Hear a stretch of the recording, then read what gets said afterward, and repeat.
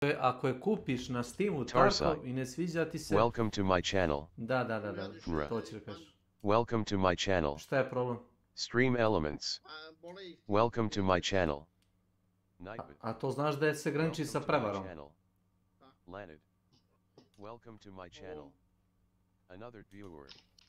Welcome to my channel. Draftsnat. Welcome to my channel. S.W.Frost is now live streaming Diablo 4 Dino Art offers free sleepless stream. https://www.rated.com/comments YZHQZ Hunt Showdown and Map Cocaine Colorado with. Anyway, this is old fun. You might find it interesting. Jednostavno krenuli su da im skidaju, da kupuju po 10 verzija sa tog naloga i da giftaju. Kako, s kog naloga? Dakle, sad ti recimo imaš evo verziju. To mi je rekao Rumun da ima ovaj i? I developeri s tima ovoga. Tako vas odlučuju da kupe 10 verzija sa tog naloga. Sa tvojim podacima. Da. Kupe, preprodaju, zarade na toj preprodaji, uzmu nešto pare ovako, što su ti prodali i ti ne možeš da dobiješ refund od banke. Jedino ako se baš i cimaš i uspeš nekako da radiš... Developeri te zavrnu za pare, kako to? Da. Bože moj, ruska stoka. Reci mi, Nenade. Kako oni imaju pristup tvom akauntu? Rekao sad. Kupe igru u tvojime, šta? Da, sa tvojim podacima. Kupe 10 igara i poklanjaju na neke njihove dami naloge. Ili prodaju te ključeve na onim... Cereki sajtima. Što očekuješ od ruske stoke, od čoveka koji se onako ponaša prema klijentima? Ko prema stoci? Onaj glavni... Onaj glavni devan. Uzme neka pića, što smo već rekli ovo? Pa dobro, može čovjek jak sad došlo jebote kući kure. Vidiš, ukuraca se ovo brzo. Ali odmah potežu ban, tu sam primetio. Nešto, treba mi da odemo na neko ostrvo tamo u Pacifiku, na pušenje da ga osvojimo. Šta misliš o tome? A? Enšadet sam ja uzeo, tako da ću ti reći s prve ruke kakav je. Kad si ga uzeo? Sinoć. I? Uzeo sam ga sinoć pre spavanja.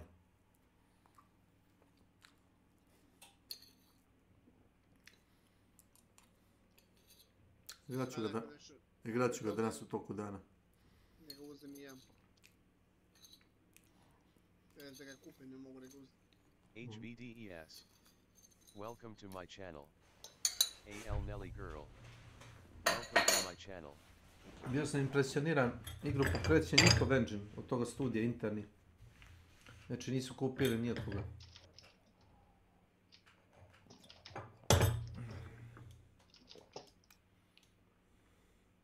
Wait, what?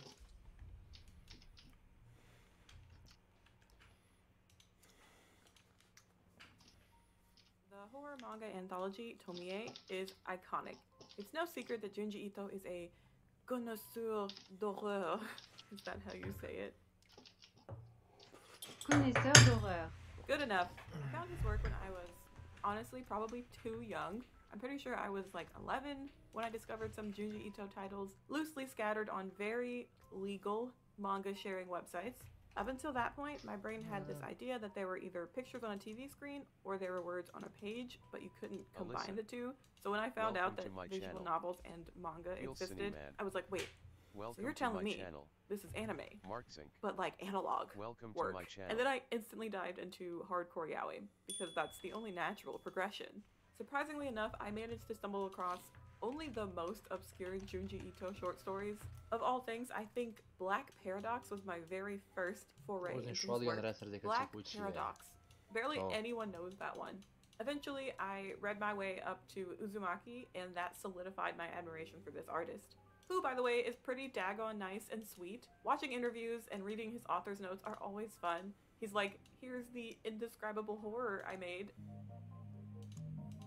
そうですね、生理的な意味では Ali meč nema dobro ništa. 油を絞る。これ自分で書いてくる気持ち悪いです。 I never read Tomie until this year. I just always kind of put it off because the premise Užasno was so ne, ali danas captivating. Tomie is an iconic femme fatale Ma with najviše a može beauty mark under her left eye, who torments men and is in turn murdered by them, although she comes back time and time again to move on to the next victim. Welcome to my It seems channel. like such an open and shut premise, DNK. but I was Nemam still ni ja ni really review na YouTube, disinterested. jel te? In my Ima onaj opinion, to Dule want to što watch the radio same i character to je get to. murdered over and over again seemed like it would be repetitive, Ali nije no matter how much nešto. they might deserve it.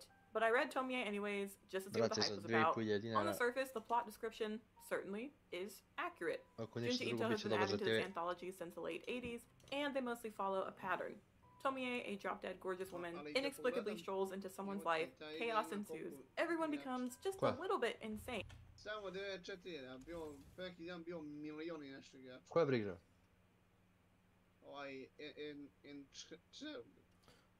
Hype.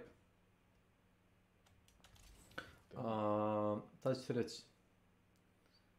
Igra Early Access. Jesi igrao još koju Early Access igru? Yes. No. I šta je zaključak od Early Access igara? Pa zavisi kako je. Generalno. Generalno su trash.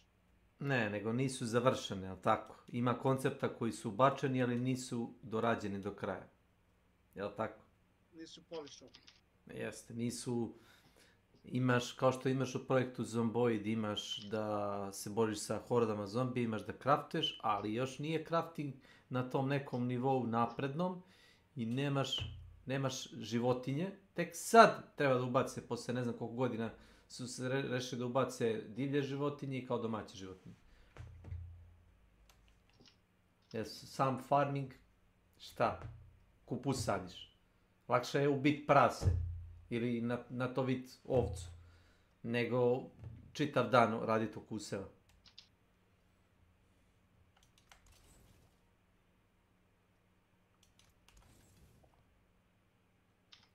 Ne znam, to je moje mišljenje.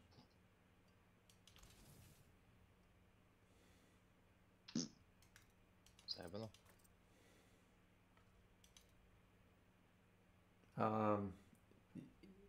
Treba tek da ubace fičere u tu igru.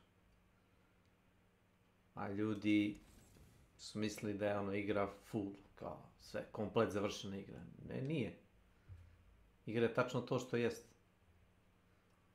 A to što ljudi, što kaže moj kum, je neko cepanje u mozgu, jer ima nekakva nerealna očekivanja, to je već drugi problem.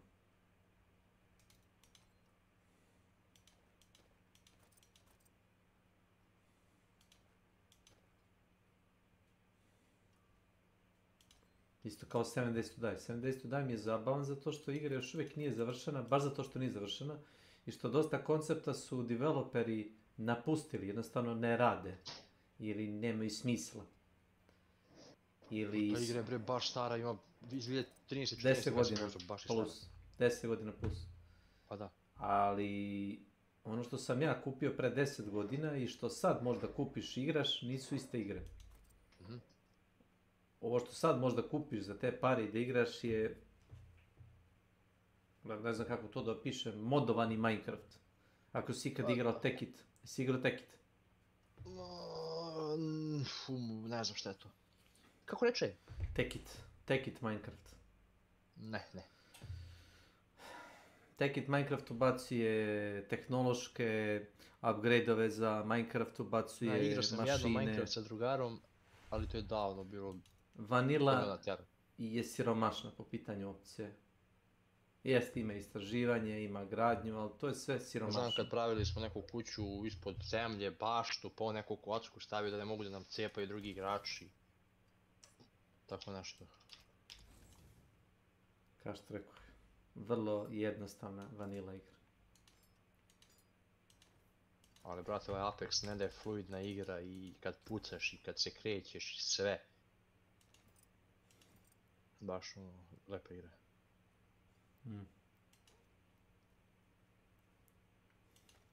Samo da nije ovako ovi roboti, ovo kao tehnološki bio bi super. Ne znam ovoga sasvim, to nije ovo.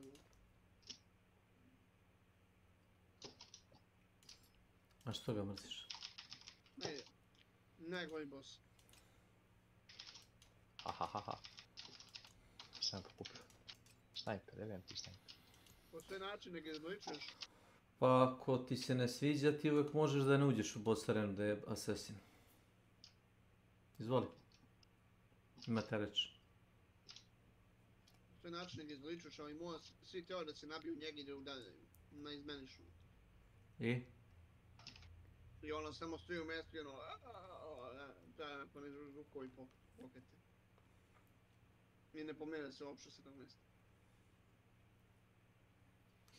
Postoji način da ga izgličuješ najjednostavniji, ali znaš koji? Koji? Već znaš. Nemoj da kažeš da ne znaš. Ne znam. Zapališ sam sebe. A pa no, To ti je broj jedan način da ga ubiješ. Čekaj.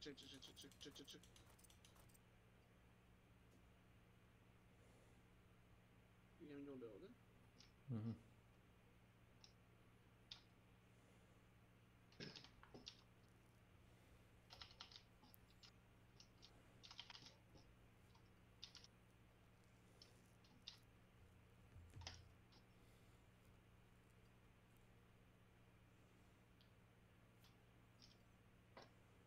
Ovo, brat. Brzo igra u pičku materinu. Apex. Dobre. Koja fora, rat igram 3, uvijek jedan izađe. Sam onda duo sam. Vajpo sam cijelu ekipu sam. Rockin'. Ako si... Nešto ti Welcome si to my channel. genocidaš. Ella. Bez da sam Welcome to my channel. Ti si srbijanski genocidaš. Ček. Trudio si se, znaš zašto? Da si rekao da ti treba tišina. Da si pustio muziku i pričao s nama i da si ih pobio bez da ti treba zvuk. To ti je bez truda. Mogu sam i bez toga. Ja kažem da ne, ali... Oče. Ne, onda ti treba da igraš taj hunt samo sa jednom rukom, da Vezano mi za guraš vez. sebe do maksimuma. 80% vremena to je radim. Da, kao Kempachi za Raki što stavi povez preko oka da bi prigušio svoju energiju u bliču. Spiritualna energija.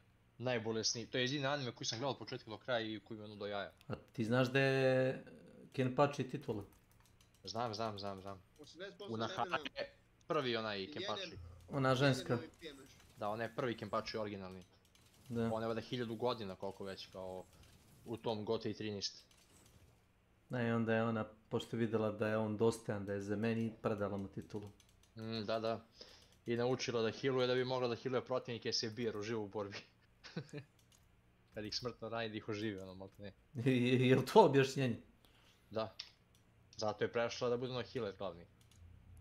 U 4. diviziju. A bolesno, meni to anime do jaja, vrate, nije ono neko gluposti, pretjerivanje neke mačke, ono, znaš, kakve su ti anime. Ovo, vrate, klanje, katane, ono, borbe, krv.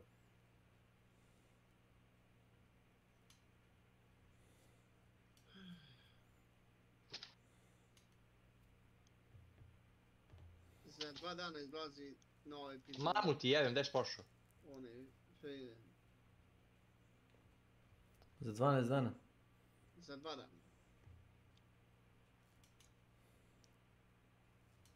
A tamo do marta bi... Do kraja marta bi trebalo da se završi prva sezona. Dobro. Vrlo dobro.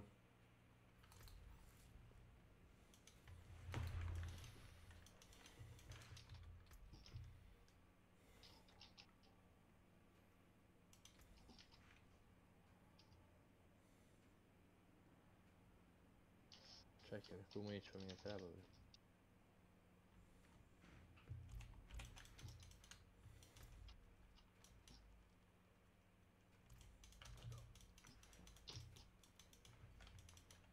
To mali. Ja ti misli čitam. Sviđa mi se, sviđa tvoga srca. Uno harakiski.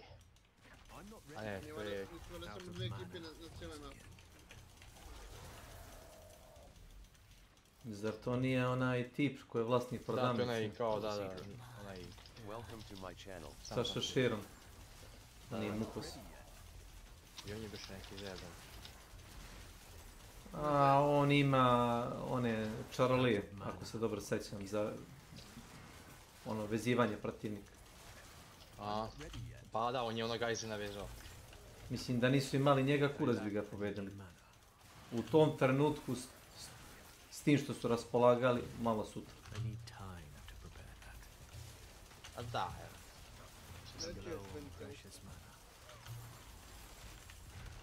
I onaj bre to Širo, onaj što ima onog ledenog zmaja, onaj mač što mu banka i kaže da je on najbrže napredao u ovim novim sezonama kao. Ima sad 3 nove sezone treba da izađu, to jest 2 su vada izašle, treća se pravi ili kako je. Pa kakav je taj remake, to sam čuo za njega.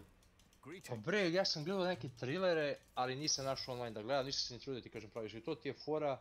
Pa lepo izgleda, ono grafika, slika je super, ono, kako su uradili, lepo, baš lepo. A to je fora kao oni Quincy ratuju protiv njih, napadaju onaj Soul Society, onda se pojavi neka divizija 0, koji su kao najjači kapetani, oni su kao jači. To je bilo u stripu, da, hvala. Tačno to je bilo u stripu. I pojavljuje se onaj, kako se zove, kao Soul King, ali on je kao, nije kompletan, nego razbijen, ne znam ja, na više dijelova kao. Ne toliko mnogo pere koje ne mljeva, a? Pa da. I onda kao, verovatno, trebalo bi kao navodno ovaj Ichigo da postane da ga zameni ili nešto u tom fazonu. Ali dođe Quincy sjebu ove, mislim da sjebu onog Matorog, dedo, onaj Yamamoto. Pa onda dođe Ichigo da pomogne. Ne sjebu ga. Hoćeš i objašnjenje kako mu dlakaju Matorom. Kako? Naprave jednog, fake onog. Šta je to? Soul mod. I njegova jedina sposobnost je da baci sil na dedu. Da mu zaključa Bankai. To je jedina njegova sposobnost. Nikakvih kognitivnih moći, nula inteligencije, ništa. Modifikovan je. To isto radili s onim bre, Eisnovim, onaj Wonder Vice, kako se zove. Možda ne, nije. Njega su napravili, kako beše? Je isto tako, ja mislim da... On je napravio da zatvori mač od onog, da ne može koristiti jedan mač u tom fazonu. Da. Ali ga je deda ga sjeba rukama. A da, nije deda bio... Nije dočekao penziju na lepe oči, što se kaže.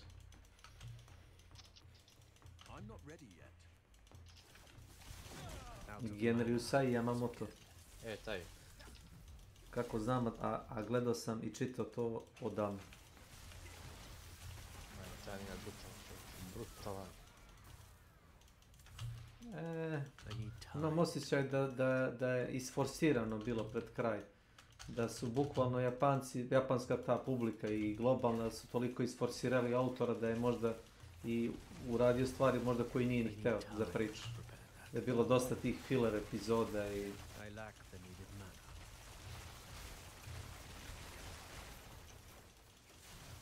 Isto kao što recimo da se pitao onaj Miyazaki, on nikad ne bi izbacio Dark Souls 2 i Dark Souls 3. Ali se nije pitao.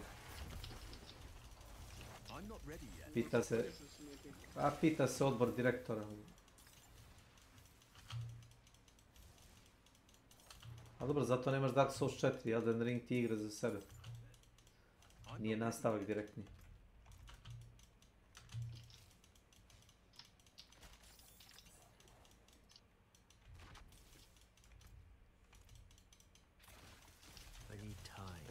Ravage. Welcome to my channel. I lack the needed mana.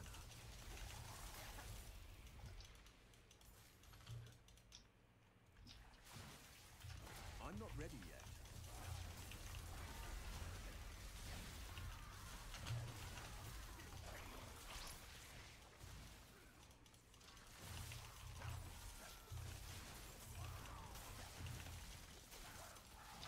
Sviđa mi se kako mi je glavni izvor štete Chain Lightning koji ima 20% šanse da zaledi protivnika. Samo u Blizzardu igram.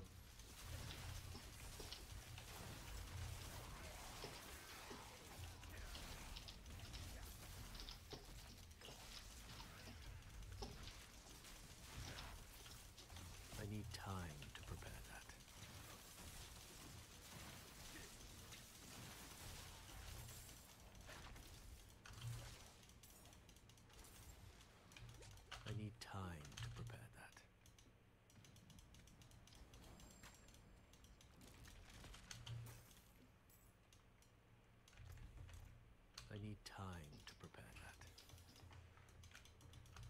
Kako traži municiju više? Aha. Swap, drop, equipit. Nije. Kako bre ovo? Aha, request. I need time to prepare that. I'm out of mana.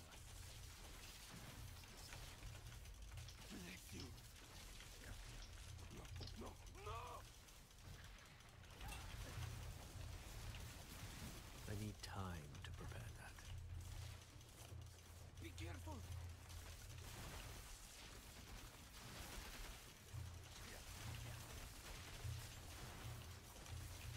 I need time to prepare that.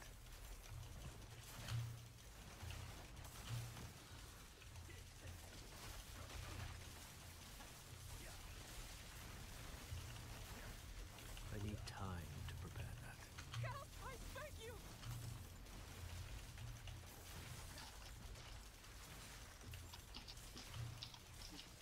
I'm not ready yet.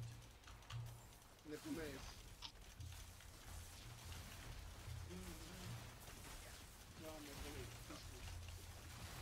Tu ti dirao nešto da ga bijemo. Mamo jebem nesposobno. Idi digni mene da ih pobijem. Dobro. Kako krože da me I need time to prepare that. Ovim dva tima ne mogu da ubiju jedan tim. Thank you. Nego ono što sam se tradao s ovim zadnjim. Jebo ga trading, da jebe trading.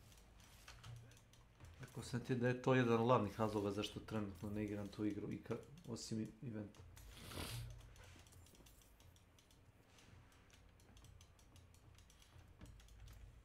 Aha, ovo je dobra fora.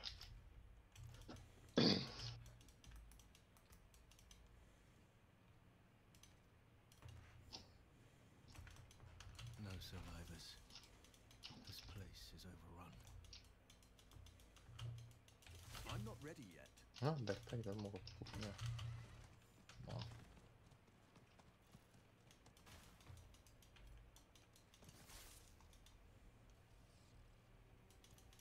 Aha, držim znači četvorku, pa onda biram šta će biti. I need time to prepare that.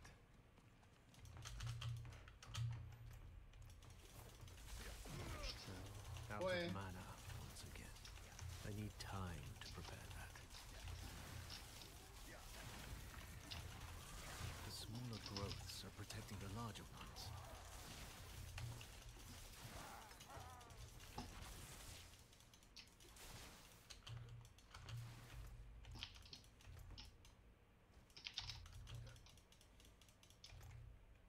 I'm not ready yet.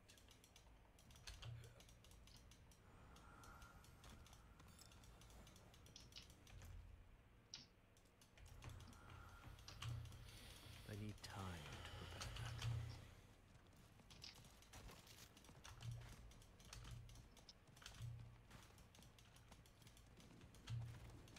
I'm not ready yet.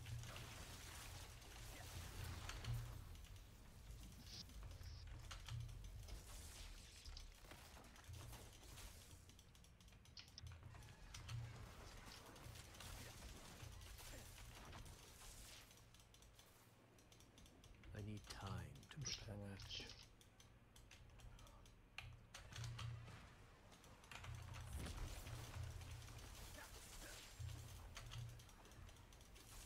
I need time to prepare that.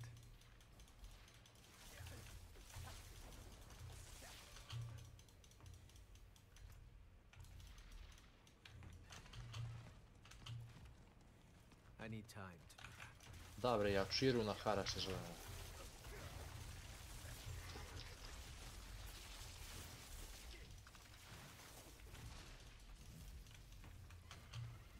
Ko je to, ona ženska što se pretvara u Da, mačku? Jačiru na Hara je ime. I ona mala se zove Jačiru što ide sa kempačem stalno. A ako sam skontao za tu malu, ona je zapravo... Da nije ona njegov bankaj. Da. Njegov mač u stvari. Da. Ona je deo njegove duše, da kažemo tako. To. Pošto on je... Od svih karaktera on je relativno nenormalan, to si već ukapirao. Fizički najjači. Najjači, ali tehnika mu je dosta loša. Pošto se oslanja na Da, sirovu ali snagu. kaže što je bliže smrti, to je sve jači i jači na sljedeći put. Pa on je jedini koji je kapetan, a nije kao dostigo taj nivo bankajk, nije kako se zove već. U postavljanju po tehniku.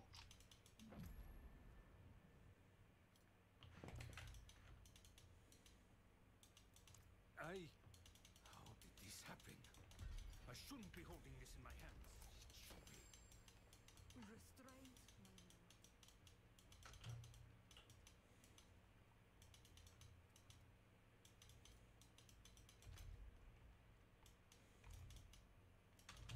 Not while I'm in town.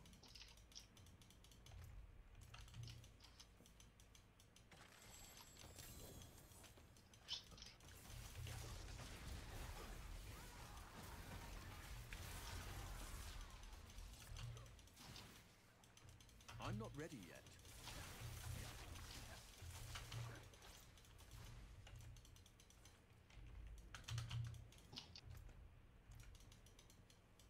I'm not ready yet.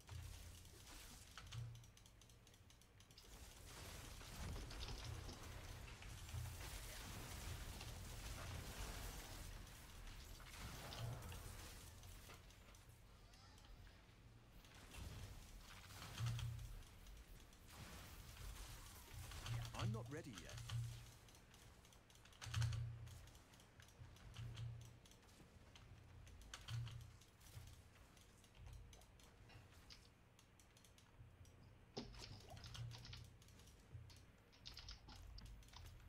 I need time to prepare that.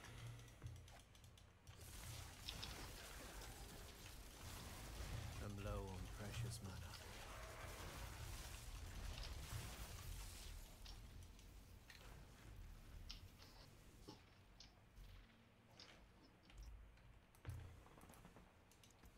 Ajde kurca. Ko te paše mi?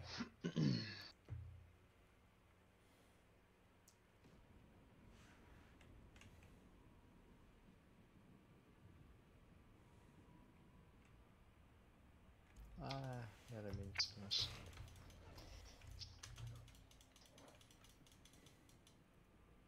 Sad ne znam ove nove sezone, ali kaže navodno, gledao sam klip u YouTube, onaj što je kao naučnik, onaj... Sorry. Kako se onaj ludak bre, što pravi eksperimente, Aha. Kurovu, na K nešto. Da, Nije znam, ima čudan šešir, ima klonove koristi isto. Da. Pa neki robot, šta je? Kuru oči, tako nešto. A, modifikovao je svoje telo u suštini da je... On je faktički besmrtan, ako se dobro sjećam. Ima neku otrov. Znam da se borio sa nekim... lutka otrova, da. Borio se s nekim protivnikom koji efektivno kad gledaš jači od njega 10 puta. Ali kao džaba je jači kad... Majuri Kurocoči, Kurići, kako se čita, da. Jednog lika otrovo... Ne, nego otrovo je lika i kaže džaba je brži, jači, ima bolju tehniku od njega kad ovaj... nemam pojma, taj otrov koji ga je otrovo utiče mu na nervni sistem, tako kad duše imaju ili kaže taj kao on je software. kandidat da uđe u taj Squad Zero. Jer tu ulaze ne samo po snazi, nego neko ko je baš nešto napravio kao za Soul Society. Sad ne znam da li će bude... Pa on čekira dosta stvari, zato što je on i onaj... Pa i kad bili u Eko Mundo, kako se zove, Da. tam pokupio neke uzorke, sve i svašta, vole eksperimentiš. A čekaj, on je zamenio gdje je bio onaj Ukitake, Kiske. On je bio pre za tvoj... On je bio kao u tom Science Squadu i ovaj ga zamenio. To je 12.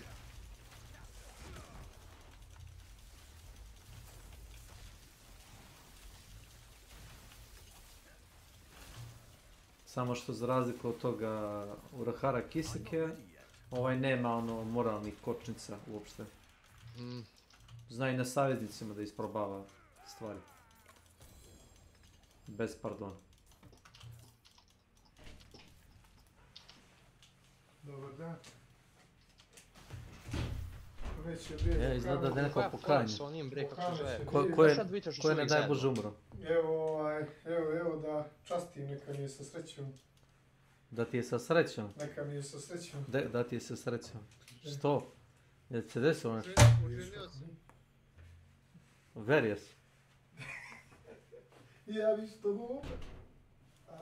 Moram ti u kvaku kupiti. Ne kvaku, ne bravo. Da mi kupiš kvaku, ti. Bravo, bravo, hajde. A što najavljuješ to? Što to ne uradiš? Pa što moramo da Ne najavljujem, znaš, znaš kad on najavljuje nešto. Ja bi što Najavljuje da bi trebalo kao kvaku da mi pazari, da me časti kao Pa kvaku. ne, nervira me mrta vrata se. Nema kako tebe ne nervira, mene nervira. Kvaku za vrat. Što dođe me po izvoli. Kvaku za vrata. Kvaka, kao kvejk, kvaka. I need time to do that. Možda se Marko sjeća, nekad su kvejk zvali kvaka. Ovi lokalni gilipteri. Da, izvoli šokoladu. Kako ste, Velant? Htjeli ste da mi napravite zasadu pre neki dan, ali izgleda da vas je moja majka omela u... Nisam, nego sam kada kupim kafu, zva mi kum. Tvoj kum te zvao. Ne, tvoj. Dobro, moj kum je svima kum. Da, pita me za pastu. Ja sam onda rekao... Ti si se opera preko mene, a? Ja sam rekao da se ja pastu uzeo od tebe. Fino. Koju nisam koristio, by the way. Fino si to uradio, ne da li si koristio. Nisam koristio. A što je s onom pastom što smo uzeli po 7 evra, ja i ti što smo uzeli obojica po jednom, poslije ja nisam vidio ostalo toj pasti. A zaboravio si ja, po jednom sam stavio tu pastu. Nije tačno. Šta nije tačno? Nužno ti stavili ekstra sa paštu, bre. Ma džalba. 20 do 40 grama, 6 puta, ja moju grafičku nisam otvarao nijednom. Nijednom. Menja si na vegu, bar dva puta. Na vegu? On je noktu, ona... Vegu, možda kad smo sastavili ako si bio sa mnom, ali ne verujem. Iz danas sam sam sastavio. Izvoli. Sve je u redu. Tamo ostavio. I need time to prepare that. Aj, vidi ga dobro. Nema veze. Ako Perovića sam ja želio. Ona će uvijek ostati. Vidim da imate vremena za... Drago mi je. Nije, to je za internet nešto davno, je bilo 2000... 2 put si me pratio na posao, šta? To mi je jasno. Napravio sam posao sam sebi. Sam si sebi napravio posao.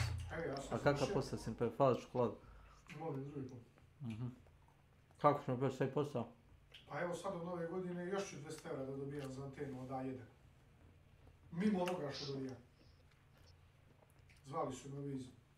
I rekli su da li se ja slažem, da se oni ukače i da će... Šta? Da će mi povećati... Djetel, Telekom i A1 u Besine. Sad će ima godišnje 4000 €. Čuje se Nenad iz pozadine. Kaže Nenad da ti zavidi. Ja mislim da bi ti zavidio. Što ti ja zavidim? Što ne moraš kurce da vrdaš? Tako je. A imam sve. Imaš sve? Aha. Nemaš ljubav. Imam prema Bogu. Ostala mi nije to. Ima ljubav od Boga, da. Imaš ljubav od Boga, da. To je Nenad seks, to nije ljubav. No da mešaš babi žabe. Više ti nego i na tebe sam toga. Nemoj da stavljaš znak jednakosti između seksa. Seks je telesno zadovoljstvo, ljubav je ispunjenje neko, da kažemo, duše, ajmo tako. Malo stala čokolade. Nemam pojma, čokolade. Tako je, Nenade. Ti si dušao zaista egoista, Nade. On prodao dušu, da kupi Hunter. Meni seksa ne fali, to nije polo. Jasno, ja. Uzeli mu vlas i dušu. Koji vlas kod nas? Vlas nije. Znaš što bi rekao Pigo? Ko ti rekao? Pigo, moj dobri. Da. Kako te sere, još malo ćemo te morave zamanilom da ne poletiš koliko si se naduva. Ne, nego Boris ti je rekao Gardinački, kad hodaš nadoduruješ pod. Ne, Gad je reka da samo čeka moment da ja kažem poletiš. Da su... Ne, nego da su neki kopali nešto kod meni i našli naftu. Pa verovatno će se i to desiti kad tad. Ali Lija, jesi ti pita zašto je to tako? Šta ja znam, postoje neki razlozi. Miče sile, ko zna. Ja se za razliku od tebe svaku noć molim. Ne da mi da pare. Ti se moliš Bogu. Ne da mi da to, nego da mi da nešto drugo. Aha. A ja sam mislio svaku noć ideš na neke avanture kod nekih gospođa. Misliš adventurist? Nisam razumio da je ljubav prema Bogu na taj način se uporađena. Kroz telesno opštenje. Da kažemo tako. Ja sam ti Ilija čekao za vikend. Ja sam te čekao, a tebe nema. Bio sam spreman da, kad ti to vidiš, da te pitam, hoćeš li da naručim porodičnu picu. Nema potrebe za tim. Da ili dodajemo tamo meni je, rekao sam ti praviš od svega show program, ja ne volim te ceremonije, ja sam star čovjek i nemam vremena za te ceremonije. Do Subotice nije niko kupio nema razloga za tim. A ima, kad uzmeš... To se ne vidi svaki dan, to se ne gleda svaki dan. U šta da ga vidim? Pa mogu da izvadim, da ti donesem, možeš fizički da pipaš. U šta da ga vidim? U šta god ti želiš, skinemo i probaš. Ali ne, mogu jer fizički ti toliko želiš da se pohvališ nekom, šta? A ja znam da to tebe zanima. Ne interesuje me. Šta ću ja to da pričam sad Figu ili nekom ki ljude to ne zanima? Upravo si, ni mene ne interesuje. Ali to ti voliš.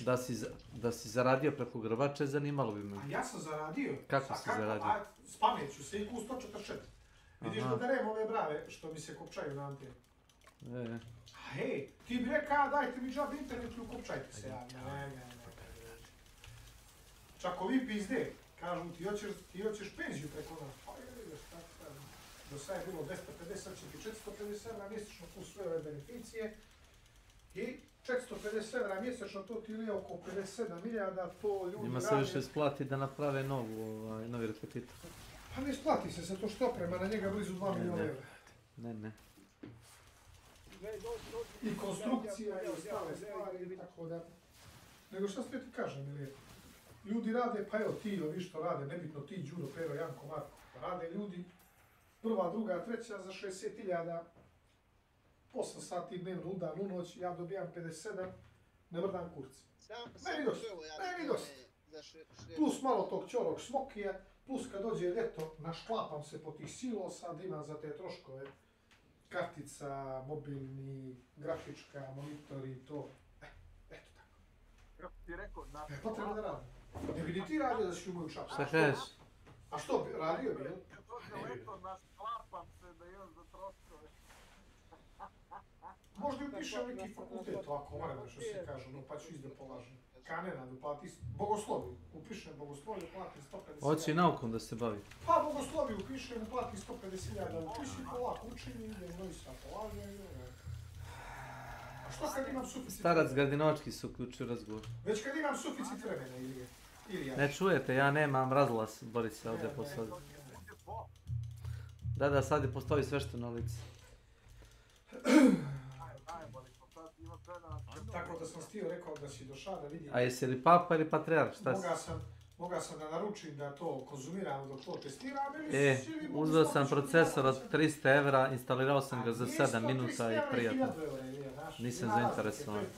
Ja sam iz svojeg džepa dao pare. Ja sam iz svoje kartice. Iz tuđeg džepa si dao pare. Iz svoje kartice sam dao, znaš. Iskupio procesor star 4 godine, ja sam kupio karticu staru 5 dana od kad izašli. Da. Ima razlike, znaš. Da, iz fabrike donijeli su upravo sa trake. Puštene na prodaju 17. januara. Ja sam kupio 22. Ja sam siguran da je zbog toga bolji, verovatno. Pa, 17. januara 2024. je pušten na seriju, a tvoj procesor je pušten 2020. Praktično je pušten slanc. To je prije 4 godine. Tako da ima tu razlike. Ne osporavam, sve u redu. Ti si kupio procesor, ja sam došao da vidiš. Ti si rekao, ne, moj da diraš ti tvoje klokovanje, čačkanje. Rekao sam ti, nema trikovanja stvari koje sam ja kupio. Se mene tiše, uzmi i priključi svoje kućište na 500 volti. Ne, 500 volti? Da, na 500 volti priključi kućište. Znaš li ti da sam ja... Pa ne znam, Gardi to možda će više bolje isplatiti. Ja mislim da nije kartica bila stara 4 dana. Ti znaš da te Boris iz Trolova za BIOS, to ti je jasno, da? Kako ne mogu iz Trolova za BIOS, ja promenio BIOS? Ne, iz Trolova te, od toga ništa nema. Kako ne ja promenio BIOS, isli kad tamo u General Gaming, u Discord, sve ti postavio. Aha, i sad to radi bolje i brže, no? I lepše. Radi brže. Nije nešto epohalno, radi 10-15% brže. Borise, jesi li majke ti uradio to što mislim da jesi? Jesi li stavio na tech forumu, napravio si lažni akaunt, a stavio isti BIOS koji on ima već? Majke ti si to uradio. Čekaj, ti misliš da sam ja glup, da ja ne vidim koji je BIOS to nije Boris? Pa ti misliš da Boris nije potkovan tehnički da to može da uradi, šta? A ja sam to, Ilija, Ilijašu mu je dobio skinuo sve me sa ovog sajta, ne odakle mi Boris rekao, znaš. Pa nije ti Boris, Tu je sa mikrostarovog sajta si skinuo. Jeste, da. A mikrostar ti da skineš modovani BIOS i da ti garanciju na njega, šta? Tako je, pa tako se radio na Nenadu karticu. Ne bi rekao. Čekaj, pa to su radio s Nenadu Kaži ti Boris Gardinački link za tu tvoju izmišljotinu. Ja sam mu poslao General Gaming. No, on kaže da nije vidio to. Pa je neka malo scrolluje, a možeš i ti vidjeti malo. Ja sam sve tvoje objave Pa ja sam stavio to na katanac. uradio s Nenadovom karticom, da ti ga Nenad živi na kanal. To je bila 5600 XT, kad sam Ja skinuo zato- i bio stoje 5700. Zato mu Ili sad, kako bi Nenad rekao 5700, zato mu sad štepa Nema šta da mu štepa. Da. Ne štepa mu ništa. Kartica Kako mu radi štepa? 10 do 15% brže od osnovnog. Kaže Hunt mu blokira. Nije mi se žalio, meni se nije žalio. Kaže Rusi gubio non stop. Nešto kaže, nešto s karticom nije u redu. Ne. To ti sta štampana ploča K480, to možeš samo da skineš, samo zavisi, nebitno. Imaš i na sajtu, zavisi A zašto oni nisu stavili bolji BIOS? Pa zato što će to ti, ako si pametan, to ti uradi. A zašto Pa čekaj, ti oni da li to ne mene, urade? samo ti kajem stvar, da ne znaš toliko. Ne? Ti znaš da sam ja, dok izbačim iz sebi 1000 evra, sad 3 noći i 3 Da, dana ne. ne spavao i čitao toj kartici. Ti nisi spavao 3 dana i 3 Pa noći. jes, čitao iz 700 Evo, ugovora. Nije čitao. Znači, čitao sam i na... Aha, lega si pa si gleda na gore, ili? Tako imam telefon, I onda si iz WC-a si isto čitao, isto to je drugi ugao. Znači, gleda sam, ne vjerujem ja nikom, ja sam gleda Patch Power, Linux Tech 3D Guru, čitao ovamo, onamo, neće ja čujem 3D jedan Linux ugao. Tech. Pa neće ja čujem ja jedan ugao. Gleda sam ljude koji govore za, koji govore protiv, šta su prednosti, Jesi šta su gleda mane. Azmogolda, šta je on rekao? Sve. I onda sam rekao, aha, to mi treba samo da vidimo cijenu. I? Onda sam rekao, a gdje cijena 122.000, a moju program treba. Kao jedan put op, vidim na sniženje ovamo 97. Ovo si pričao, već pričao. Očekivali smo nešto novo. Ajde da probam da stavim, ne kupujem, prodajem moju, pa ako prodam. Ovo si pričao pre 3 dana, mogu da dokažem. Jeste. Da manje prepričavaš istu stvar. Jeste, a onda sam... Zapravo ispričaj, možda dodaš neki detalj koji nisi prošli put. Da vidimo unakrsno. I onda sam vidio da možda se skine, a nisam ti rekao, kartica ima... Da uživaš ono. To si ti, ne znam, možda si ima neku karticu s tima to, ima kao malu iglicu, dupli BIOS. Ovako, sa strane malo ima, možda ima 2 BIOS-a, ne znam da li ih je nova ranije. To su imali, ja mislim, Na Radeonu. one 7950. Na Radeonu. Tako je, tako. Vidiš, recimo To sad... smo radili ja i ti, Pava Jeste. zajedno. Vidiš, recimo sad i ove kartice, nove to imaju, baš zbog toga. Zamisli. Da imaš primarni i sekundarni BIOS. Stvarno. I da uopšte ako si skinuo sebe sa jednog sajta, a ja nisam toliko glup, nego sam po serijskom broju ili ti bar kod onome QR kodu skenirao. A ja znam ko mi je kuću zapalio. I prijavio si, on kaže da sam u Srbiju, na MSI sajt. Ja sam skinuo s oficijalnog sajta modovani BIOS. Tako da tu nema toga. Da li sam nešto epohalno dobio? Dobio sam na 3D Marku umjesto 21-23.000 pojena, dobio sam neki... otprilike jedno 10 do 12% sam ga vidio. Praktično si dobio 40-80. To je to. Koja košta 150.000, 160, a ja mu kad su platio 96. Kad računamo, to je tačno što to je 500 evra.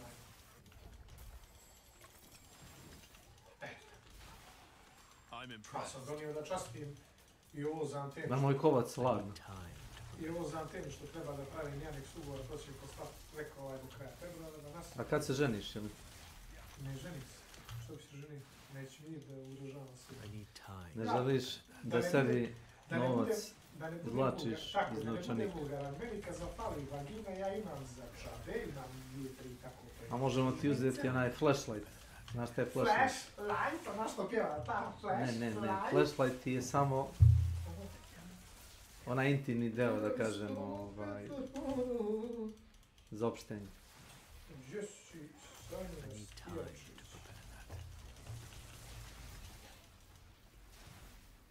Neću sad ja mogu zadržati, pošto idem kući malo da odmoriš. Neću da odmorim da igram hand. Umori, ja. Ja sam... Neki momci iz Hrvatske pa malo tučemo, što bi se rekao. Znači sad si sve otkačio iz Srbije. Niko nije na tvom nivou. Kako pa jesmo igrali ja, Makić i Kesić sinoć jedno 5 partija.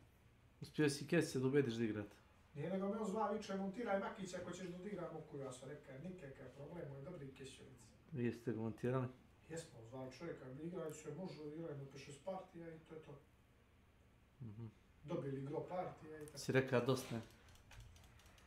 Nisi ja na Makić mora vidjeti. Nisi ti rekao dosta je?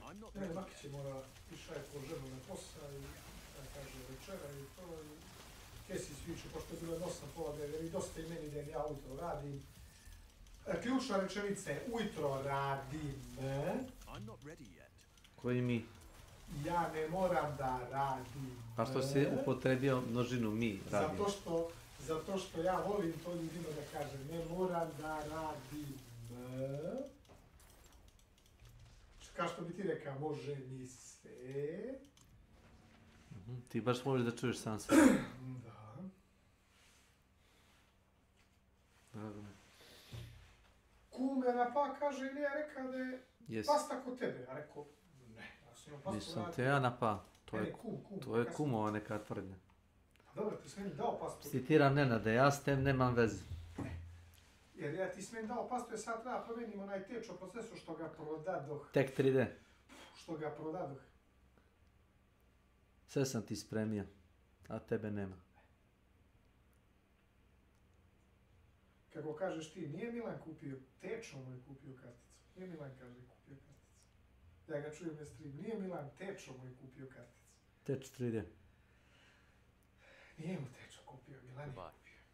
Welcome to my channel. Sa kartice Delada Milana je skinuto 96.000 i 620 dinara ako ćeš tačno. Sa kartice. Intesa nekog drugog svijeta, moja riječ stvara čuda. Moga bi malo ove naočare da očistim ili javio se i pogledam šu.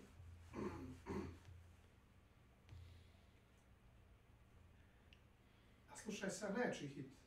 Hit. Mira Škorić. Ima dalje. Ima još, a? Ima.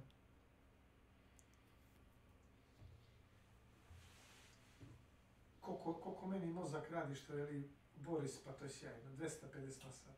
I Q144. Tečo procesor sam prodao 52.000. Lažem, 51.000 sam prodao tečo procesor. Teč 3D, da? A moju grafičku sam prodao 44. Tako da me kartica izašla 0. 96, lažem, 620 dinara sam izbačio iz sebe. 2 put slaga. 620 dinara sam izbačio iz sebe. Više. Znači, moja stara kartica plus tečo procesor jednako je nova kartica. I 650 dinara. Znači 0. A stavio sam na kupujem, prodajem kod Bojana moju ploču, procesor i RAM 340 eura, zva me čovjek, kaže mogu da ti dam 300 eura, to je 36.000. A novi 13700K je sad pao na 41.000, ploča je 32 i memorija 2 puta 16, 18.000.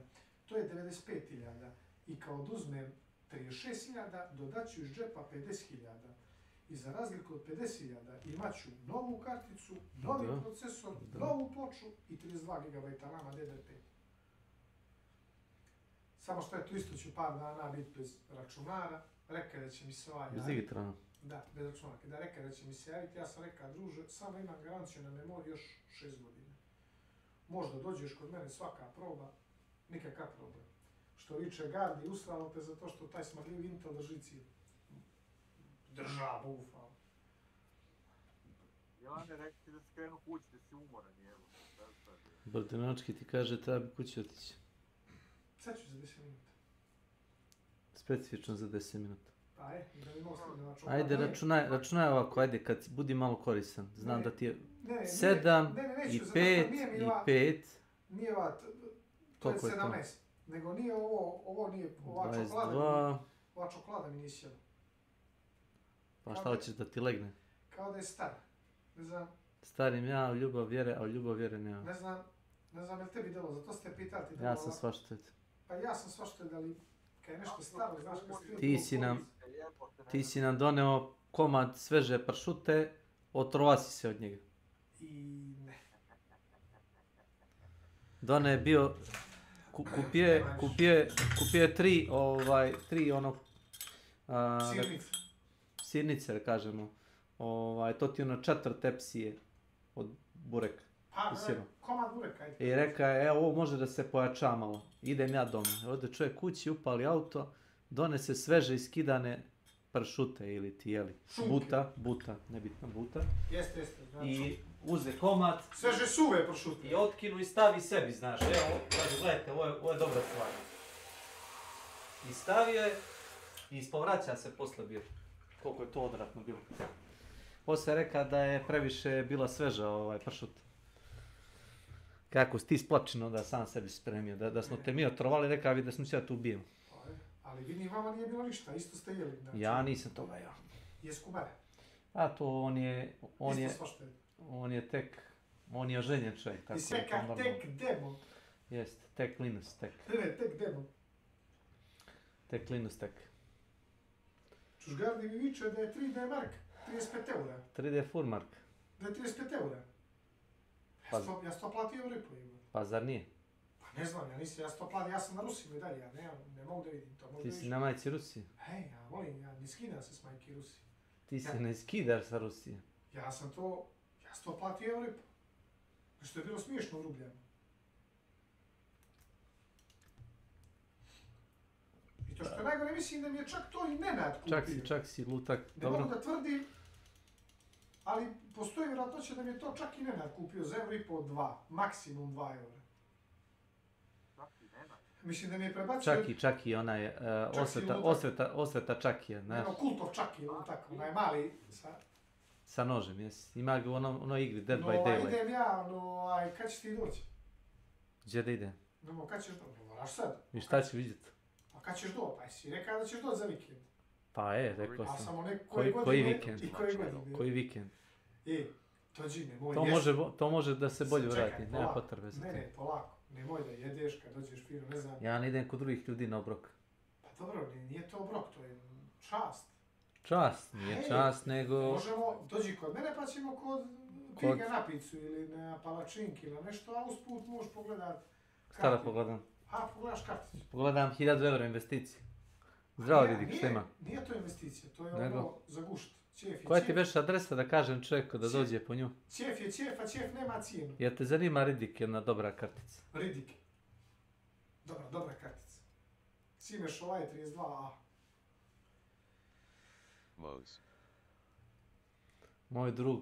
Moj drug Belada Milan, Moja zubarka. Ima jednu karticu za bacanje. Praktično. Onako za bacanje udalje. Pa ovo što ima, što je dobio na poklon. A nisi ja to da te sad platio ili? 40-77 ovo. 45-50 tu. 1000 eura koliko beše košta? A nije manje. Koliko? 77 tako. Dobro, jedno 100.000 košta dinara, ali tako? A na popustu. Na popustu, ja, bilo, dobro. Pa ja bi ti dao na popustu da ne mogu da je prodam. Pa ako si to kupiti? A to neće niko kupiti, zato su i kao dali popust. A to nije popust, to je samo razumna cena, da kažemo. Relativno razumna cena. Pa to je...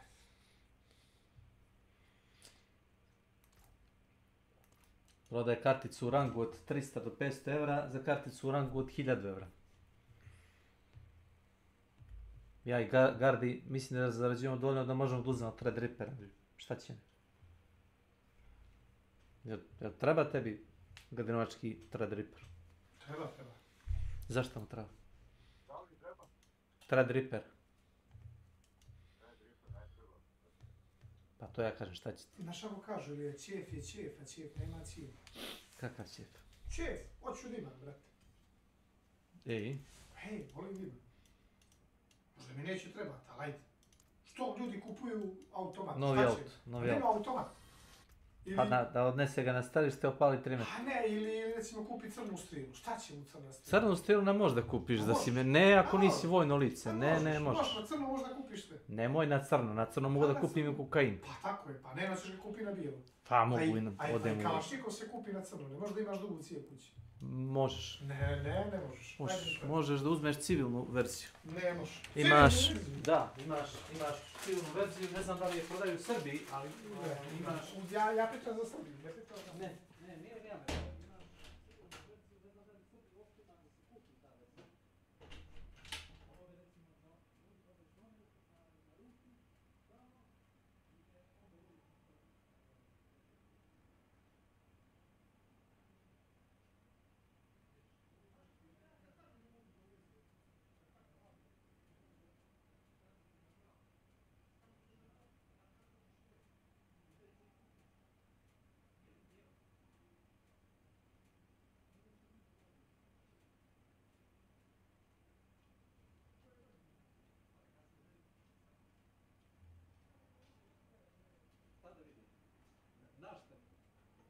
Šta sam kupio od igara da može čovjek da vidi?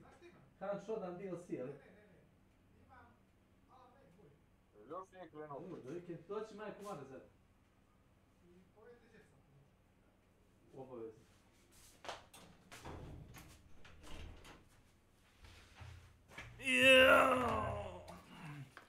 Pa on je pravo govedo.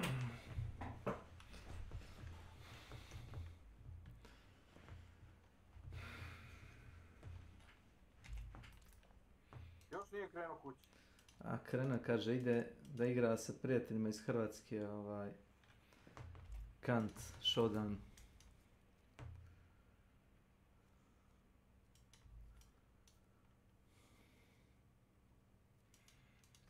Mislim, zabavan je ovako, znaš, ali ga ne shvatam za ozbiljno previše.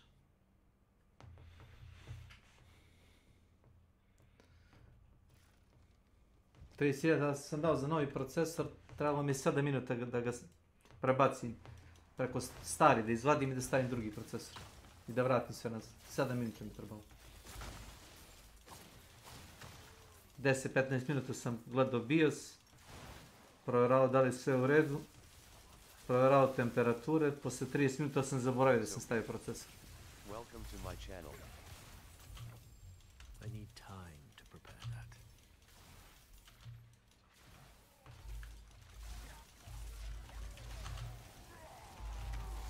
Umri Vagra! Wii!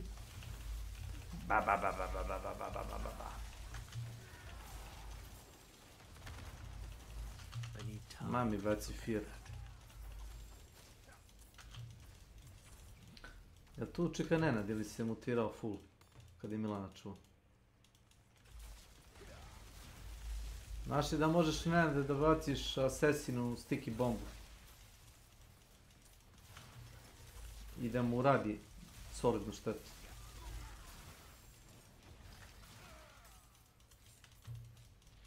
I'm not ready yet.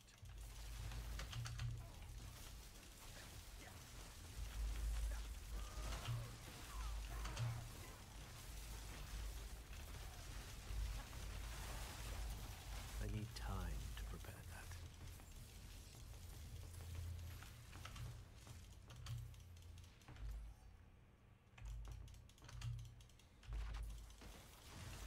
I need time to prepare that.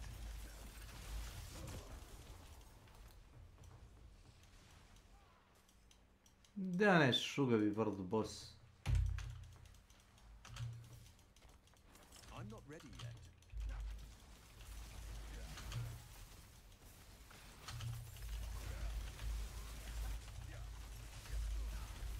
I'm not ready yet.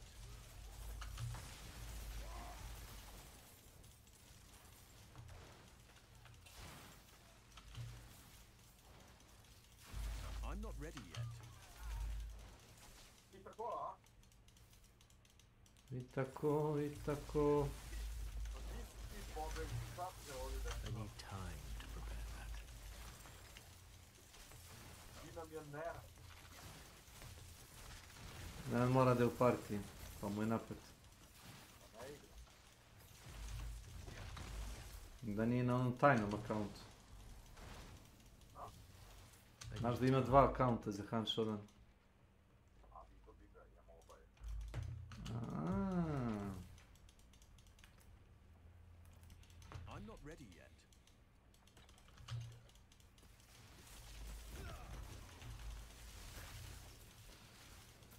Oh la la. I need time to prepare.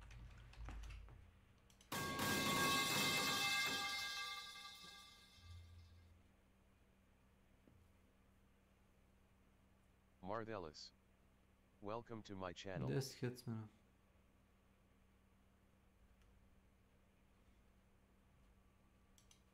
Oh, God. Oh, man. To kažeš God, this is easy, too. I could do this all day. Uptaj says here. Kad je pre stigo kući da upali tank, jebote, ne bude veze. So you met my nurses. They cleaned the copper out of my blood. I know what this is. Kao This is musketar. speed, too. So you met my nurses. They cleaned the copper out of my blood. It's me too. A lot of people give me a hard time. They tease me about the size of my performance as over the top. But I swear to God, I stand by that performance because there was no other way to do it. I've got a pretty flexible face and expressive face, and I don't censor it. I let it do its thing. I don't put on faces, but I know for a fact that my face can do some really extreme things. And so when you freeze it into a meme, yeah, you can get a lot of laughs out of that, that's for sure.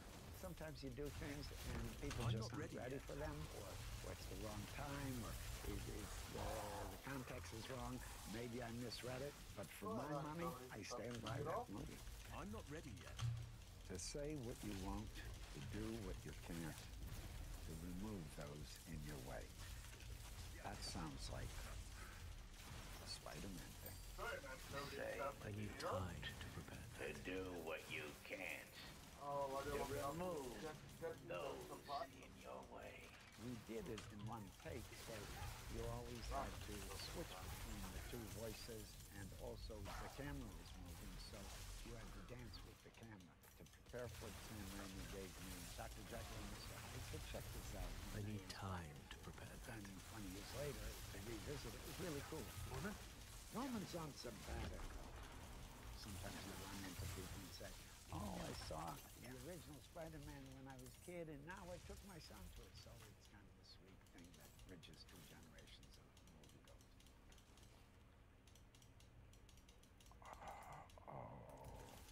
I don't have this one. They exited out the front door. I need time to prepare that. What they were in for.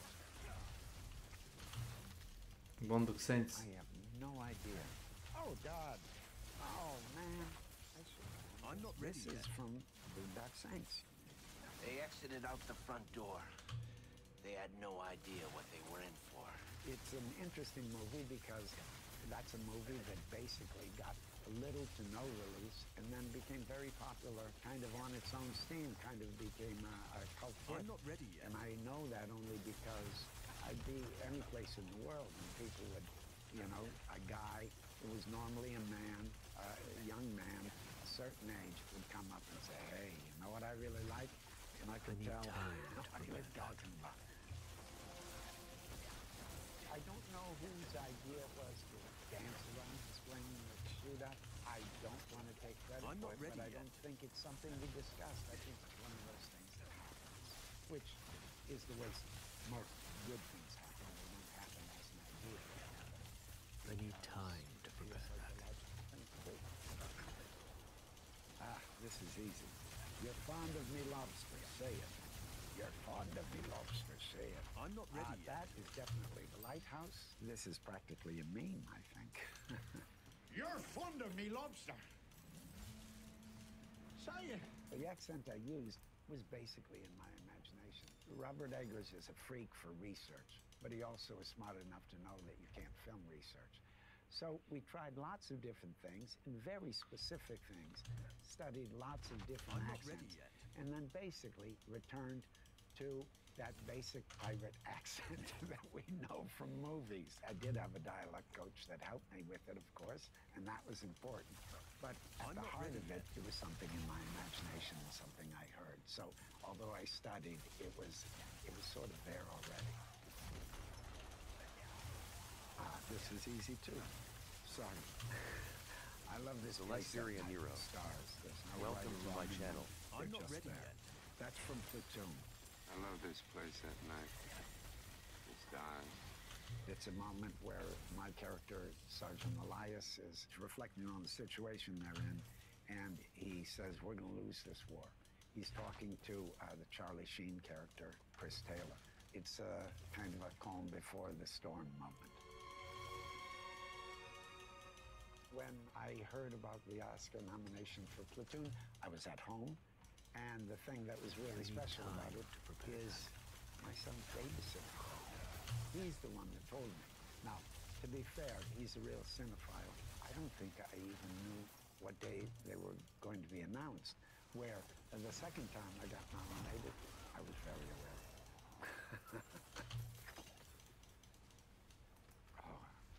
I feed the way old men pee. Sometimes all at once, sometimes drop by drop. This is Shadow of the Vampire. I feed the way old men pee.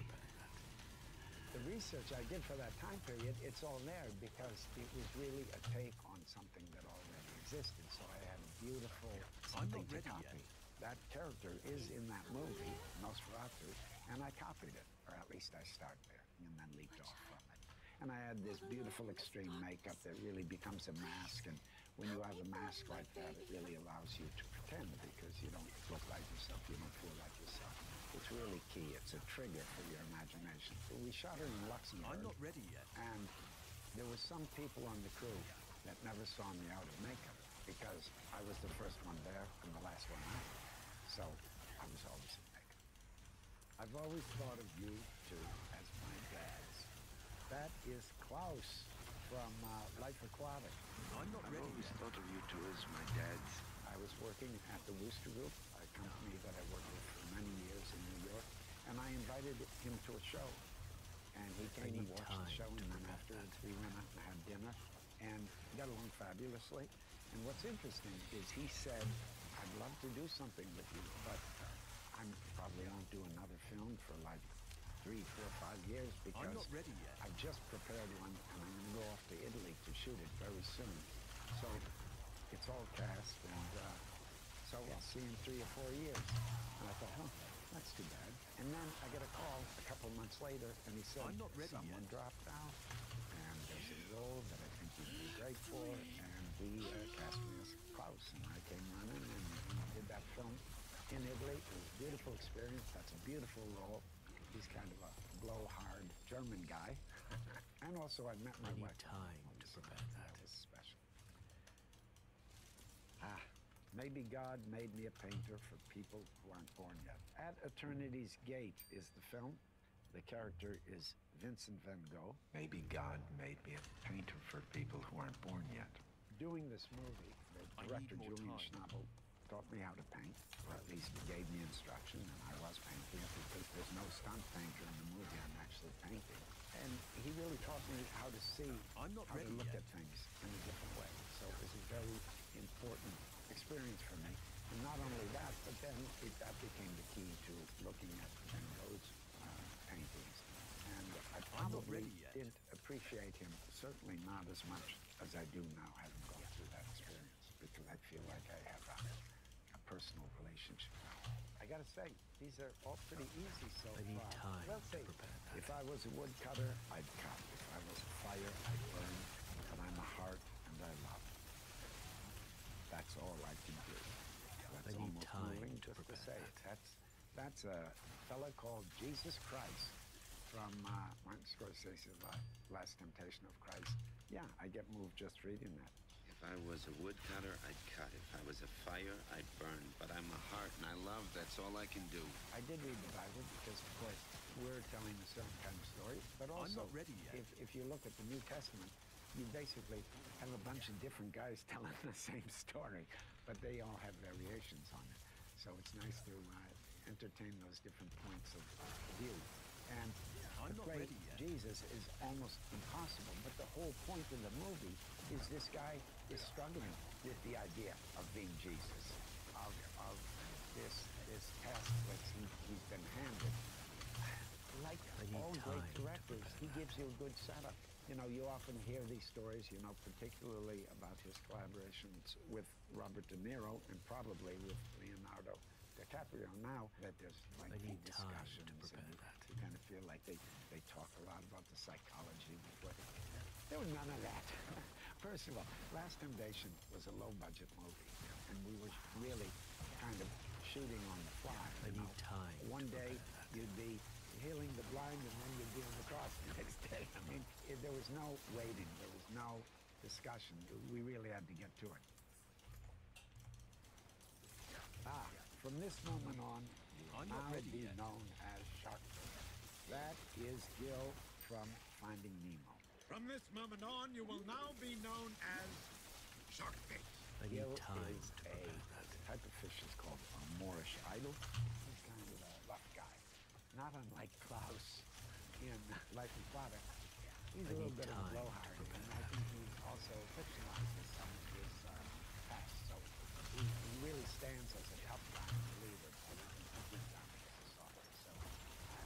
ready yet.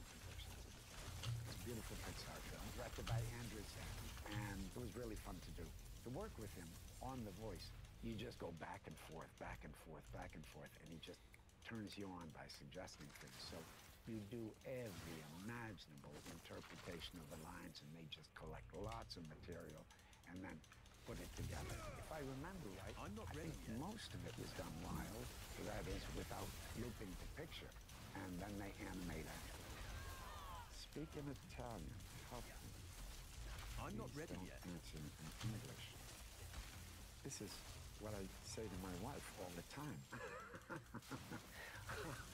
It's hard when you're trying to learn Italian and your wife speaks many languages, and if you're speaking Italian with her, she gets like a 5-year-old version of yourself, so it kind of puts a stress on the relationship. But at the same time, I need her to speak in Italian so I can learn. Jeez Louise, this isn't from English Patient, is it? Oh, this is Tommaso? Let me speak in Italian. Help me. Please don't answer in English, huh? That's close to home because Tommaso was, although it wasn't my autobiography, it's a totally improvised movie, but it had a lot of elements that the director, Abel Ferrara, and I, who worked together very closely, were familiar with.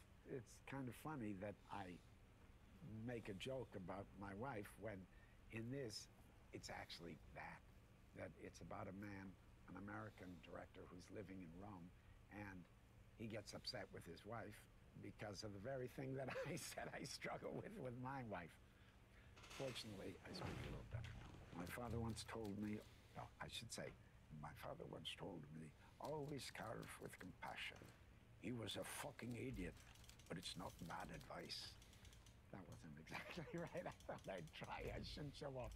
But this is from the beautiful movie, Poor Things. My father once told me, always carve with compassion.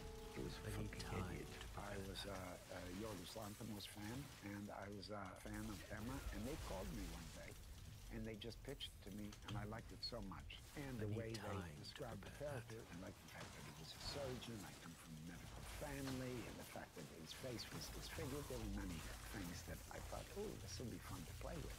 This is fun, I could do this all day. To prepare that. Aren't you aware that you put Nick's shoes on wrong in this picture? Is that Antichrist?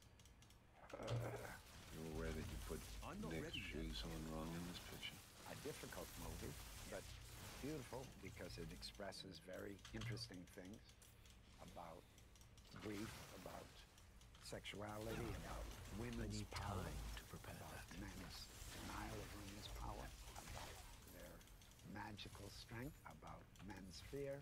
I think because of the violence in it, the horror elements, it's very tough, and also some of the subject matter. I think the prologue and the epilogue of that movie are pure cinema.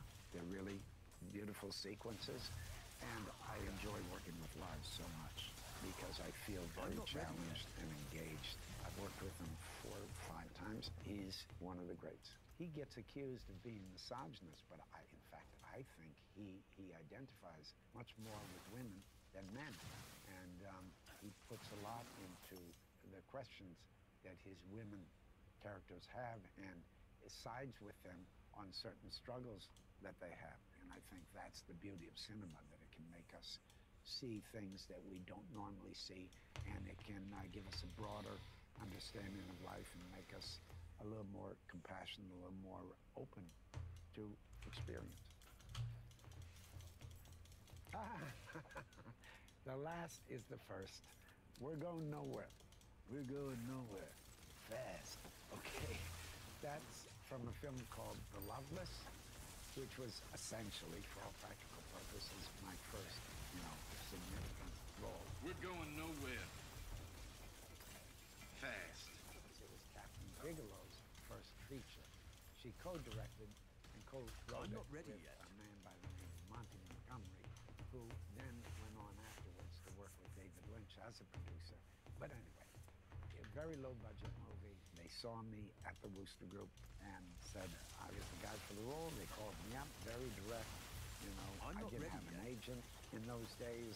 They said, "Do you want to make this movie?" They sent me the script. I said, "Yeah," and that started my love affair with movies. It got me started. It made me love performing with a camera. It made me love going with people to a place, creating something, and having this adventure. You know, I'm from the theater, and that was my identity, but this was a whole new thing for me. So I thought, this is good. So that was the beginning of that. I'm not ready yet.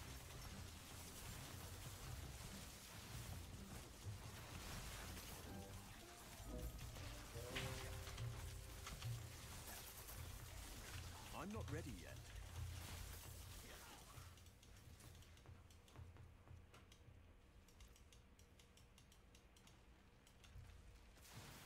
Thanks.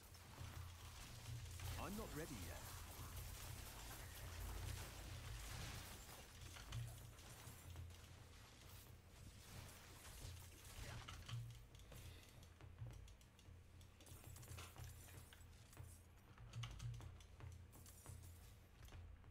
I'm not ready yet.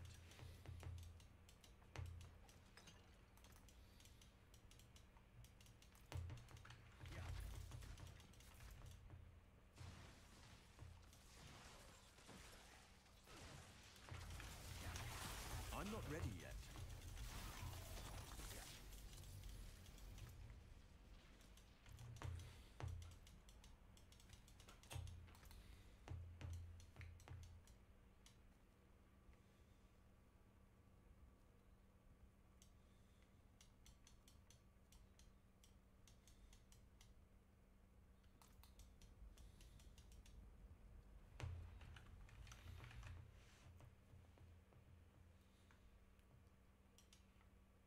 Which I'd never seen before in a Western. Reading Tombstone, the first page said, "Forget everything you have ever read or seen about Westerns, it's untrue." And then afterwards, it continued to show you that. These people in Tombstone were dressed to the nines. They showed their wealth. Coming into a new town, they needed to know you were a man of substance, a good businessman, a good entrepreneur, someone they could depend on, someone who was successful. It was these things that I found in Tombstone. I'm not ready yet. The things that we wanted to learn about from the audience's point of view, how they spoke and why they spoke that way. One of my favorite things about Tombstone, when I read it, I said, man, it's a really great screenplay. During the middle of the conversation, everybody stopped and they looked up and they started to applaud. That's what people used to do when it was a full moon. They'd look up and see a beautiful full moon and they just applaud. That was their attitude. Men of that time. I'm not ready yet. Completely different American men. And those American men were coming from Europe and places from all over the world. And here was this group of men who were figuring some things out and saying, hey, if we get this together, we can run this show. There's not much anybody can do about it. Well, well. What the hell are you? Wyatt, I am rolling. Now it's being considered one of the great Westerns ever made, so I'm happy about that. I can't say that, but I like hearing that, and more people are saying that now. The impact of the movie, well, I give that to one story, and I don't mean to say this as in any way a put down, although there were certain people involved, Kevin Costner not being one of them, Kevin being a good guy, but there were other people involved with that were not good guys to me. Once I said, hey, how about if we do this and that, maybe we could do some things together. I said, I could kill you and yours, and you could kill me mine. This one individual said, oh, we're gonna kill a lot of people. I need time to prepare that. And there were some people standing around me. It was just such a slap in the face, and I thought, fuck you, buddy, I'm gonna take you on full force, full frontal nudity, let's go. You're now gonna run into Wyatt Earp. So those two movies came out pretty close to each other, Wyatt Earp and Tombstone. I'm not ready yet. Things about both. But there's one undeniable thing. You name me another Western where you can recall as much of the dialogue as people can recall. I need time to prepare. Not even close. Much more so than any other Western. That's undeniable. I didn't think you had it in you. I'm your huckleberry. If you're asking me if it was great working with Val Kilmer, who played Doc Holliday on Tombstone, the answer is absolutely. In those days, especially, when you were working with people, you'd get them. I need time. Sometimes at the end of the show, you get gifts or trade gifts. It's not mandatory. It's not something that you've got to do, or that they've got to do. And so, I asked my driver time to prepare that. to see if he could get a hold of Val's holster and gun and hat and chair with his name on the back. Take a picture, and then in that picture, I wanted to have this thing. It's the end of the show and it's been a battle, and we've all, gotten through it very well.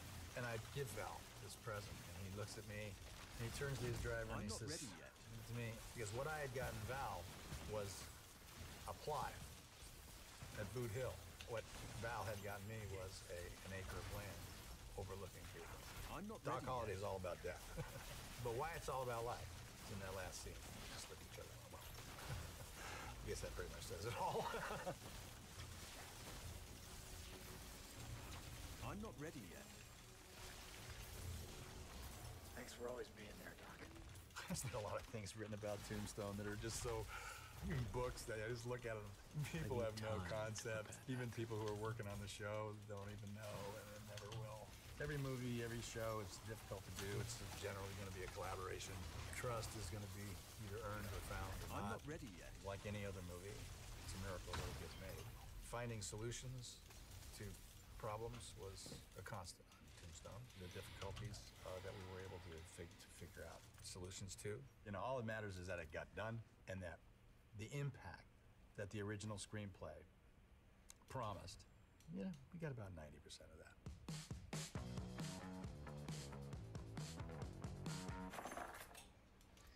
Fair lady, your chariot awaits. You've been eavesdropping? Eavesdropping and can't help it here. I think I belong in the latter category. Quentin's funny. I like his way. I've had fun every time we've worked together. I appreciate every time he wants me to work with him, and he's completely unique. One of the reasons Quentin Tarantino got into making movies is because of John Carpenter. I mean, I know that from the horse's mouth. John's more reserved in his humor and in his style. Quentin is very, very outgoing. But there's a lot of similarities, too, in what's driving their mojo on making a movie. It's not like a director who's searching for a vision.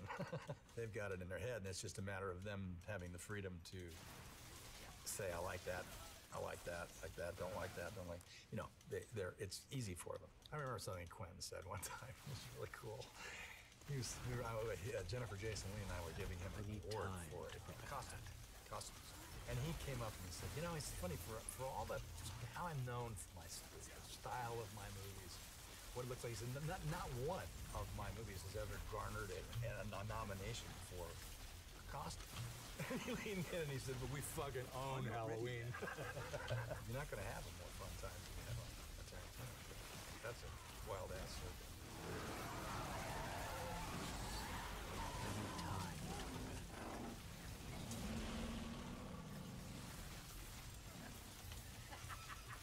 We finished the show in Austin. We'd been working for 3 months, 4 months, I don't know. And the next thing I know, he wants to do 3 weeks of this car stuff. And he didn't want to do any CGI or anything, so it's going to be old school. I've driven cars all my life. When I was a kid, I won a world championship in a race car. I can do anything you want in a car. A month, maybe, we were up there, and Zoe Bell's on the car. We're doing 80, 90 miles an hour, and you're on this little 2-lane highway. So the camera car is here. I can't be behind the Samo zovni doći over here for the shot. So I'm now in the oncoming lane. So you're closing off all entrances for let's say a 3-4 mile run. One day I get the okay, okay, Kurt, bring it ahead, let's go. And I said, everything's shut off? Yeah, everything's shut off. Here we come down the road, and I don't know what happened. I can't remember what happened. I either saw something or felt something, and boom, I just slammed the brakes on and came, guy goes by about 50 miles an hour the other way in the lane I was in. We just pulled over, was sitting there for a second, took the keys out of the car, and see you tomorrow.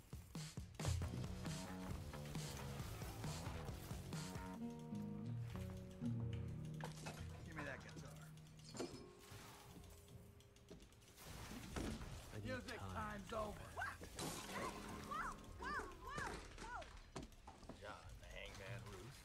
Cool doll on him. Quentin had written something that he wanted to do a reading of. Sure, that'd be fun. We do that, but the next thing I know is kind of like the whole day, and it feels more like a rehearsal than a read-through. It's like, okay, well, we're gonna do it again tomorrow. Yeah, I'm not ready sure. yet. And now we're halfway through the second day, and then I begin to hear the wait, what did you just say? And I'm talking, I think it was Walton Goggins. Yeah, we're gonna do a reading in front of some people. I said, oh, okay. He probably wants to see. He wants to have somebody see this and say, you know. It's just, and then the next day we show up, and it's at the, I think it's called the Ace Theater or something. It's like 1,200 people. So it's the reading in front of this fucking audience. And he said, yeah.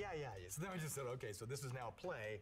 So I said, so bring it all down about a third. And he said, just about a third, yeah. I said, got it. And I said, when he's dead, I said, I'll lay on the floor or something. He said, but that was where it started. And then a couple months later, I guess, I didn't know. I thought that was just something he wanted to do. Maybe he wanted to do it as a play. Then we're going to do the movie.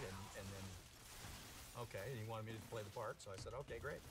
Wouldn't transporting her be easier if she were dead? Well, no one said the job was supposed to be easy. And why is her hanging proper so important? Time. Let's just say I don't like cheating the hangman. He got to make a living, too. I got bored with myself in a take one day on Death Proof. I'm reading this soliloquy of some kind to this girl. I started feeling like doing it like John Wayne, sort of a bad John Wayne. And in my book, that's no good. I figured he was just going to start, all right, got it, shut up. I said, yeah, that's the way I was hoping. And he said, okay, great, now that's it, stay right there and go back to the beginning. And I did the whole thing like that. Then he said, now just take the first third of it. And they said, if we're out of film, he said, throw some film in the camera. And it's like, that's sort of what it's like working with him. And so this character, John Ruth, sort of had some of that. In the reading, I had done some of that. Ready then yet. When it came time to do it, he said, okay, now drop that and just do your thing. Lucky devil. Right, that's awful. Interesting bravado. But he was a very, the character was very tired when he was keeping up. And he was on edge. He should have listened to himself even more than he did. Both Hateful Eight, I think, and Death Proof are going to be movies that are some of the ones that are more looked at 20 years from now. I got a 4-man team here, Rick. If I need more than that, I got to get it approved. You know, I got to look after my dudes. Hey. I did have the great pleasure of, he called up and said, I want you to read something. I went over and read Once Upon a Time in Hollywood, sitting there in his Hollywood lair. He just loves the history of everything in Hollywood. And I looked at him and I said, I don't know if there's anybody left alive who can appreciate this as much as me. And he said, I know. As he wrote in his dedication in the book, it was a lot of it drawn from some conversations that we had about my relationship with my stuntman. And in one in particular, there was a relationship my dad had with a stuntman, Irwin Neal. A lot of true things there, and those shows that I'd done, my dad had done, and stuff that Quentin gets a kick out of. It's just what he's able to do, take things and turn them on their head. And then as the night, we had a couple drinks, and the night went on. I think DiCaprio came over that night, and maybe Brad Pitt, and probably 3, 4 o'clock in the morning. He's, all right, good night, I gotta go. And on the way out, he says, oh yeah, and I want you to play Randy. I said, Randy? Who's Randy? He said, the stunt coordinator. I said, I never even saw it. Okay, I'll be there for Randy. He's something else.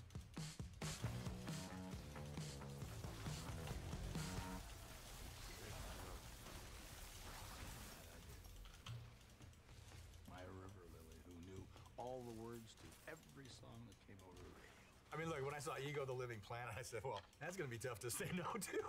I didn't want to wreck that, what was going to be a franchise. I'd done things at Disney's where I'd done, as it were, part 1, part 2, part 3. They had done real well in the first one. I said, I don't want to come in here and put an end to this thing. You want to make it go.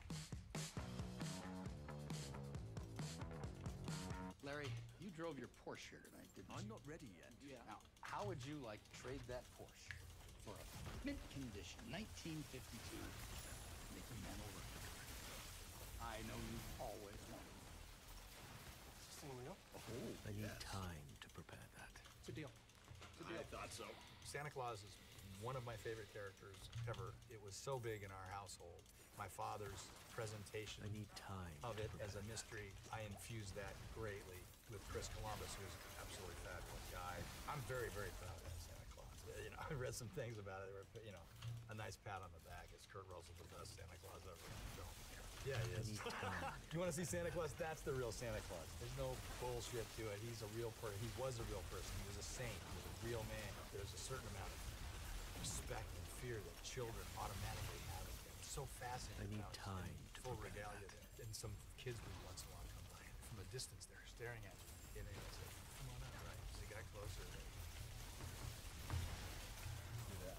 It's like, yeah, when Santa Claus comes around, drops off presents, your ass better be in bed asleep. So I felt like this is a great character to play, a great, sweet, wonderful saint of a man who is a real person. It's not a comic book character. He's been around longer than anything.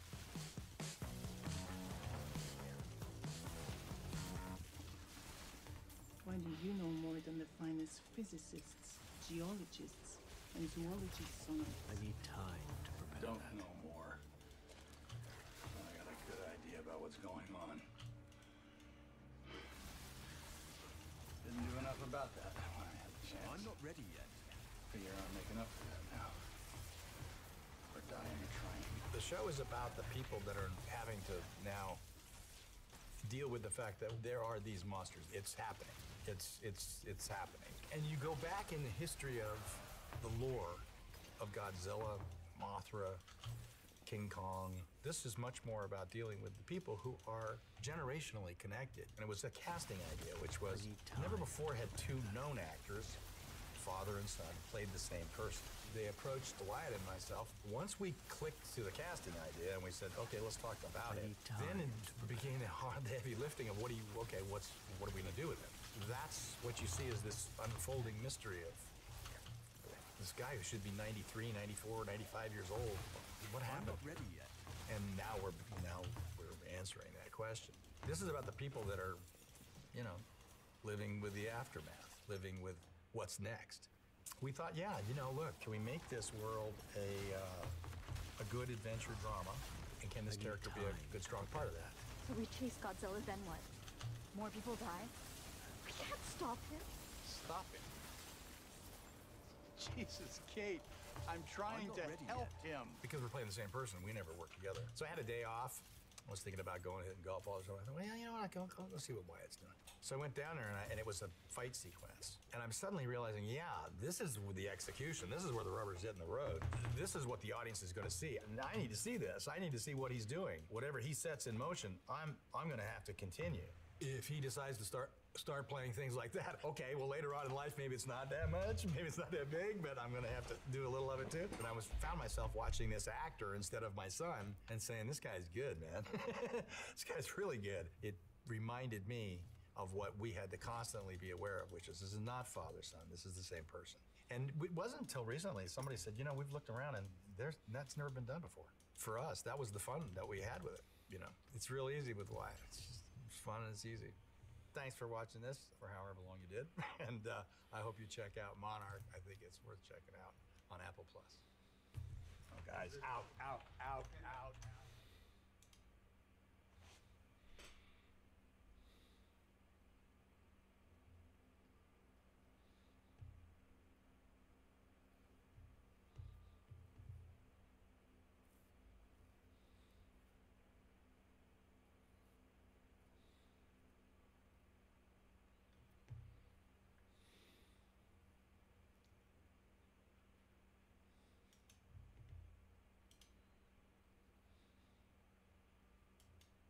Why millennials and Gen Z are interested in going off-grid and homesteading? A lot of people have been asking me why I think so many millennials and Gen Z folks are getting into off-grid living, homesteading, van life, that kind of stuff.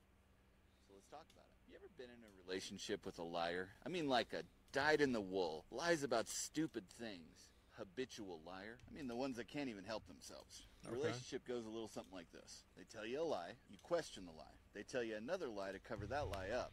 You question it, and when it becomes abundantly clear that they can no longer lie to you, they attack you or your character to anyone who will listen. That also describes the relationship between our society as a whole and the younger generation. The older generations basically destroyed the economy, strip mined all of the future wealth and opportunity, as well as, and most importantly, hope, through their voting practices both politically and with their wallets through investments and what they valued. They also gave away a ton of their personal liberties in exchange for convenience. I want to make sure that you guys understand that in 50 years, there's going to be a guy that's this age that's saying this about us. I want to promise you that that's going to happen. security right now, not even taking into consideration what that was going to mean for future generations. All the while, they told the younger generation all they had to do was get good grades, go to college, get a good job, and they too will have the American dream. They'll be able to buy a house, start a family, put money aside for retirement, and live the good life. That was a lie. When the younger generation, with almost infinite information at their fingertips to look up facts, started to question it, and it became clear to society that they could no longer perpetuate that lie, society went on the attack. They called them lazy, and they said that it was because they bought avocado toast and lattes every day that they were never going to have anything in the future. And then one day, they were on the internet and they came across a tutorial for how to grow avocados, how to make your own sourdough bread, how to steam milk. And they realized they could make their own avocado toast, and they could make their own lattes. And they didn't have to work all day and night just to make enough money to afford to keep a roof over their head and still afford to pay for a couple of the things that they felt made life worth it. So they started looking for a different path forward. They found and followed people like my friend. I still can't believe they can put a seed inside an avocado like that. I don't know how that happened. That to me is like, there are two things that convince me that there are God, that there could be a God. Three things. Number one would be pineapples. Number two would be that the day that Burning Crusade came out, it was a snow day. And number three would be the fact that like the seed inside of an avocado is like so perfectly round, and it would be in there, and it can just be in there. Like, because I remember whenever I got one, I said, there's no way, I bet somebody put that shit in there. Let me open it up myself. Like, because I didn't believe it. So I went and I opened it up myself. I said that bitch was right in the middle. Can you fucking believe that?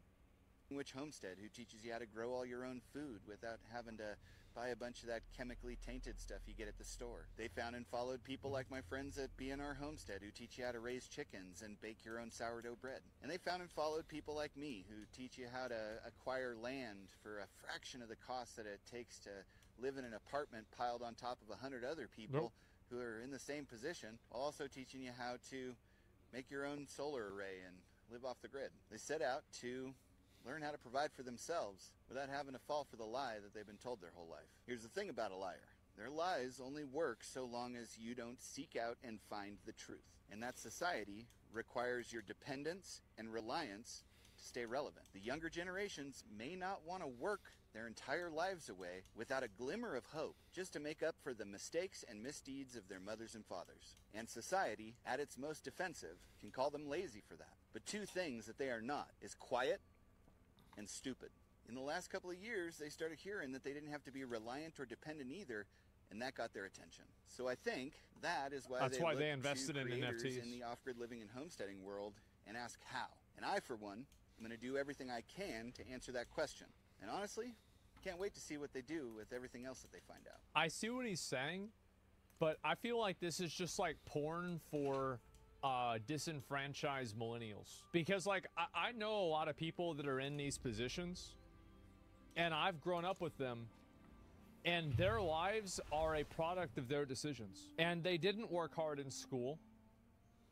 They didn't go to college and take it seriously. They didn't do the things that they were supposed to do. And their life isn't what they want it to be. And so how is that society's fault? I'm not hearing that he's wrong. Well, I don't think that it's society's fault that some people are fucking losers. I don't. I think that sometimes people own their own failure, and it's because of their own lack of action or their own lack of effort. I'll give you some examples. The reason my teeth rotted out is because I didn't brush my teeth a lot, and I drank a lot of soda. The reason I didn't get a job whenever I was younger is because I didn't put enough effort into it, and I put my availability around my raid times. The reason why I didn't get good grades in school is because I didn't give a fuck. None of these things are society's fault. These are my decisions. Like, for example, the reason why I'm not in shape is because I haven't made working out a priority in my life. Now, whose fault is that? You could say that's society's fault. I could blame it on, 10 other people. But at the end of the day, it's my life. It's my fault. And so I think that really the self-reliance, I think that he brings up a good point, and there's a lot of people that feel the same way that he does. But I think that also one big factor of this is that people, I don't think, are really designed to live such an abstracted life from what they are made to do. Like, you think about even 100 years ago, like how much of a difference it was from, like, you know, if you lived in the year 10,000 BC, you probably lived about the same as a person that lived in the year 9,000 BC. It probably wasn't that much different. But now the world is changing so fast. Things are evolving so fast. You know, even things that were 10 years ago normal are seen as archaic now, and people can't keep up with that. Things are so abstract, you don't even know what chickens, you know, what a chicken tender is. It's like the shape of something that's not even a chicken, it turns into paste, etc. And so, yeah, I think there's a lot of ways. Those boomers were able to buy a house and their education and less than a Burger King job. That's a bad perspective. Imagine you're born in some poor conditions. Society gives a shit about those kids. They're condemned from birth. No, they're not. There's plenty of kids that are successful whenever they're poor. No, I went to school with a bunch of poor people, and a lot of them just didn't put in any work and were fucking lazy. Your life's never going to get any better whenever you keep blaming society because you don't put any effort into it. It's never going to get better. I promise you that it will never get better. Do you think this is a symptom of survivorship bias? Do you think every boomer had things good? No. So what's this? So who thinks I'm wrong here? So what is this? Like, is there anybody that actually has an argument against this? Or are you guys just going to say that I'm stupid? What about, homie, an economic crisis? Is that your fault too? It's nobody's fault. Like, I mean, you can talk about, like, housing crisis is bad, economic crisis is bad. You're absolutely right. I mean, that's true. And, like, also, people are trying to live in massively dense places. Because there's a lot of places in the country that it's not that bad. And I know that it's worse than it's been in the past, but there's a spectrum. Like, you look at housing in San Francisco and housing in some random bumfuck city in Kansas, and these are not the same conversations. So what's going on? What did I say that upset you? I did my part? For what? What part? Jesus, come on, guys. I think your view is also based off the fact that you're doing well financially. There's people out there that worked hard in school, gone to a good college, simply not doing well financially. Oh, and this is what people always love to say. They always love to say that, oh, well, it's actually the perspective is because you're doing well, and if you weren't doing well, you would have a different perspective. I don't think that people advocating for their own best interest is a good argument. I'm not ready yet. Like, if you're saying it's hard for me, so I think things are bad, that doesn't make me think that you're right. Like, I don't want to talk about, like, whether it's like, it doesn't matter who it's coming from. Things are either true or they're not.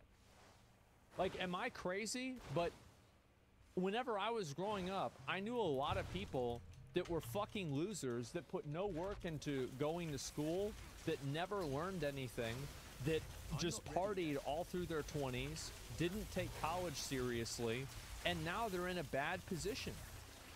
How many of you guys know people like this? Because I know dozens of them. Why are we constantly blaming some other outside force? And yes, there are some people that get fucked over, absolutely. But I think that there's a lot of people who also reap what they sow. That's my point. Being born into poverty does not exclude you from success, but it does mean the road is going to be harder to travel. True, absolutely. It's just that sometimes if you put in the effort, it doesn't fix the main economic issues nowadays.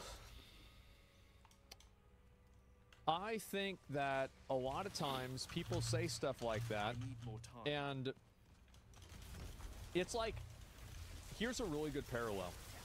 Do you remember what I told you guys whenever I said that a 5-minute conversation with an incel will explain perfectly why they're an incel? And like, I saw that video about an incel and it was like, how does somebody get like this? And this guy had a bunch of fucking little figurines of lollies in his room. I think that if I had an actual fucking lens into your life, I could see exactly how it's your fault. I'm not ready yet. Absolutely. And I think that's the case 9 out of 10 times. I get taking personal responsibility, but things can get a shit ton better, and we can acknowledge how things aren't getting easier right now. I think that the reason why a lot of people go off-grid is because the entire human experience is so removed from natural existence that it makes people uncomfortable to exist. I think that like economic conditions and things like that are a factor, but I think it's something that's a lot more primal as well. And I think that's a big fucking reason. I'm not ready now, yet. I can't speak for everybody, but I think that's a reason. Because people used to do this back in the day too. Before, you know, like even boomers used to go out and do this.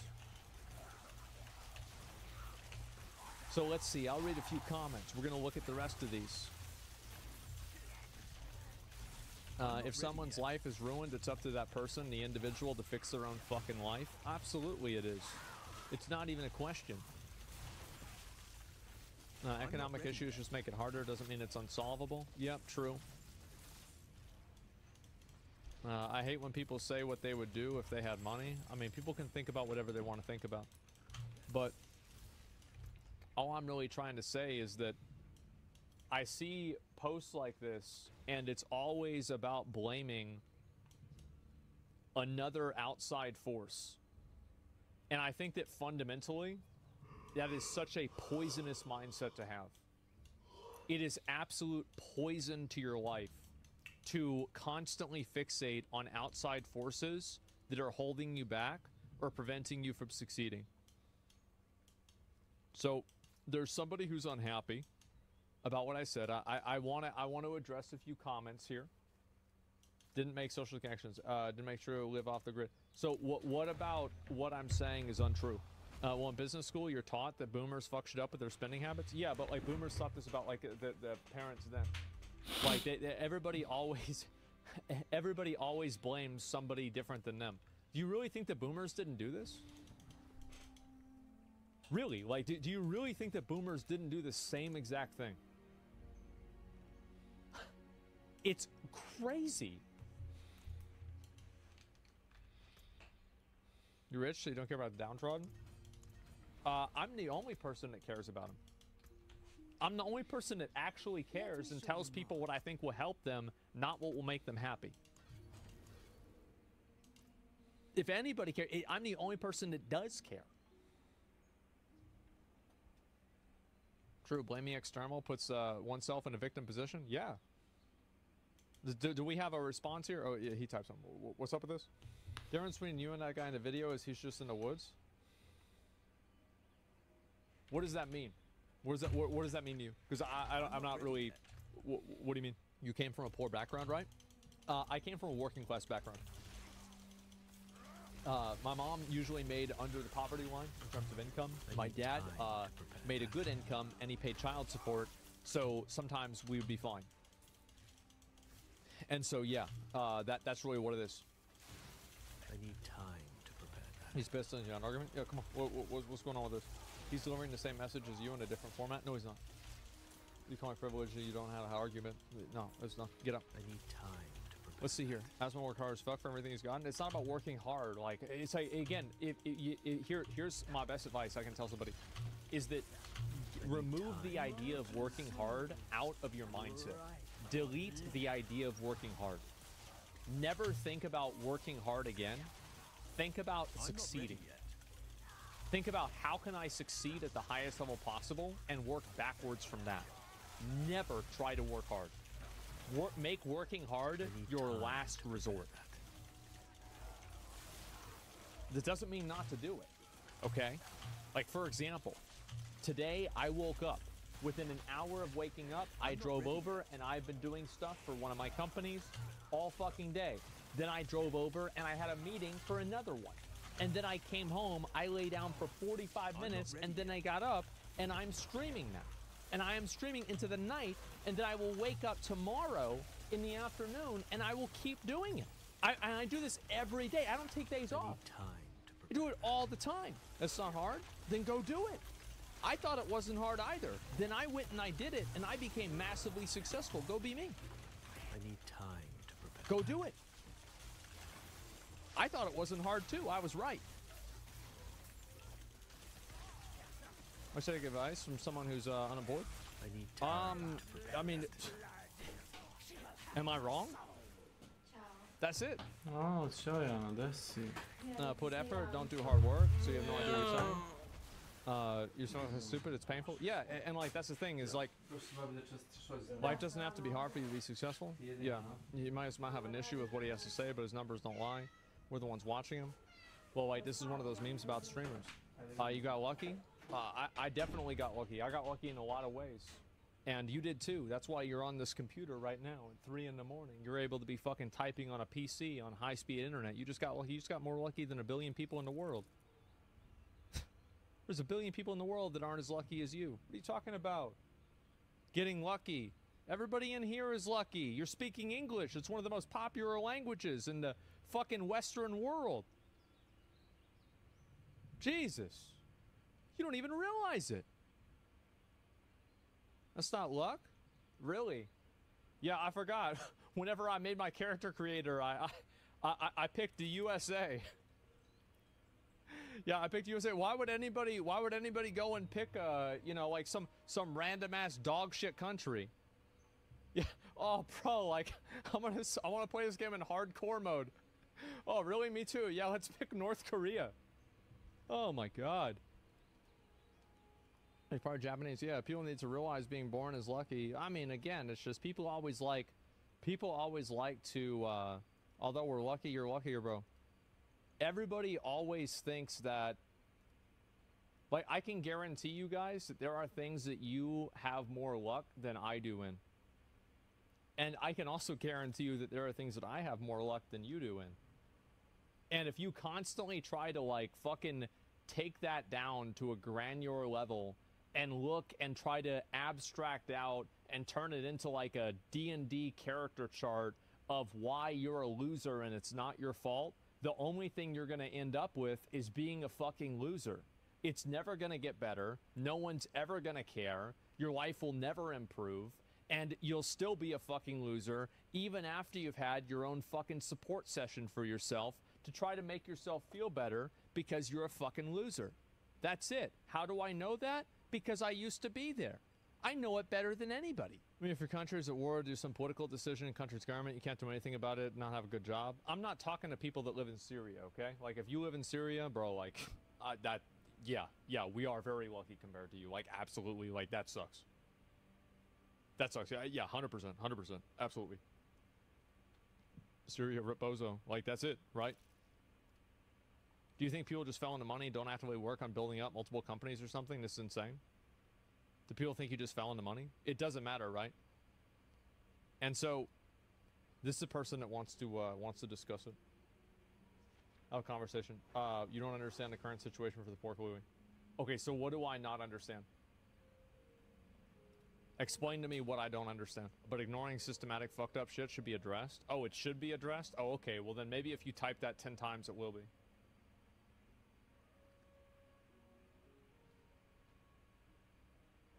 What, do you think this is Beetlejuice? What are you doing? Like, what? It's just like such a bad mindset to have. The cost of education is about 20-40K a year and they make about 50K average a year. Then why would you get a job there in that field? If you know you're only going to make $50,000 a year, why would you spend $20,000 getting a job, getting an education for that job? So you're mad that the world isn't going to pay you a bunch of money to do what you want to do? Well, what I want to do is sit at home all day and jerk off. And play video games. I only get paid for half of that. The world doesn't owe you a living. At least it doesn't right now. That's not the way it works. They're making 50K, currently paying on a loan. Why'd they take the loan? You offer questions with no answers? How do you expect them to get an education? Well, I mean, it's not that they're getting an education, but is it not stupid to spend, let's say it's $20,000 a year, $80,000 on loans with a massive amount of interest to get a job that gets you $50,000 a year? That's a bad decision. That's a bad fucking decision. Like, if I was trying to get people to, like, if I had, like, a loan company and I was offering rates like that for a payoff like that, everybody would call me a scam artist. Because it's a fucking scam. It's not a job to get 50K. They're making 50K currently. They're trying to get an education to get a better job. So you're saying they're trying to get an education to get a better job. So they already have a job, and now they're trying to get a better job. The points are beyond terrible? No, they're not. And this is, people are going to cry about this and get mad about it.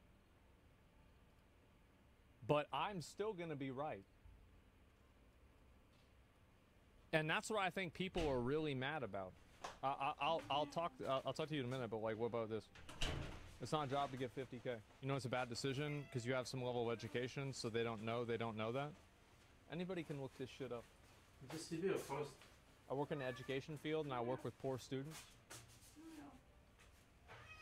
What's your point?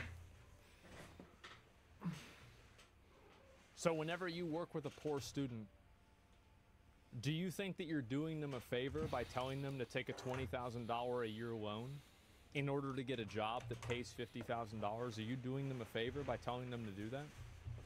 I guess there's no point I can make that'll make you understand. What do you feel like I don't understand? I think let's start there.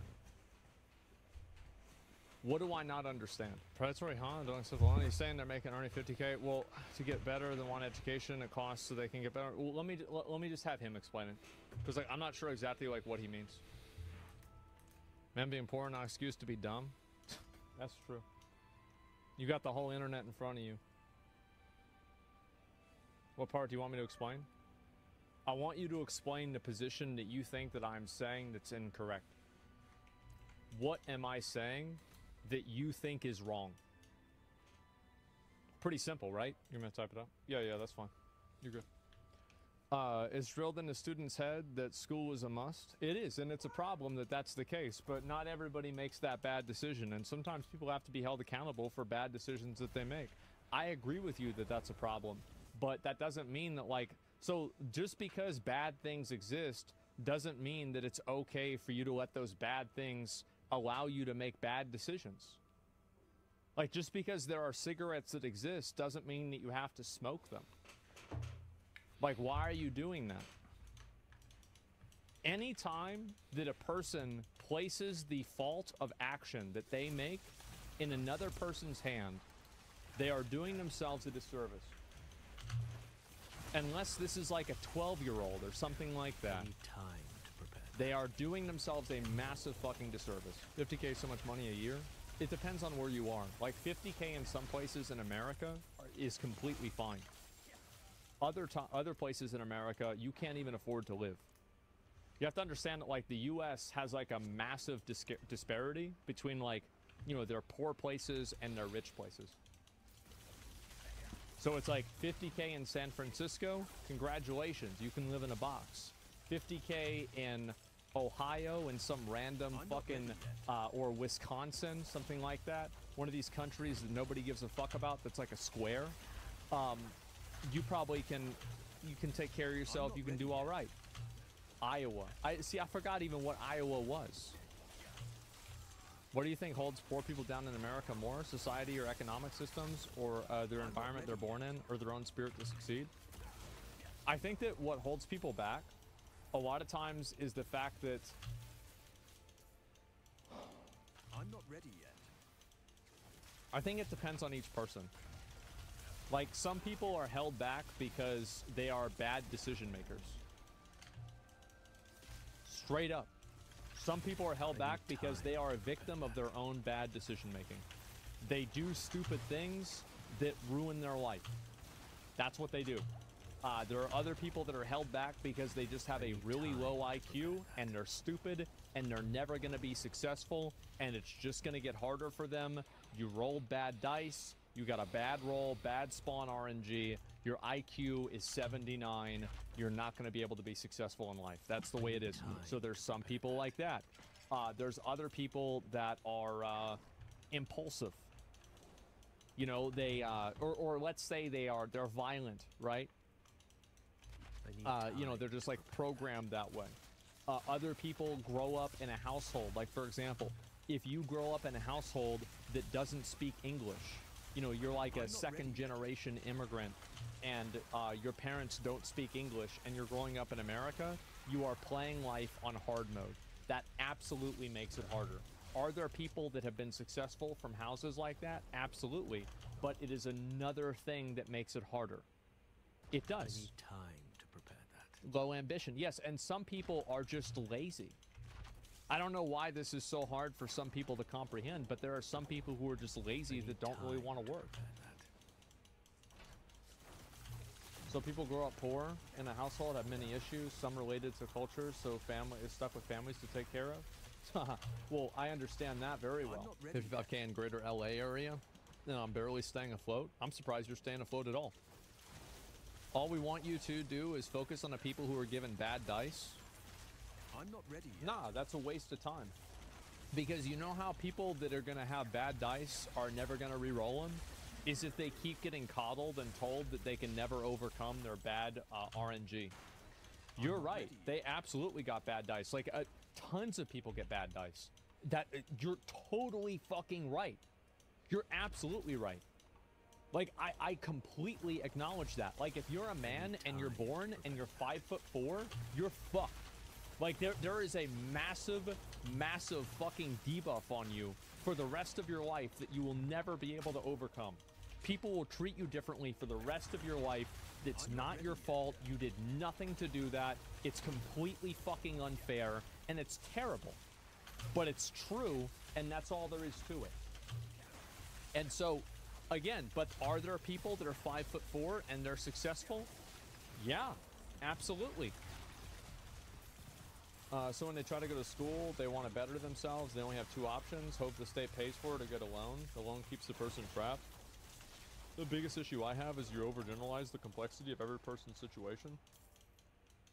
I overgeneralize the complexity. Well, of course, every person's situation is complex. And that's why I said, I never said every person's situation. I said that based off of everybody that I knew. Every person that I know. I'm not talking about every person. I'm talking about people that I know. It's anecdotal. Of course it's anecdotal. And what are his examples going to be? They're also anecdotal. I think that a lot of those people are victims of their own behavior. Absolutely. Terrified to face the end. What else can you do but generalize? Yeah, of course you have to generalize. So if you're poor or born into a bad situation, assume your life is fucked based on this logic? Well, it is. Your life is fucked. Yeah, you are. You're fucked. And it's up to you to get out of it. Because nobody gives a fuck about you. Who cares about you? So you either go and get out of it or you don't. Like, that's it. The world's not going to change. If you die tomorrow, nobody's going to care. It's not going to change the world. Everything's going to go on just like normal. I'm not ready yet. The world doesn't need you. You don't need to exist. I'm just the same. I'm not special. My data is actual factual because we have a report data to the state. What part of the data is factual?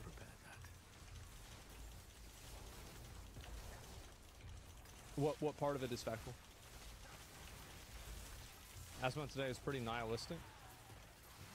It's very sad that people have that mindset, because I think that what I'm saying is, I think that I am one of the only people that is compassionate about this issue. I think everybody else wants to coddle and make themselves feel good for being understanding. And I think that the process of doing that is actually self-indulgent. I'm not ready yet. It's self-indulgent and it's unproductive. So whenever I see people do this, I don't think that they're doing anybody any favor. If you die tomorrow, who cares? I'm also compassionate.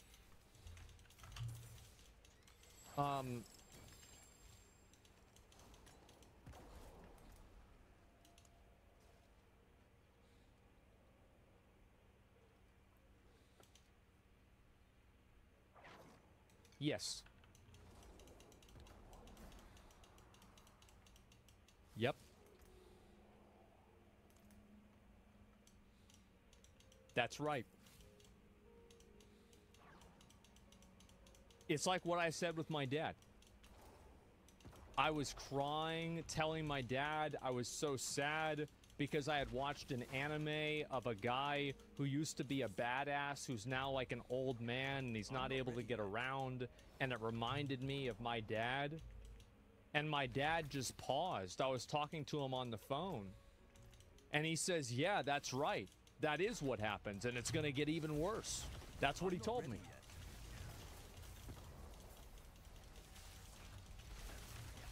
That's not compassion? It is. How is it compassion to not prepare your son for the future? How is that? How could that possibly be compassion? That's the opposite. Compassion is confronting reality. Compassion isn't just being nice to people and coddling them.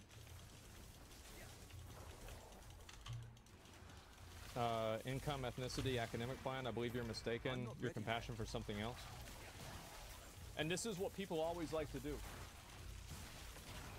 People always like to, they like to intellectualize their own reality and their own actions into becoming data. You are not data. You are not your income, your ethnicity, your academic plan. You are a person. Like, don't allow yourself to remove your own accountability. Don't let people like this try to tell you that, like, oh, well, you know, you're set up for failure.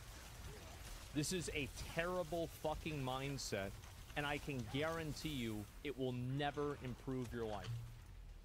It will only make you worse. This will never happen. It will never make it better. It's compassion in the form of honesty. You're right.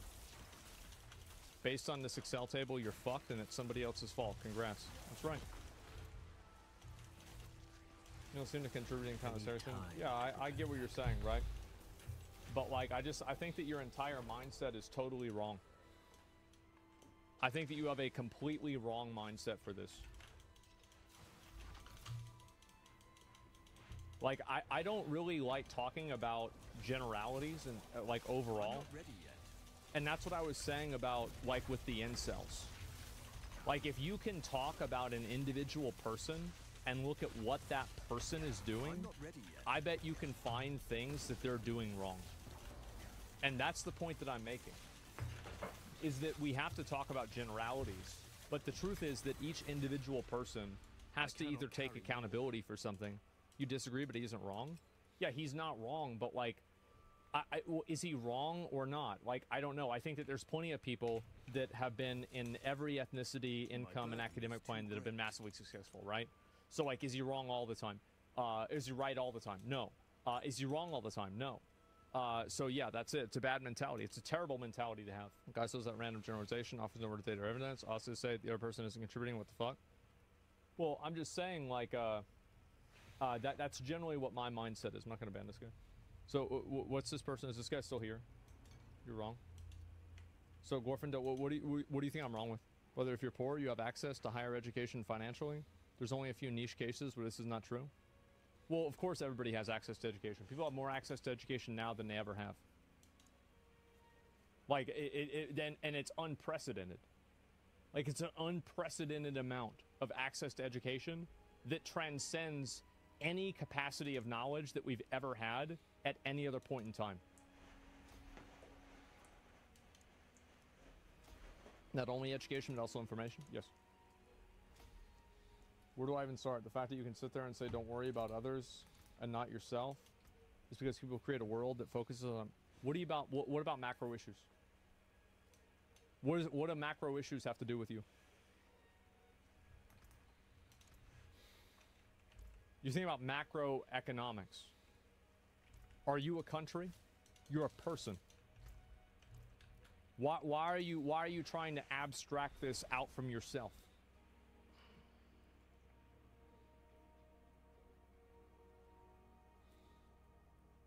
Having access to education means nothing since we're competing against people who also have the same possibilities.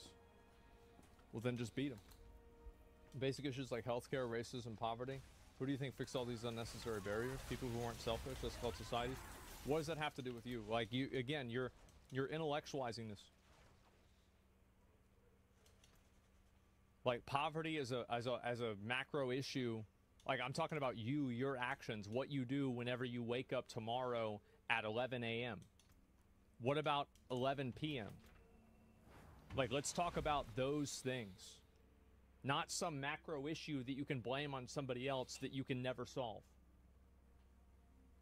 You're never going to solve any of these problems. You're never even going to come close. So why are you thinking about them? Make excuses, bro. Like, yeah, keep making excuses. I'm sure maybe if you come up with another excuse, it's going to improve your life. What does growing up poor and malnourished have to do with me? Maybe fixing a future so people don't have to go through it again? What does that have to do? Oh my god, bro, like you just don't even get it. Oh my god. To prepare that. Like you don't even understand. Like I don't know what I can say to make you understand.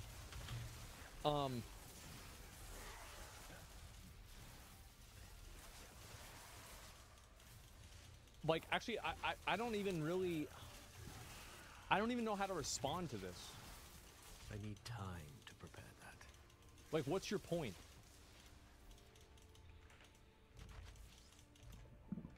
There's nothing you can say because you're an idiot. Name 5 non-fiction books. I can't name a single one.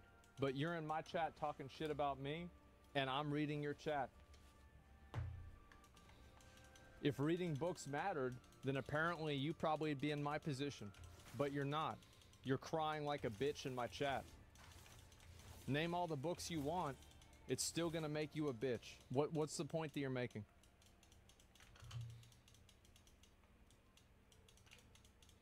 The book argument, oh my god. He's calling me selfish? Of course I'm selfish. Yeah, of course. Everybody is. True, but you're so stupid, I couldn't look away like an idiot car crash. You've been following my stream for 3 years. You've been looking at me for 3 years? Do you want to live in a meritocracy? I mean, generally, right? I mean, like, yes and no.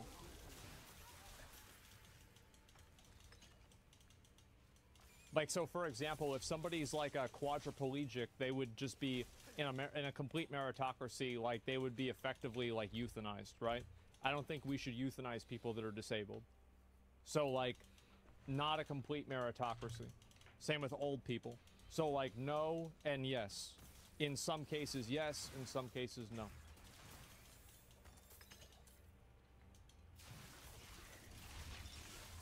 Then eliminating unnecessary barriers to success for all people, a path forward for this.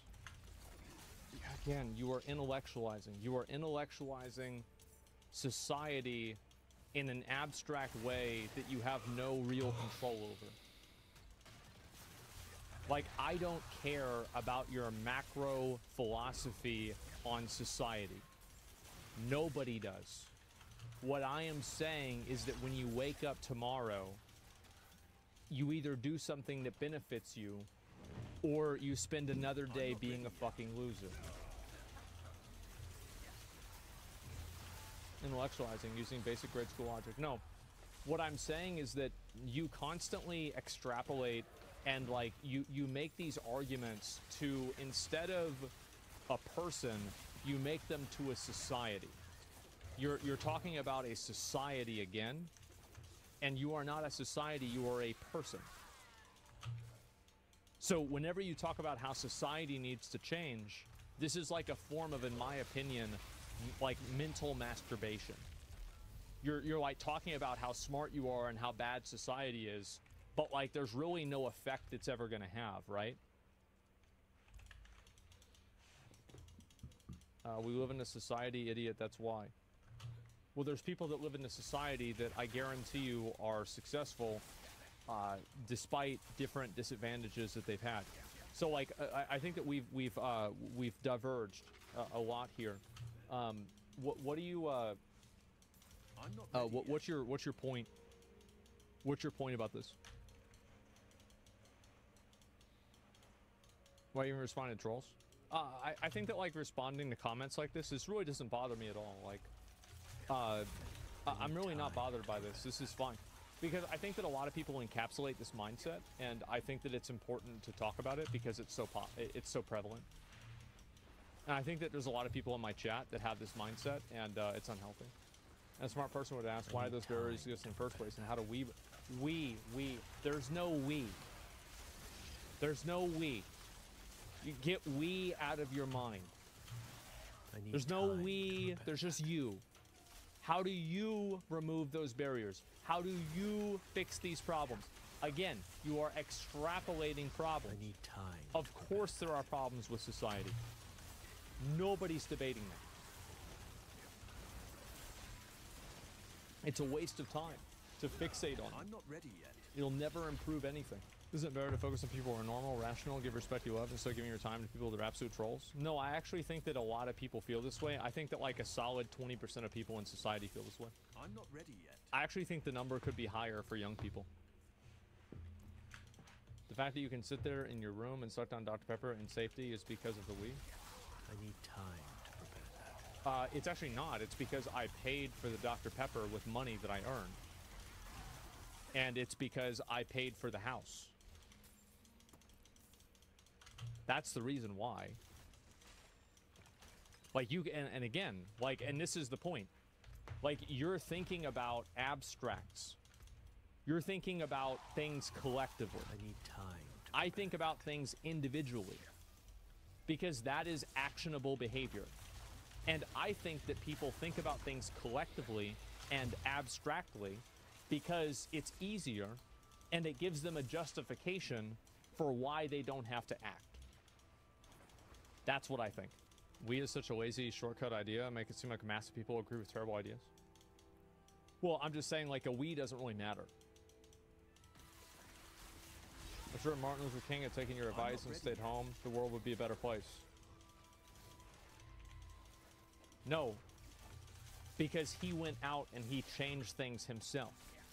He started with himself. That's the point. He didn't complain about it. He went out there and he gave speeches and he marched and he got fucked up. He got pursued by the FBI. They tried to fucking kill him. And then finally somebody did fucking kill him. And he died for that shit. You're gonna try to compare that to somebody who's talking on Reddit about how society is bad? You're not doing anything. But you think you're Martin Luther King? Holy fuck. It's just what is this? Alone or with others, with people, and so again, it's always about other people. It's always about other people. You cannot comprehend the idea of individual responsibility. You cannot comprehend the idea of it, and I find it to be so sad. You don't get it.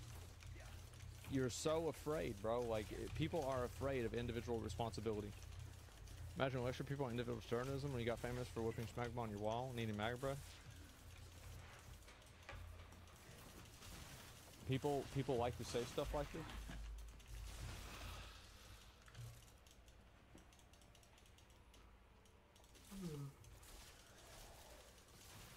And I'm in a better position than you are. I need time to prepare that. So what does that make you?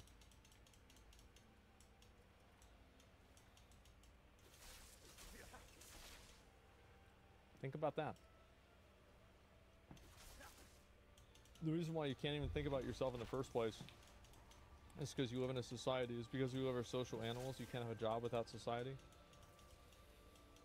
You can't change society. You can change yourself.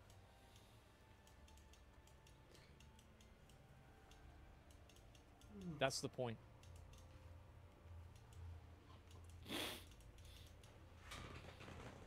Like, you can't go and change these things. I'm not, like, what do you think? You should vote. You should vote. You should participate in political causes that you believe in. You should contribute to things that you think will improve society. I think you should do all of those things, but you should also at the same time take personal steps to improve your individual situation. That's my point, okay? If you think that's wrong, I don't know what to tell you. Remove the current, that's all this whole progress thing is? Sure, work to remove the current, but at the same time, you better be swimming against it too. Because you can't swim against it, you're not going to be able to remove it either. You're never going to make a social change by yourself. You're not Martin Luther King. It doesn't matter what your views on society are. Nobody cares about your social philosophy. It will never matter. It will never amount to anything. There's never going to be a consequence of what you think.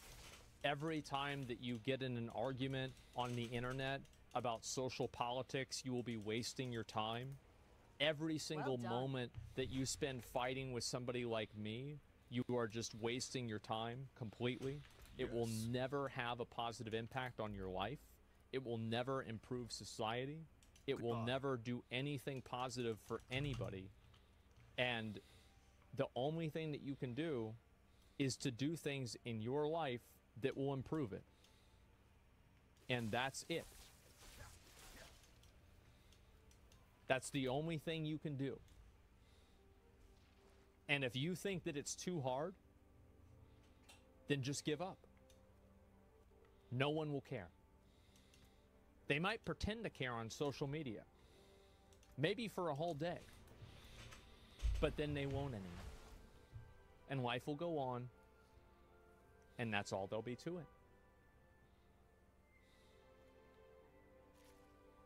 That's it. People say that's nihilism. I think it's the opposite.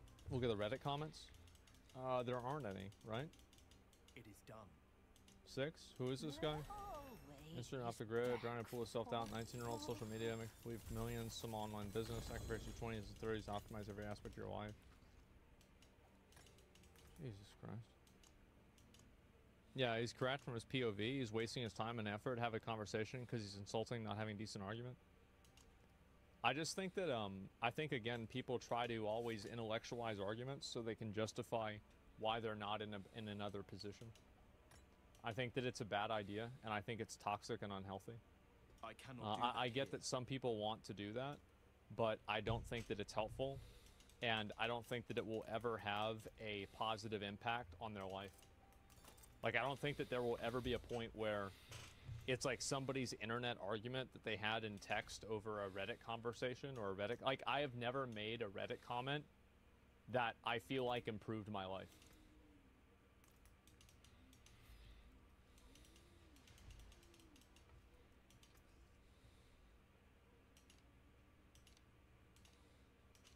Don't ruin all that work.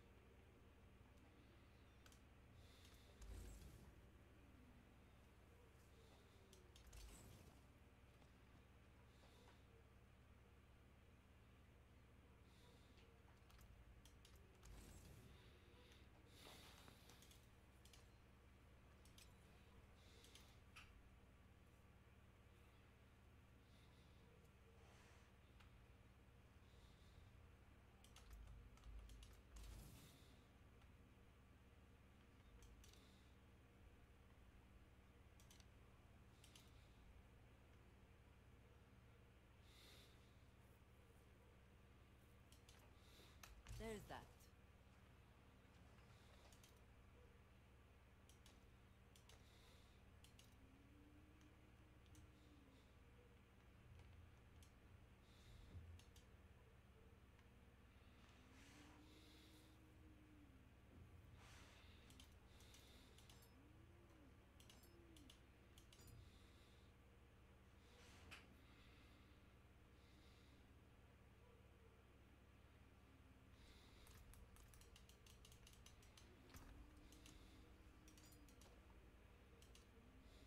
Not while I'm in town.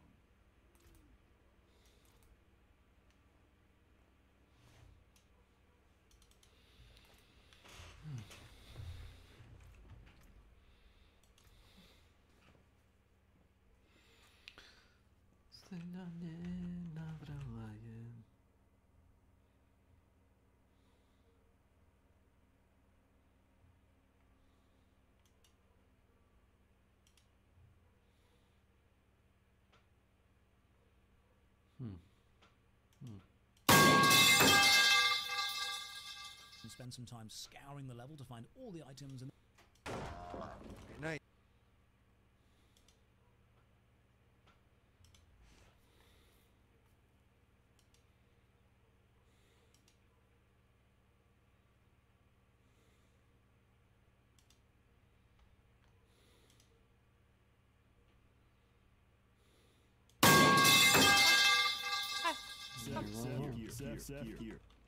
Kan du säga stupid? Stupid.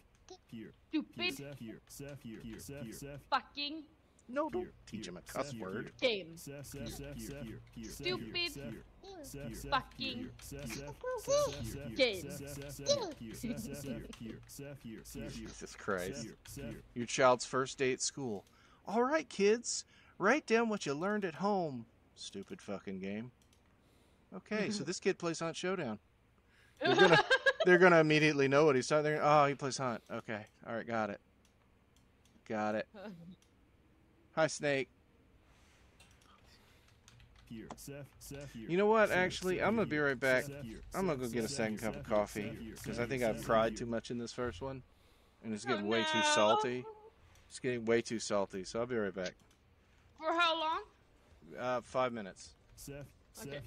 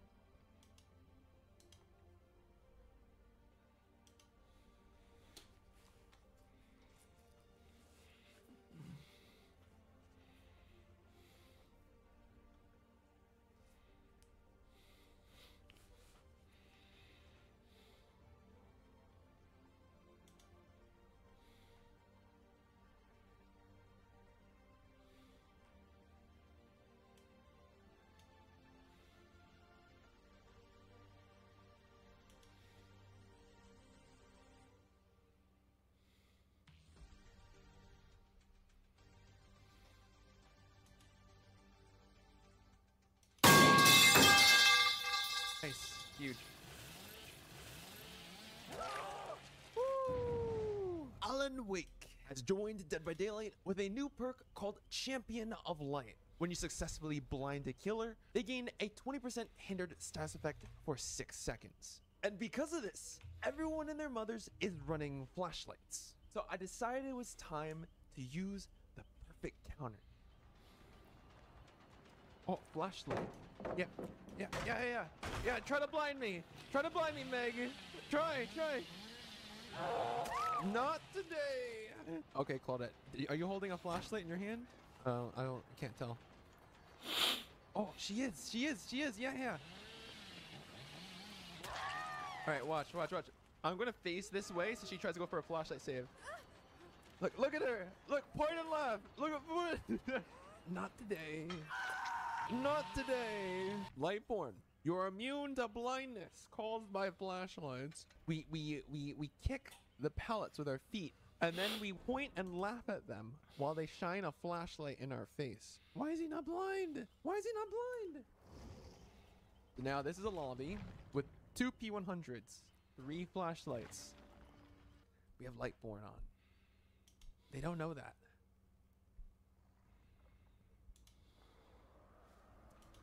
And there's nothing they can do about it. Nothing they can do about it. We also do have Blood Warden.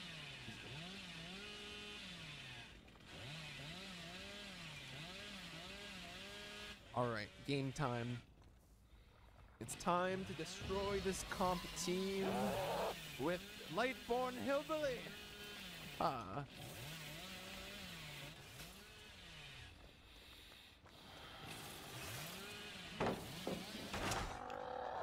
Haha. And Bamboozle.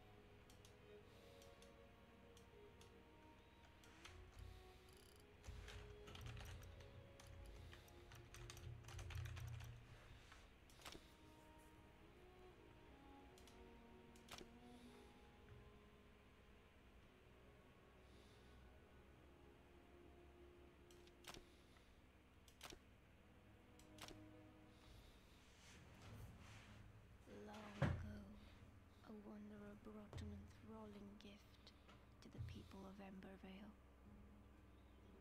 The elixir. It was a cure, a blessing, a weapon. Once concealed by the ancients, its might had been set free. With it came power, mistrust, and a longing for more. Humanity dug the elixir wells, ripping apart the land and each other to quench their thirst. Elixir and blood, a drop for a drop. But from the depths of the wells, an unforeseen curse crept into Embervale. The shroud, a ruinous fog which sought only to spread and devour. Facing their downfall, ancients and humans united to forge the Flameborn. Now, your time has come. Awake.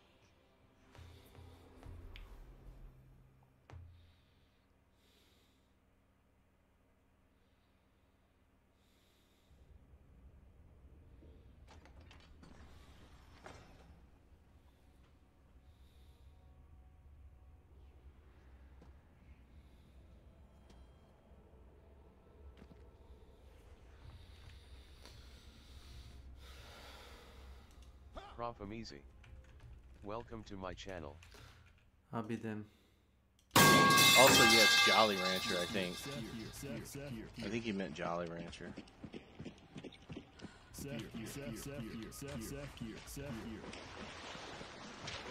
We were just spying on you, Snake. How are you?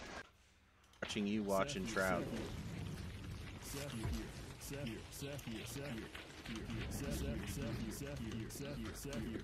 This is where I live.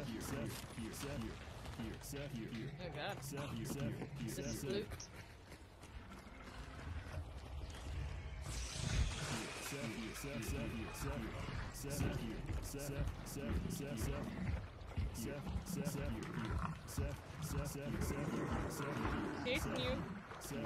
Oh, you heard it's like V Rising? Oh. Well, then I want to play it now. I don't know that my computer can run it. But then again, I don't know what my computer can run these days.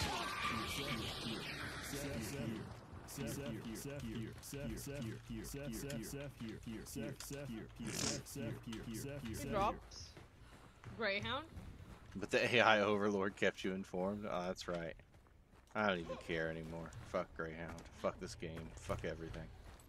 Sorry, I'm happy. It's fine. I'm feeling depressed now. You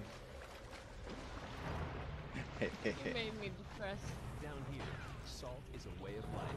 No, I'm just kidding. Obviously, Did you just shoot a window out? Salt. The ceiling salt, the floor salt, the walls Well, are they salt. shot a window And out. to an extent, the air is I did. salt. Oh. You breathe that in and constantly Yeah, no. It's hard to hear when Swedish... I swear, listen, the Swedish accent just sounds like you got dick in your mouth all the time. Let's be honest, okay? I know. Okay. My English sucks. Can you move? No. Fuck's sake! Oh my god, I'm stuck in you! I'm stuck. No, you're stuck in me! Asshole. Oh, it was worth pissing her off for the redeem now. Bitch! I'm stuck in you! fucking me. Oh, fuck me. Her English is better. By the way, they're like right there. Like, yeah, like. Can you please lick my ass? I know you're into it. Well, you are a girl and they are gamers, so they probably are desperate for attention.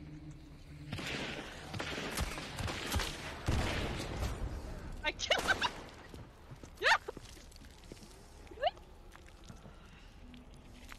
Myself. He aim punched me so hard that I threw outside.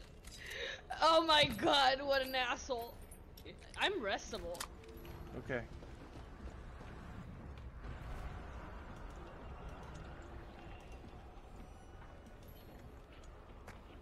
Well, you gotta hurry. Give me a minute.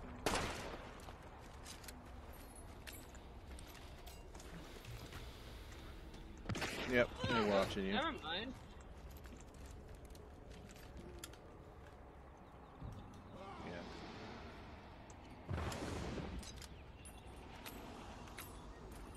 Well, when they give everybody regen shots, you don't have to worry about actually doing something like...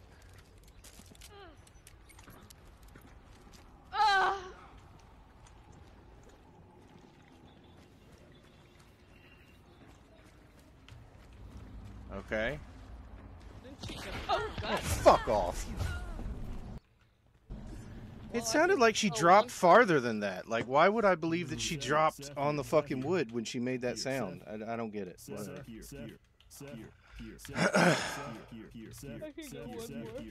Okay.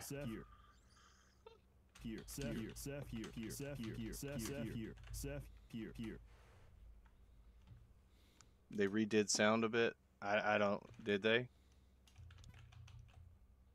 Seth here, Seth here, Seth here, Seth here, here, Seth here, Seth here, Seth here, Seth here, Seth here, Seth here, Seth. I mean, I have to take credit for that death. It was my fault when he just outshot me. I guess. Here, here, Seth. Seth here, Seth here, Seth here, Seth here, here, Seth here, Seth here, Seth here, Seth here, Seth. It's alright. Sure, why not play this?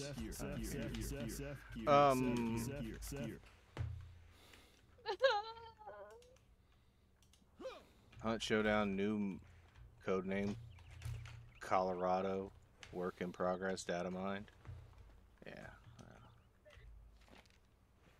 Yeah, it's going to be in Colorado. Well, I mean, eventually they were going to go out west because everybody keeps thinking Hunt is... Crash? No, everybody keeps thinking, Hunt. Okay, I'm going to stop talking to you now. Because you're clearly not. What? Yeah. You don't want to talk to me anymore! Yeah. Offended. My son is offended.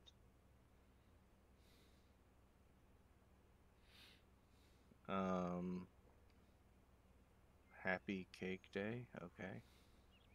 Happy Cock Day? Oh man, what? this guy's a mod. He's very important then. He definitely sucks Crytek's cock. Here, here, here, here. I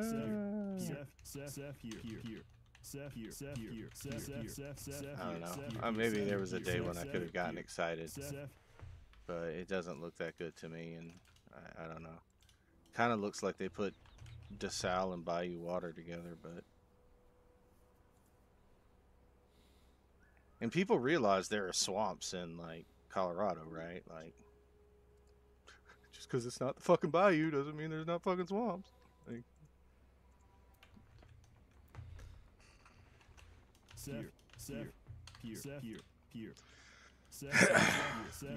it wouldn't surprise me if his leaks were actually given to him by Crytek to leak. I mean, it's like somebody leaking their own sex video, right? Like, good any publicity is good publicity. Didn't hear that? No, I heard it. Don't get offended that I didn't know where to go with it. Like, just because you say random shit to try to derail the conversation. Hyping gamers. Yeah, of course. Yeah.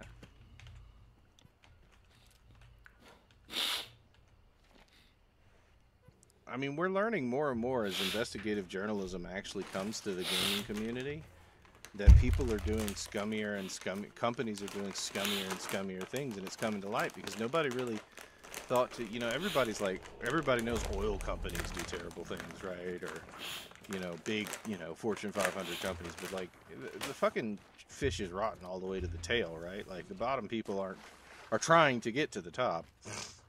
I am scum. What? And so it just doesn't surprise me at all. Oh god. I've been having a lot of fun fights. Hit him twice, still didn't kill him. I did. I got a heal. Of course. I'm dead.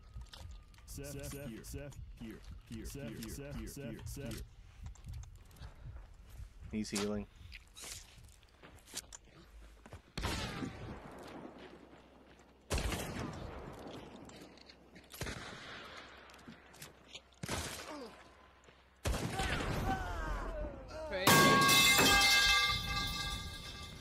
Oh, was that a trade? Yeah, you can definitely tell that was a trade from different servers because I heard him die and then I died right after.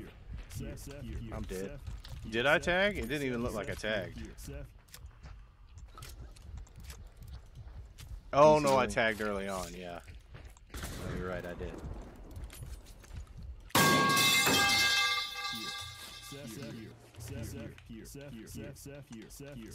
Memento Mori, that's a good skin.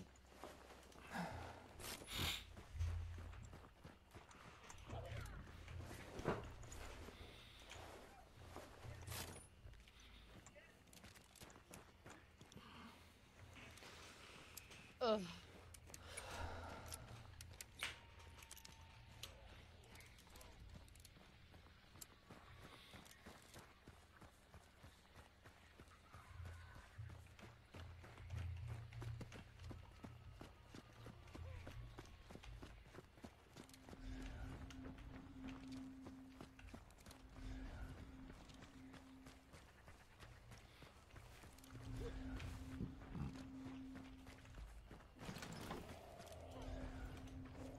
Okay. You're a traitor, Amezi? No, you're saying it was hilarious that we had like a gentleman's agreement as far as like I sat on one side healing and he sat on the other side healing. Well, I gotta go. What? I'll be right back. What?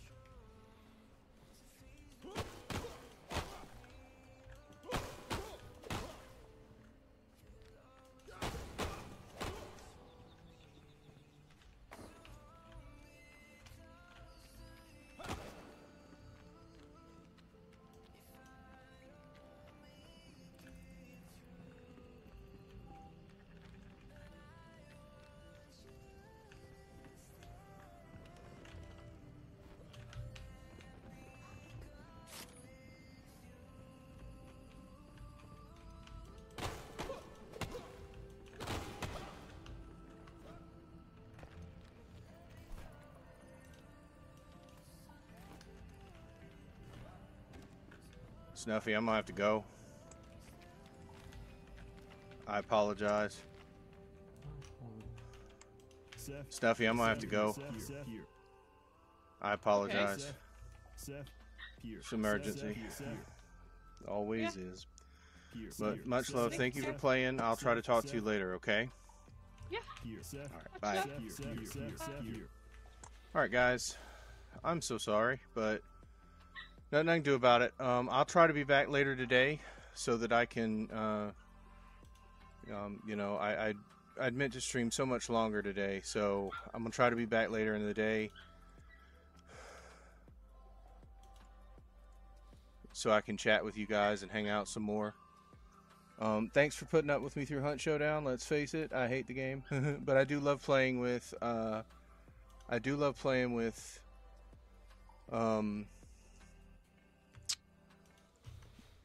Snuffy. I truly do. I love Snuffy to death. And I love you guys, and I appreciate you being here. I'm going to send you guys to Zoo. You guys all know Zoo. He's beautiful and wonderful and twerks really well. So show him some love, and I'll see you guys, if not later tonight, very soon tomorrow.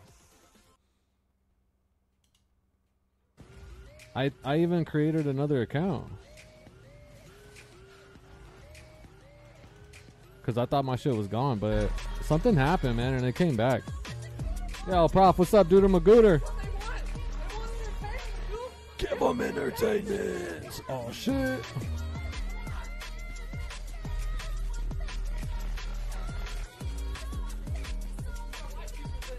This one banging it. Oh. Dude, I'm so surprised that actually worked.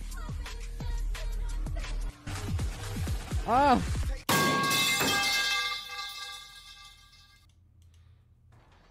Yes, sir. You gotta leave this loop.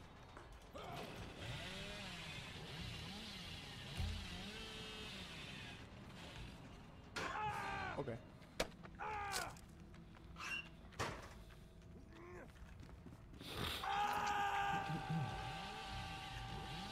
Not what I expected, but okay. Good start. We'll do the same thing to your friends. The good old bamboozle.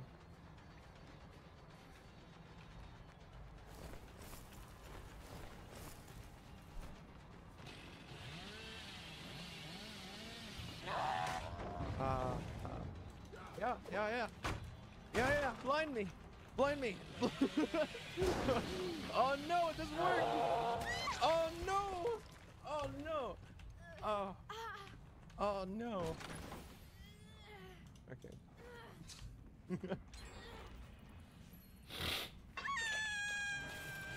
Why doesn't it work? That's crazy. What the heck?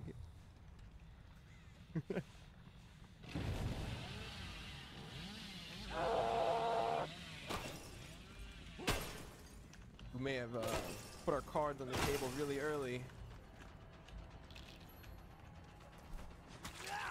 Ooh.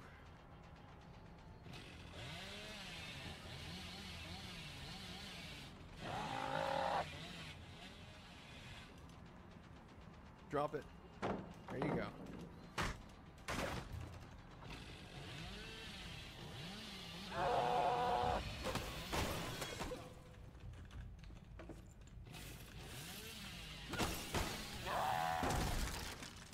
One. Two.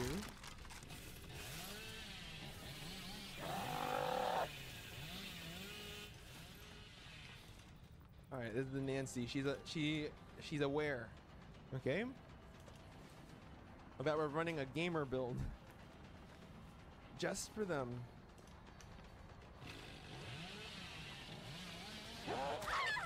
Oh, not today.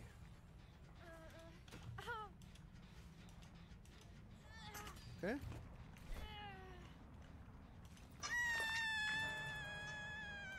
You can kick this. Progressing.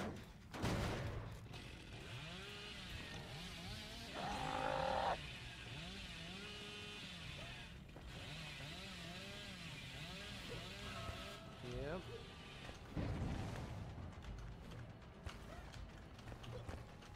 we'll do this. We'll do this. Yeah.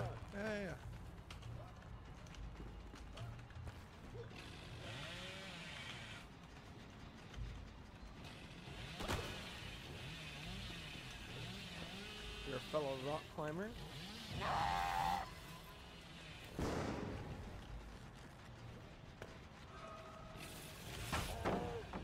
Very nice.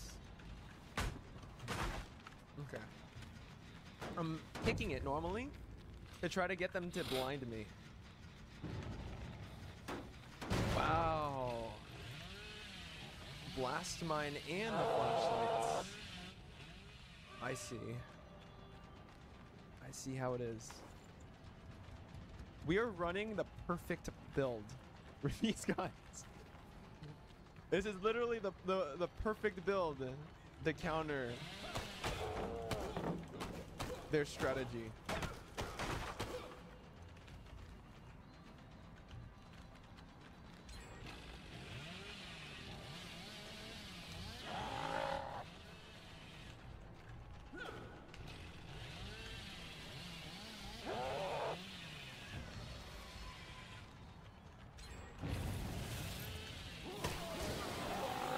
I don't know if it's enough though to win against them.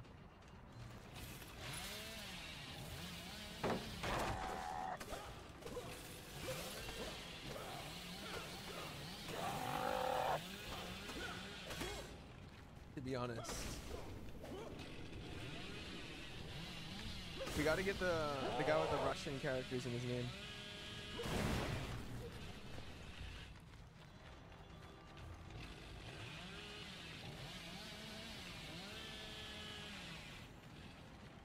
We're going to do a Blood Warden play.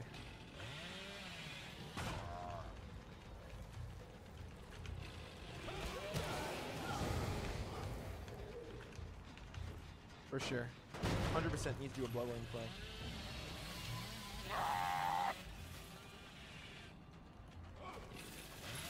Come on, Coconut. You can hit this. Alright. We gotta hit the Russian guy somewhere. We need to get the Russian guy. There he is. There he is. No!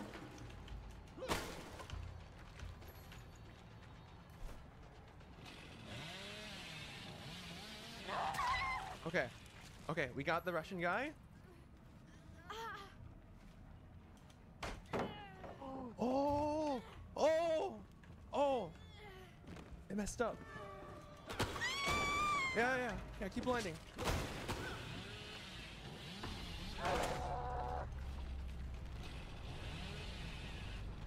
And now we have Blood Warden for endgame after the kill. The kill is the best case scenario for us. Like, we need that kill.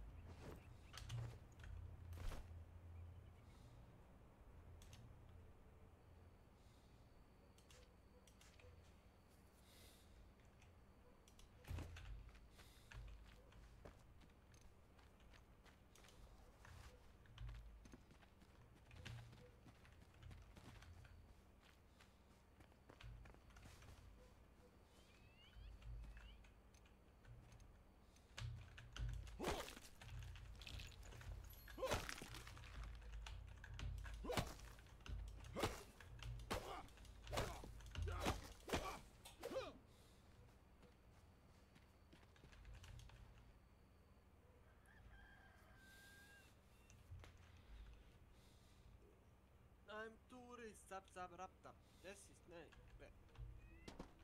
Panamericana, a? Americano. Što ti igraš? Ova igra. Opa.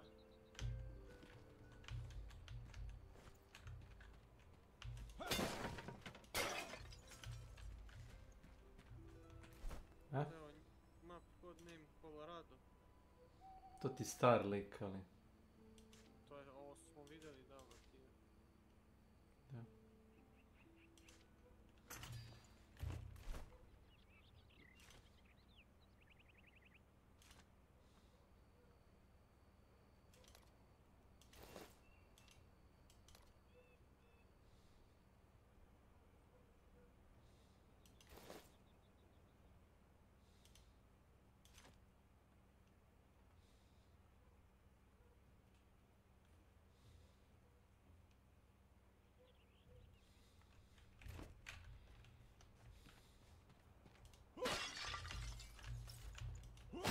Znači ovoliko.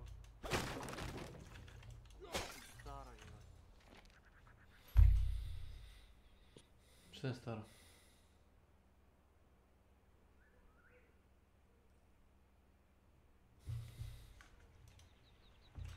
Steam. 2003. Taj lik. Six-pack. Aha. Ha? Steam bre. Steam je star. Ne Steam je star nego čovječe neurotik poslao snimak YouTube-a Steam 2003. kako je izgleda. Ja. Who cares? Realno.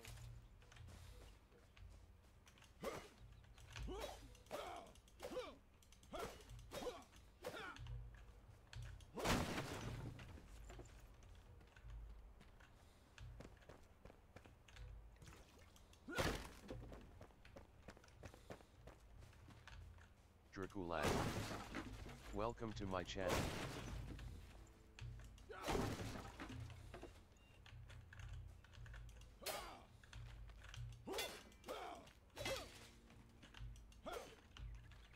Ništa.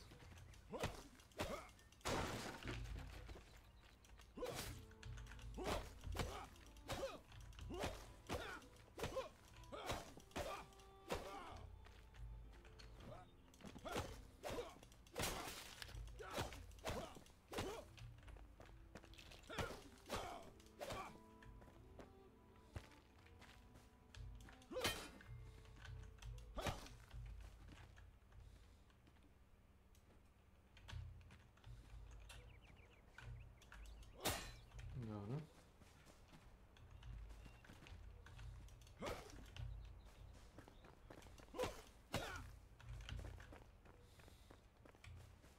Daj, uđi. Orange. Hvala, živja bila. Hoćeš napunicu? Idi!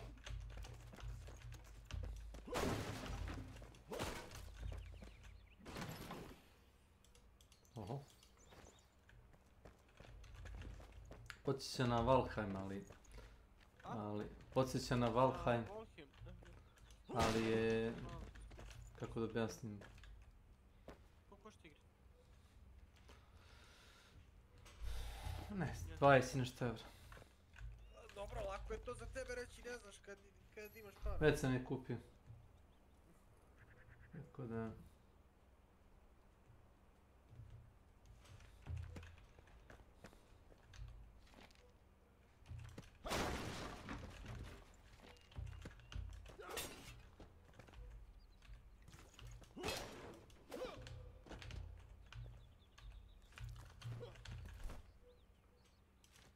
Bear Grylls.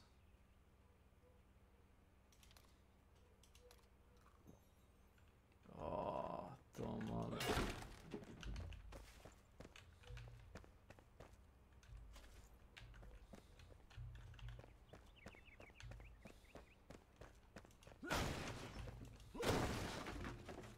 Možeš sve da razbucaš skoro, znaš?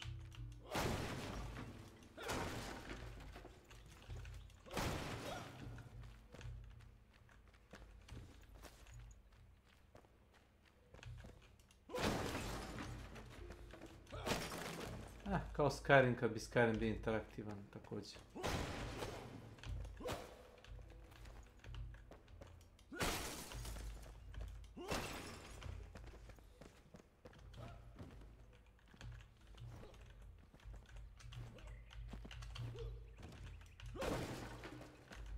Bože.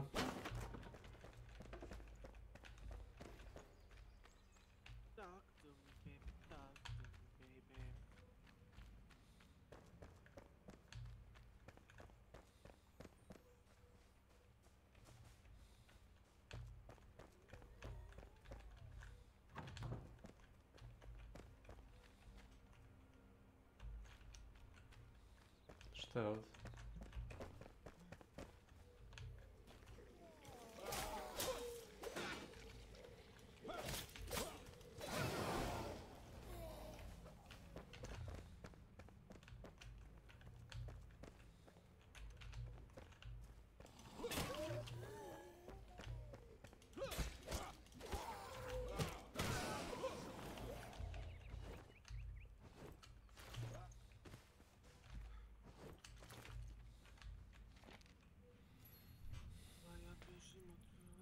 Ja sam taj.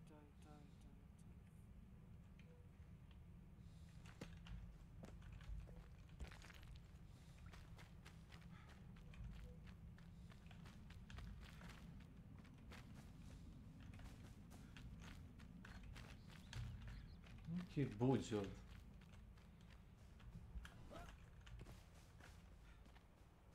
A? Ima neki buđ ovdje. Ima neko puš. Ima neki muđa ovdje. Što rekao? Buđ.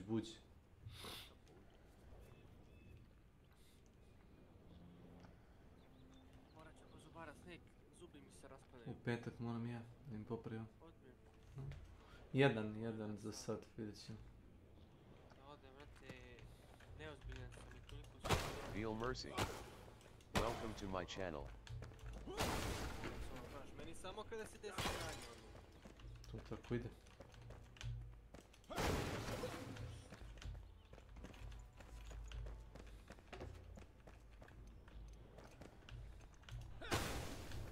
Čovjek da misli o tome. Jedino ako nisi Milan Belada pa da imaš toliko slobodnog vremena. A? Ja sam dobar. Da. Čuš šta si rekao? Šta smo rekli? Milan Belad, imaš slobodno vremena. Da. Pa da, nemamo mi vremena kao on, pa da možemo da mislimo da li nam je karijes na sedmici, na šestici, na kecu i tako to.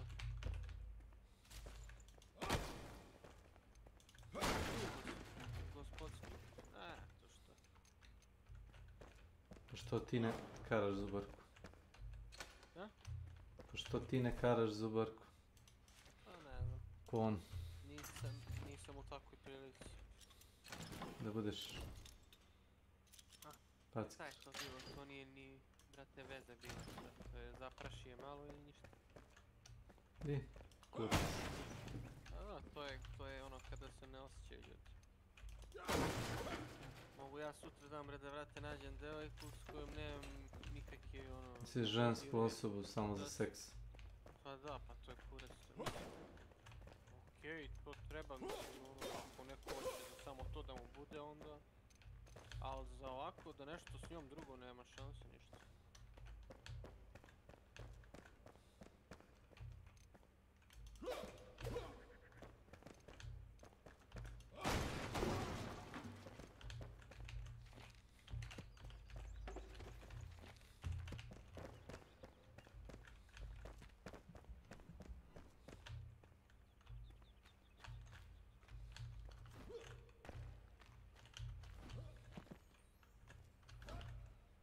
Nema šanse.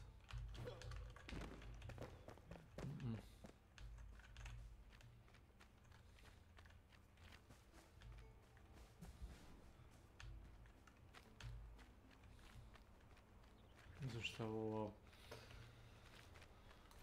Claim a spot for your base. Jebote mape.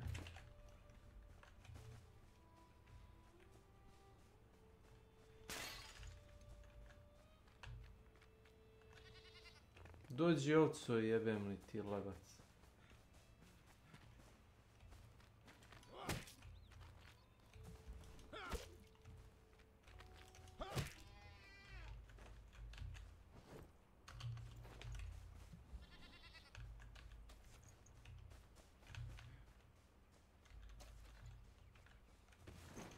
Step ahead. Welcome to my channel. Vratim se ja na samp, znaš. No. Da? Vratim se na samp. Tu ima igrači ono koji su ostali. Welcome. Vredan lik mi dao 500-600 kar svaka čast. 500-600 Stay well and listen. Yes. A pola drugi ljudi neće How are niko you bre da doing? pare, ima vrate milione jebote. Great, Ko da try new game. Znači ko da ti daju Thanks pare for iz following. rela, znaš. Yeah, thanks for follow. Welcome. Od ciganke svi jebote, neće niko, ne razumeš. Nije meni problem da ja uđem i da kupim pare za prave pare. Trying to listen to my friend talking about some ancient games. 12 godina, razumeš.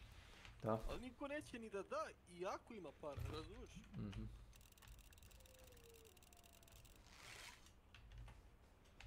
Hello? Tako i brate relo, neće niko da ti da pare, realno. Do you like this game? Seems fine. Niko neće ti da pare. Pa ne znam. Milan hoće da da pare prijateljima, znaš. Kome? Milan? Uvijek po prijateljskim cenama. Yeah, looks like something I would describe as a mixture of Valheim and Minecraft. Nice. Very nice.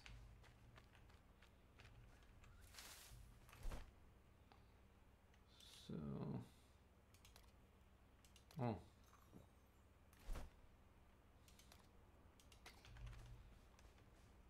Oh.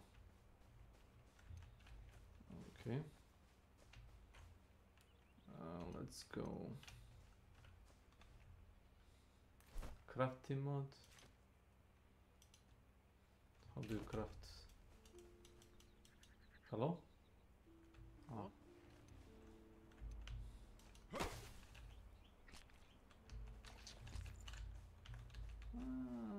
Honey. Where are you from? Balkan. Most boring place on earth. Balkan, man. It's the part of the Europe that's like in the middle. Between Italy and Hungary. Italy is on our south. Hungary is on north, and Turkey is in the east. Did I forget something? Yeah, and the Germany is kind of close-ish, and France. Those that part of the Europe, like, whom would you say that it's not really like progressive, but you know, we still exist. How did you stumble upon my stream? I'm just asking. Randomly? Do you stream daily? Yes, every day. For free. For no money, profit, no donations. Only donations I accept is for a charity. For Children's Hospital. Or, you know, stuff like that. And it's not for me. I don't get anything from it. But, you know. Nice. I also don't use the wait. I don't use the. Oh my god. Sorry. Basically, I am a professional artist. Would you like? Can I make some professional and attractive stuff for your channel? Even it would be an honor for me to work with you. Even though you said that. Can I get your Discord ID? You can. And out of curiosity, you know, like, let me see. This better be scam. Let me see. Oh, streamer mode enabled. Please do tell me.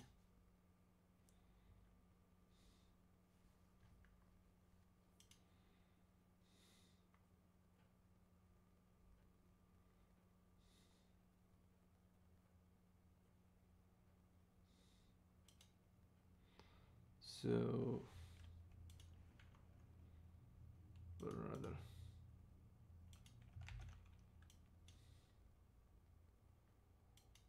Okay. That was weird.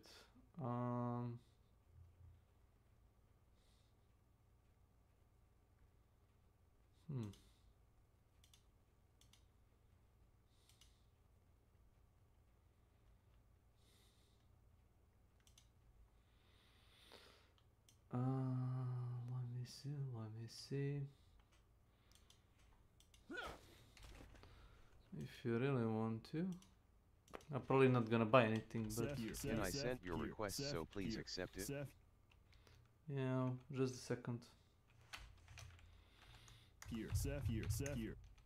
Seth, here, Seth, here. S.W.Frost. Here, Seth, here, here, Seth, here, Seth, here. Here, Seth, here, Seth, Seth, here, Seth, here, Seth, here, Seth, here, Seth, here, Seth, here. That is my unique Discord name. I'm not accepting any invites. I have a bad experience with people hijacking my fucking Discord. You can send me you can go and attach stuff on my mail if you want to, like a link to your resume. S.W.Frost@gmail.com. A lot of scripts and viruses are roaming around Discord, so no. I have nothing against you, it's just...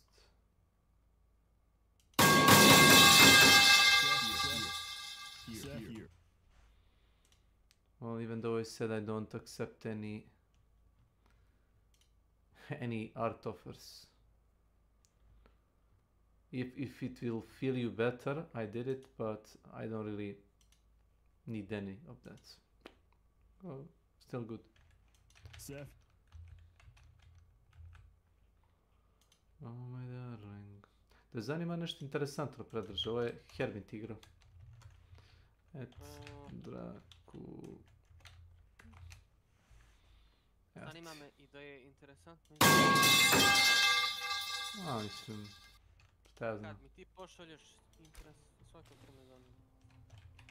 Beast Inside, gdje je demo da se proba na Steamu, a imaš na gog.com imaš full verziju igre.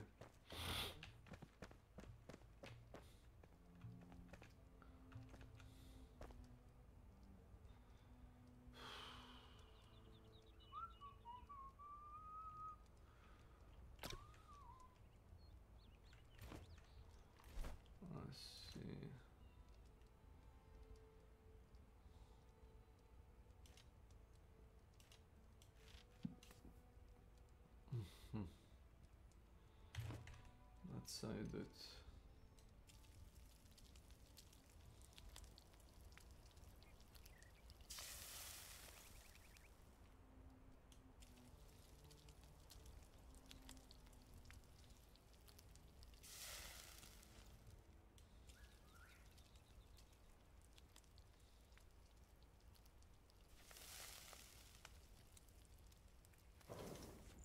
Ugh.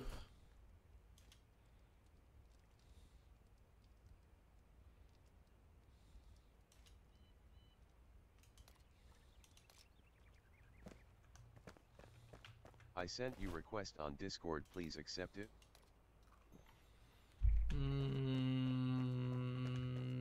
No. No, thank you. Nothing personally. I'm just like very skeptic about people stealing other people Discord profiles. So if I don't know the person for like a bit of time, nope. As I said it. I can still message you, I think. Let me see. I can still message you. Wait, which one is this? Steph? No. Rafaela? Nope. Some Pokemon. Which one is this? 4 minutes. Oh, this is you. Okay, yeah, I can still message you. There. Your message could not be the recursion shared with server recipient. Recipient is only accepting direct message from friends. I see. This is interesting. Okay. Let me see. Invite people. Here. HTTPS Discord GGEUJSNEJ. There.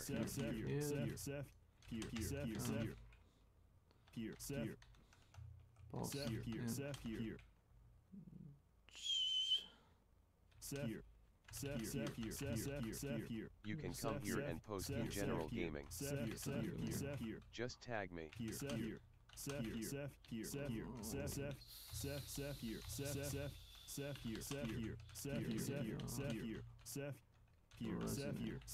And I will see your resume.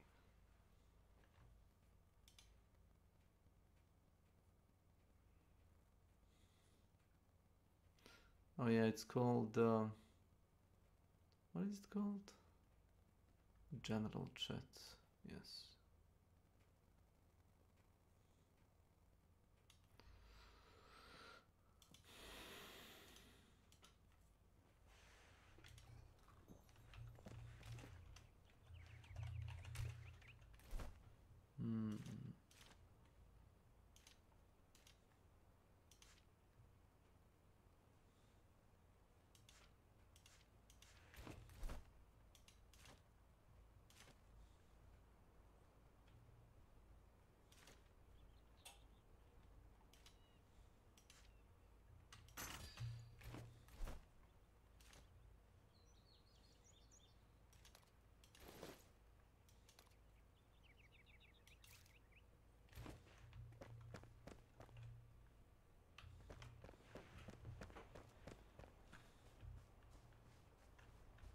Let's see.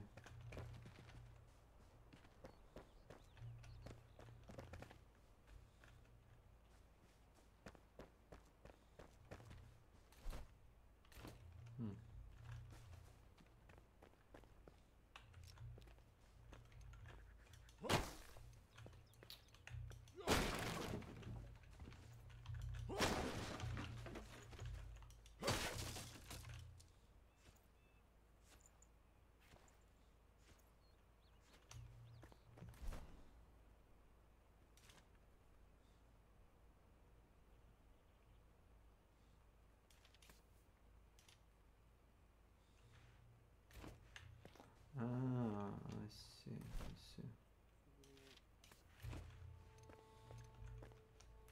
Ako pušem kurt sad.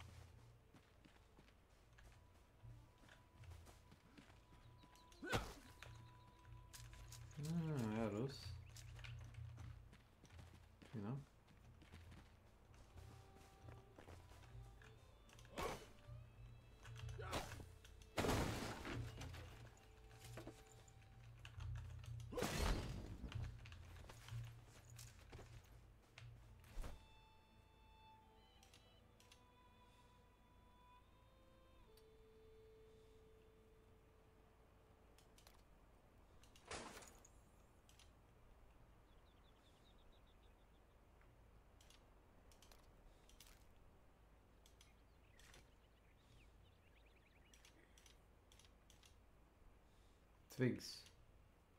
Jedan Twigs. Fuck.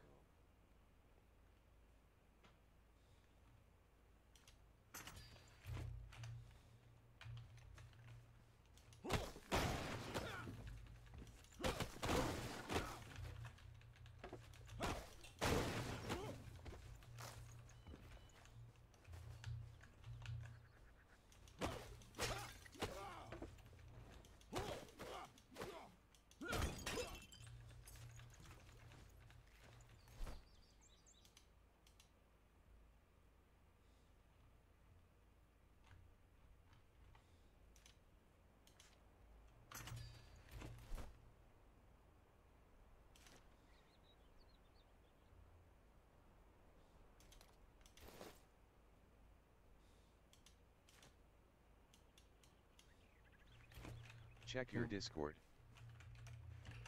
Do I? I see.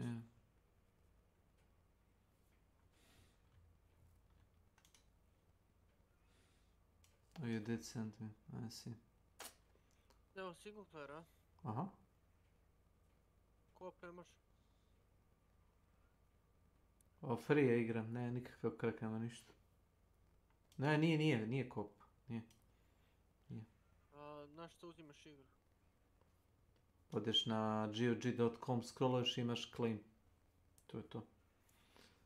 Ako samo te uloguje na profil.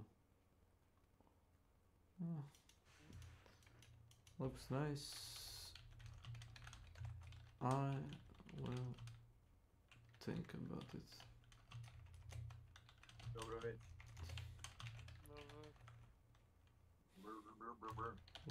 Dobro večer, rekao. Šta bi bliži? Looks interesting. Svima.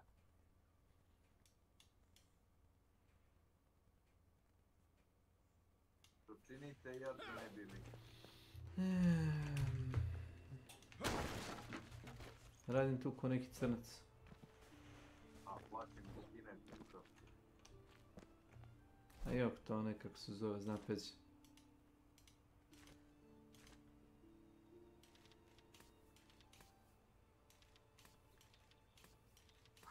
Radim kao crnac, a plaćem kao belac. Vidim da nešto pogrešio. Ne. O, zec? A te nam je Sub-Zero.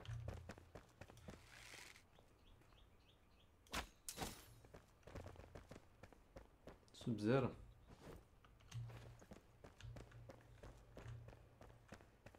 Najbolji potomak čuvene škole Hunter i Hanzoa. Sljedeći u nizu Mastera Han Shodan.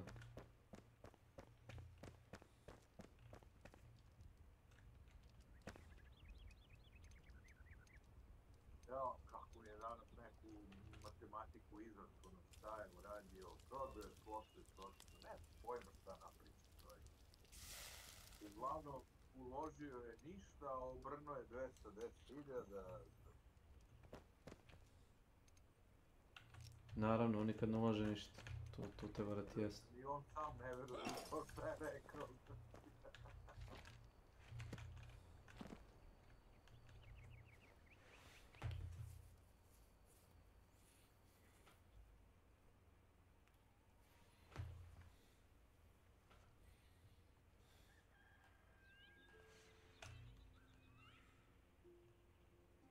Da ubrlatim da mu nije i7 dovoljno, da mora i10. Ja sam bio rekao da nisam ja sakat mogu ja da kupim sebi, da mislim da mi treba onaj Threadripper, ali ne vidim zašto. Kako ti nešto treba? Da, treba mi u takmičenju, da. U velikoj trci Da bi i on kupio. razmetanja. Da.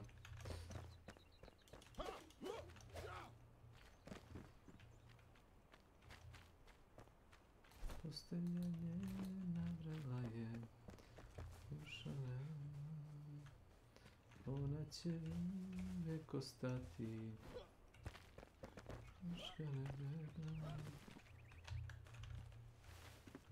Opa.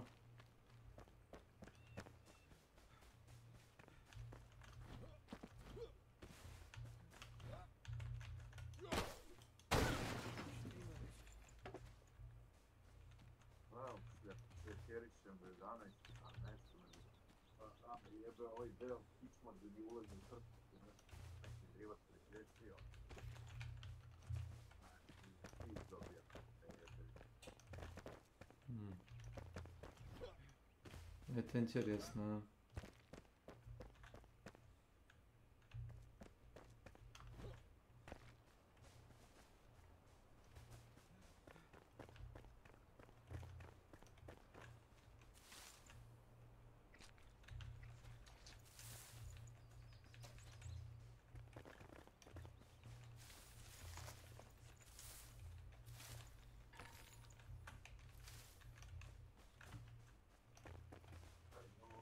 Stani, mišića mi oj.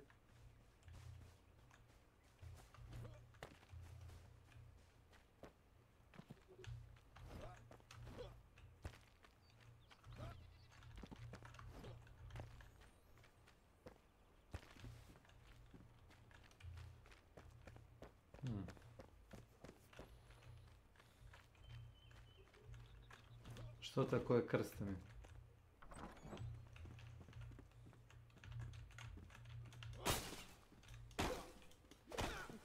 Svidjelo se kolaboracija sa Walking Deadom. Za Call of Duty, znam. To sam čuo za to pre, uhoho.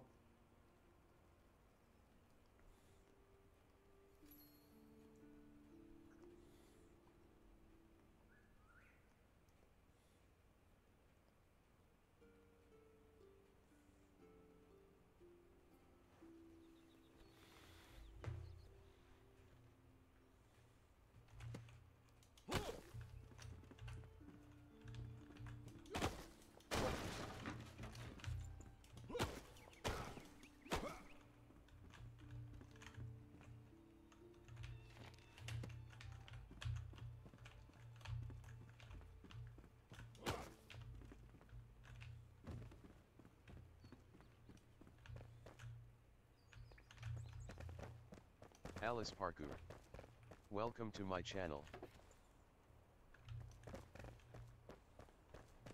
Hello.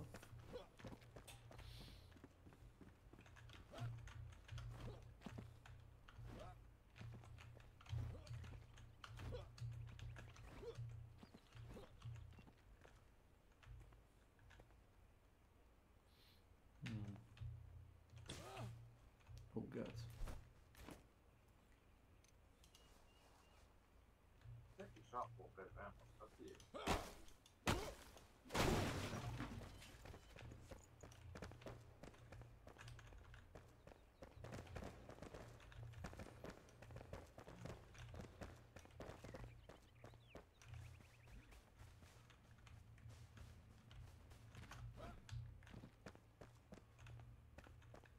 Uh-huh.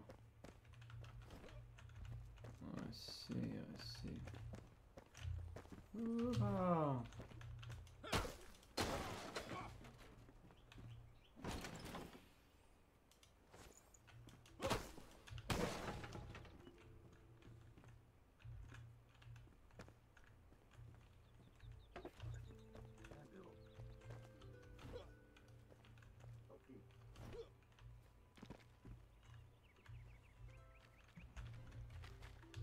Meow meow.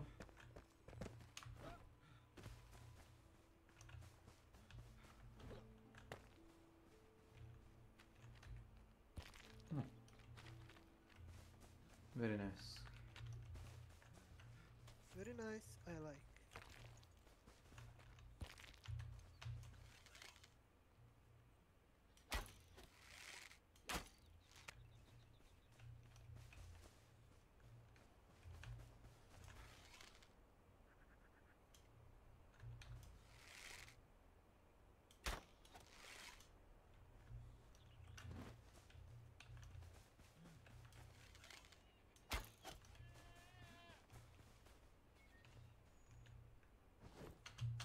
Čak mi podsjeća na gotik.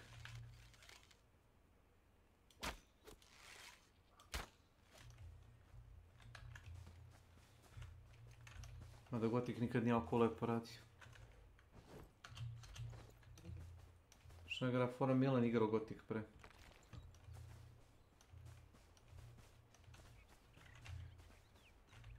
Je bio normalno.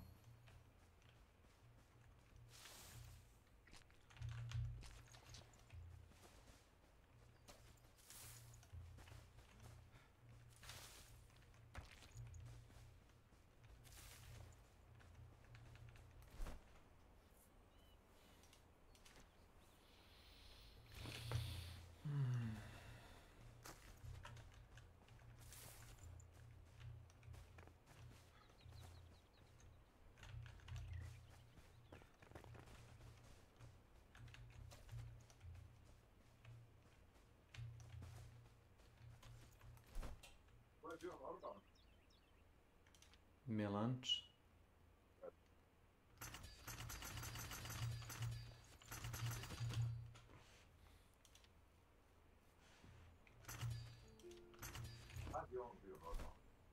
Once upon a time.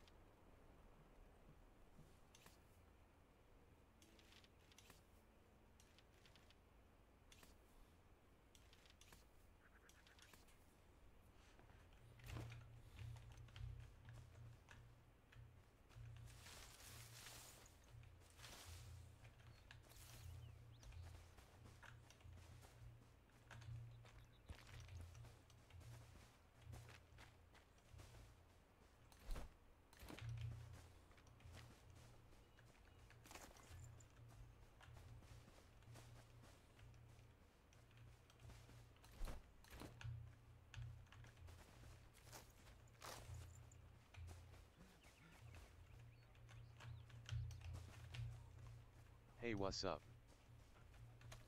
Oh. Welcome, How welcome. are you? Good, good.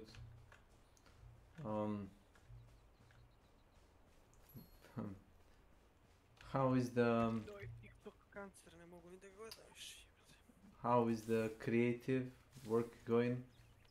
It's a joke, and it's not a joke because lately only the people doing the digital art are visiting me. So I made like a running gag that Svi nešto kenjaju, znaš, ovaj ti kaže kao instrukcije za biznis, kurac no need. hvala, sve bre lažu bre, sve kenjaju. I probably Ljudi can't nemaju leba bre da vrate, afford jedu ovi pričaju o nekim milionima. Don't work for free. A realno.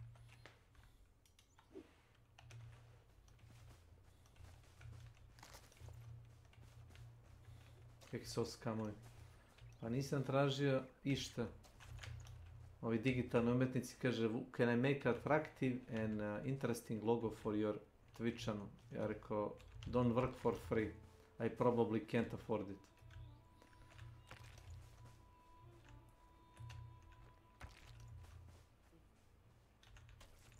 To mi Nenad pričao. Da je to najnovija fora. Da ti urade kao džabe. I onda kao pa ono kao već sam kao napravio. Da nisam tražio. Okay.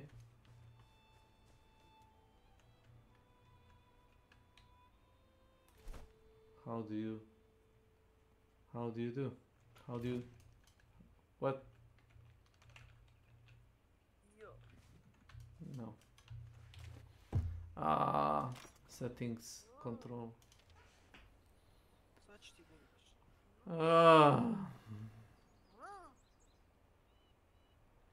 Quick builder menu, tab.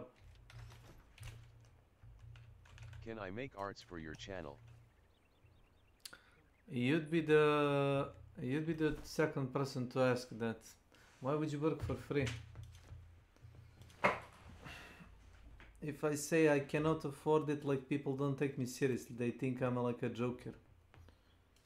You can, but it's gonna be work for free. So, you know, thanks for doing that, but you're just like wasting your time and resources when you can actually be earning money from the person that's actually gonna buy your art. I don't like the idea of somebody working for free, and I don't like to buy stuff that I didn't want originally.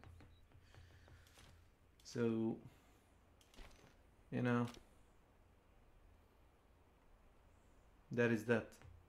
See?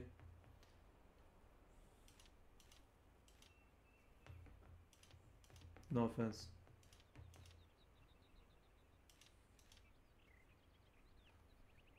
Oh my god. How do we make anything?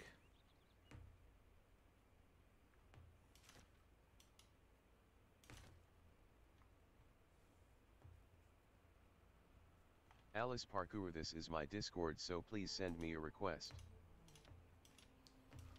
Listen, I'm gonna ban each and every person that come to my channel and start trolling me like about digital art. Like, are people just ignorant and they can't read? I was trying to be polite here. Thank you, but I really can't buy it, and I don't want people to make art for me for free. Thank you.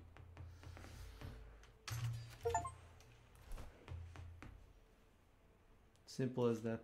O, Milan. Okay. Please check Discord. Oh, brother.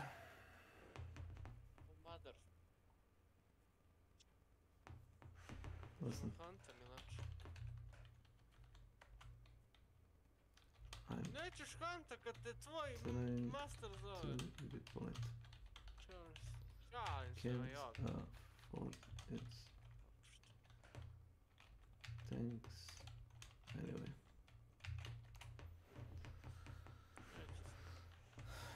Šta ja da igram Han s tobom? Ti boli se, para try hardan.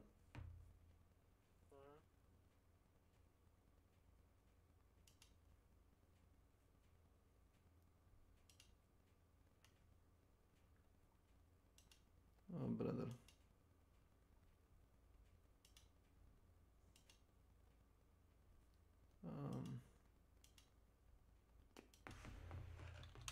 I guess. PSHTP. Welcome to my channel. This must be hard to link. My god.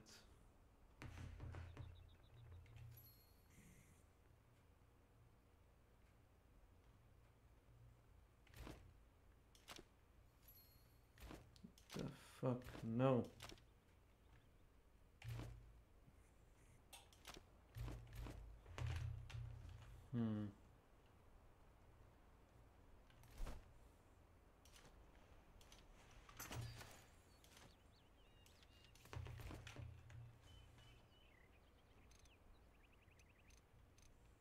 I sent you a request, so please CHCK it.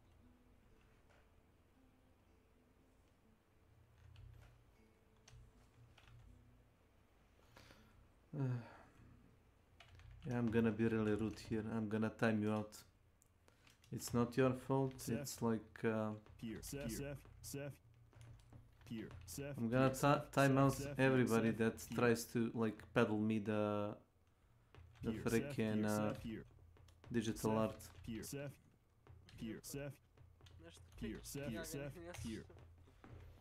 There. Sorry for being rude. Like, this is like the 10th digital artist so far.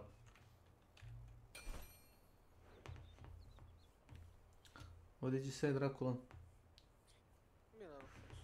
Oh. Pričaš nešto na engleski? No. I'm talking Spanish. This is nice Spanish, right? Rekao, ne znam, ja ti... Eso habla España. Ne mogu da slušam. No, also, me neither. Nije mi fokus zato što pričaš nekom drugom. Great. See?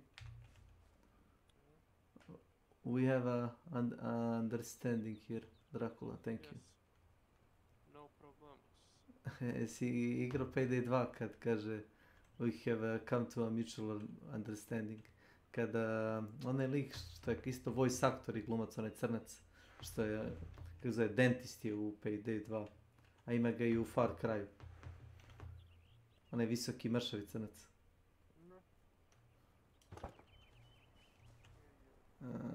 How do I move this? Fuck.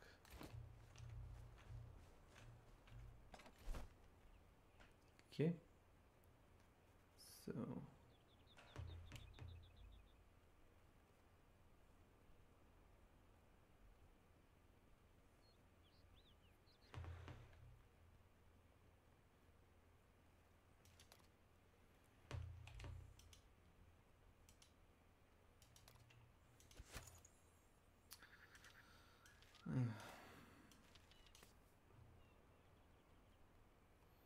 All around us see familiar faces, one other places, one other places.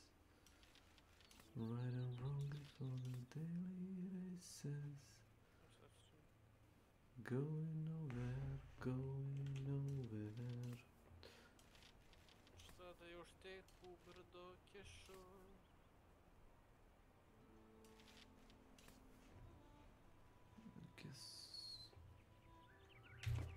Fine. What's this? What's this?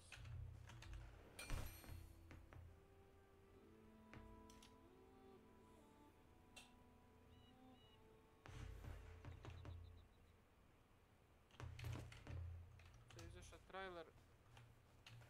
trailer za... Yes.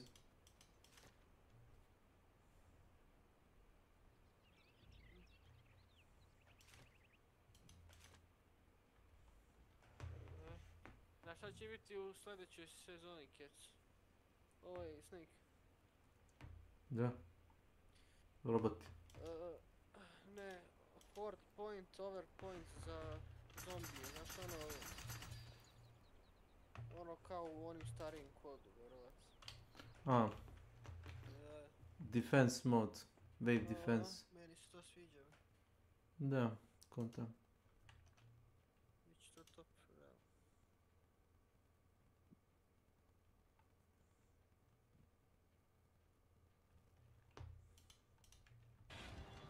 Now, playing a 3v1 against a comp squad is huge. Look, it's so perfect. It's so perfect. Oh la la.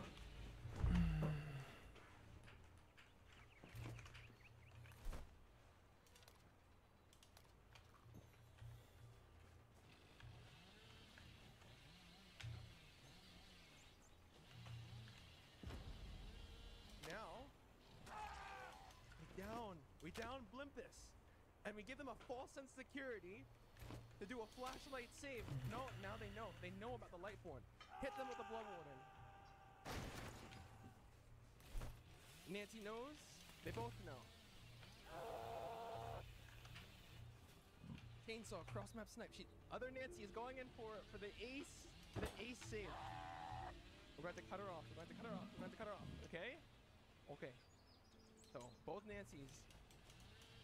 Target acquired.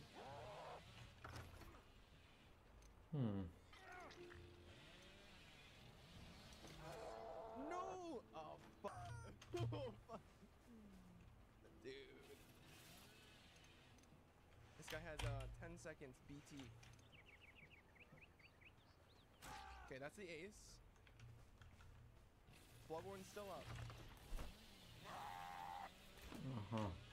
This other door is not being touched. These other Nancys, they're both at this.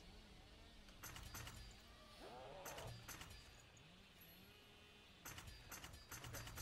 Trying to go for the save on the ace.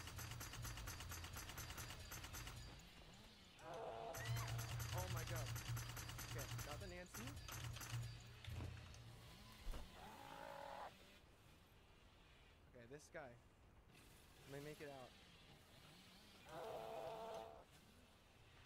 Oh my god. He's out. Okay.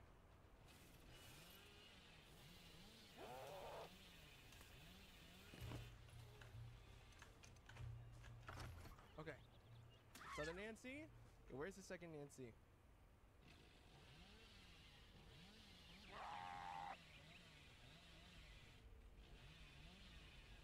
She's out. She's out for sure. It's yeah.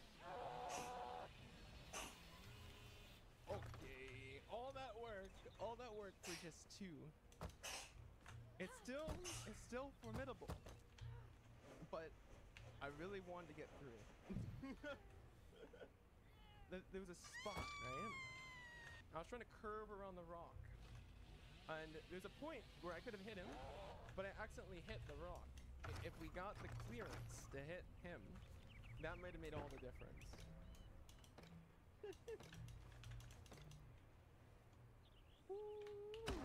Flashlight, flashlight, flashlight, lightborn.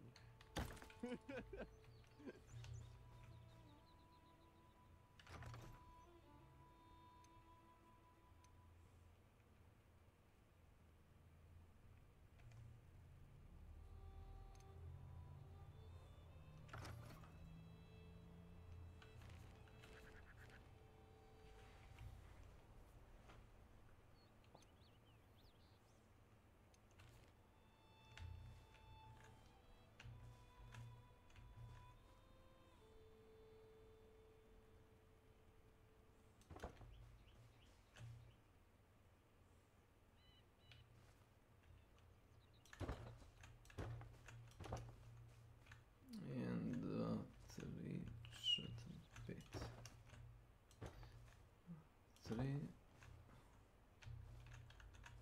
shot 3 bits.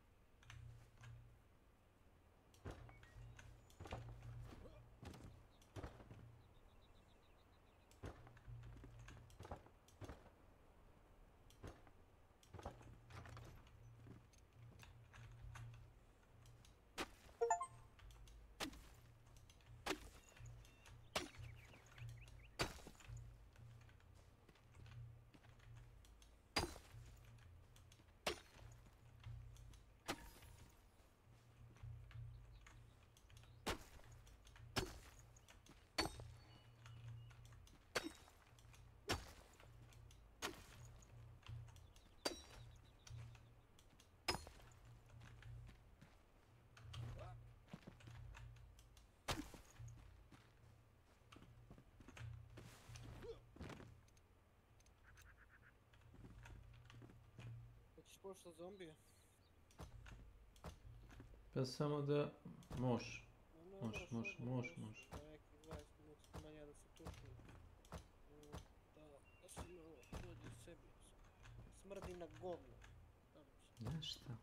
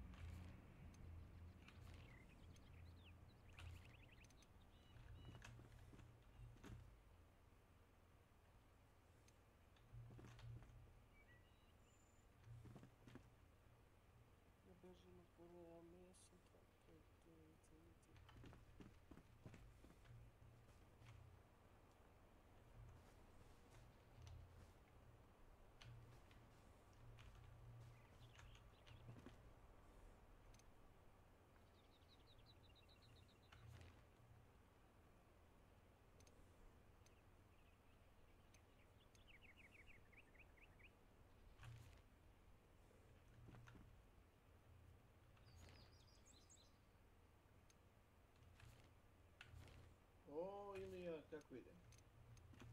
Šta znam? Kreativno, pretpostavljam. Se bar trudim da budem kreativan. Znaš, Ilija, Peđa ništa, a? Ko te šiša, bre? Vozi. Ko me jebe, upravo su. Poj, Peđa. Šta je sad, poj, kasno sad? Šta bre, poj? Šta ti meni poj? Nisam te ni vidio. Ne vidimo Znači ti si nevidljiv. Znači ti si nevidljiv, a? Kažeš mi prijatelj Predrag je nevidljiv. I jeberi ti pada ili Predrag shall remember this. Ne nego to kad igraš one... Pa ne znam, nisam još došao do dungeona, gradnje mislim. Dilazim. Ako sviđa. Welcome to my channel. Veće kocke. Kao u Minecraftu ti gradnje slično, s tim što su stavili one kao crafting menije. Kao jasno. A kao rast, na rast se podsjeća jest.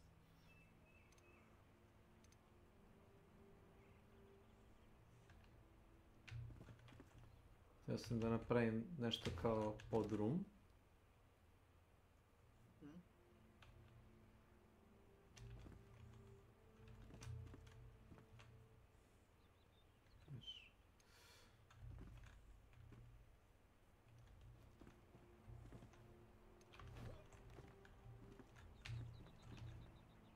Kako se rotira? Aha, evo ga ovako.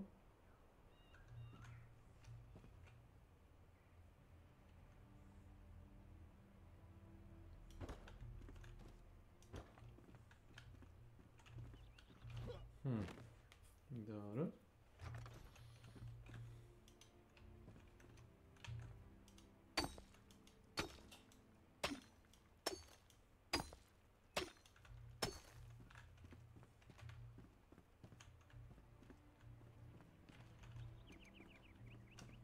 Kako da zakačim baklju na zid? To da ne znate. Možda nemaš prvi. A imam nešto tako da napravim.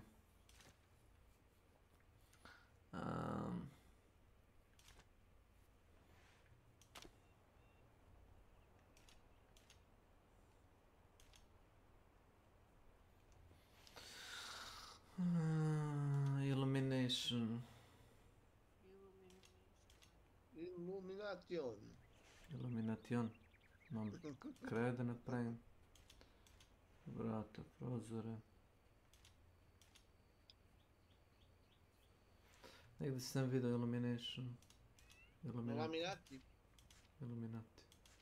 Wall torch, tam je rezin. Znači mi treba drvo.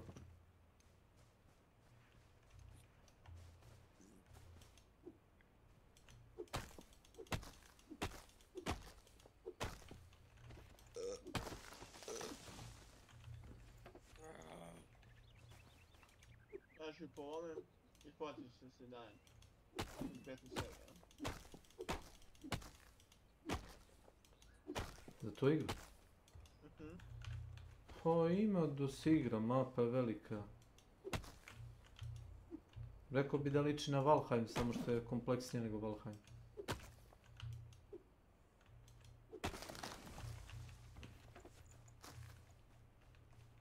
Stani malo, gdje je rezin?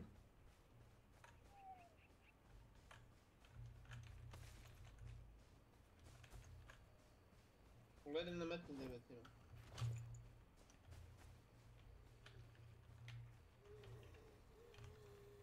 Čekaj.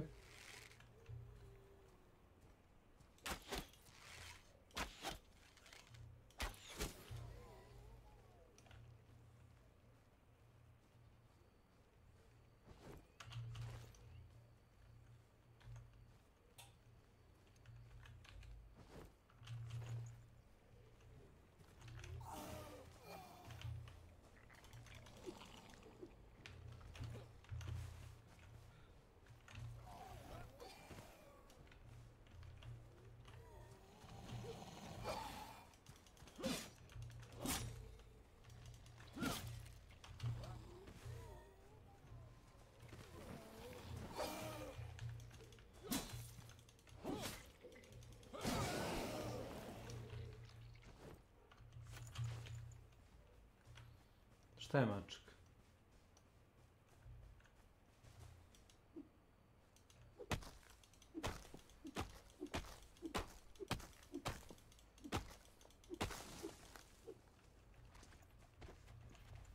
Evo, našao sam rezin.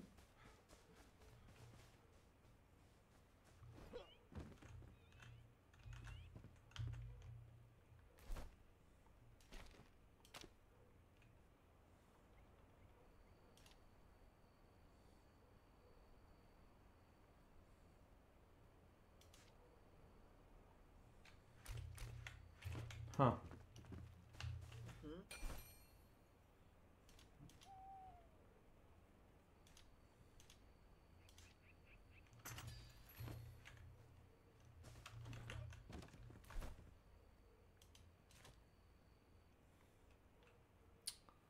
Sad je to negdje ovdje, evo ga.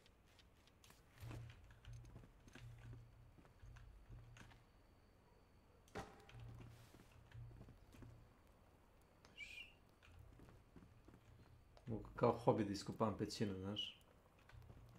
Ima na planetu bazu kako bi.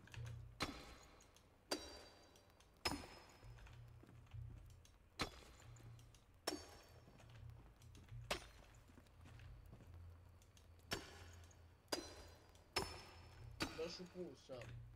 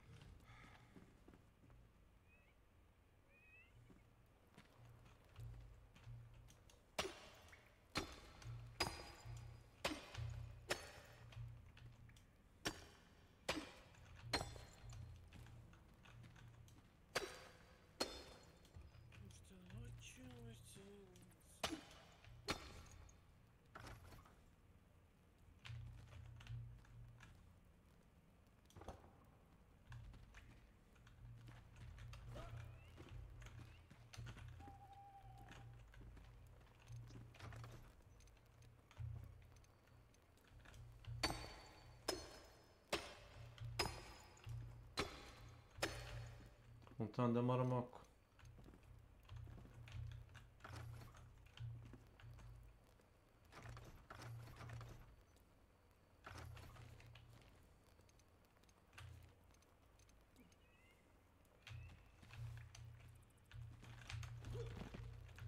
Misliš da se ne uruši, ja? Pa ne znam jeste se urušiti, ali...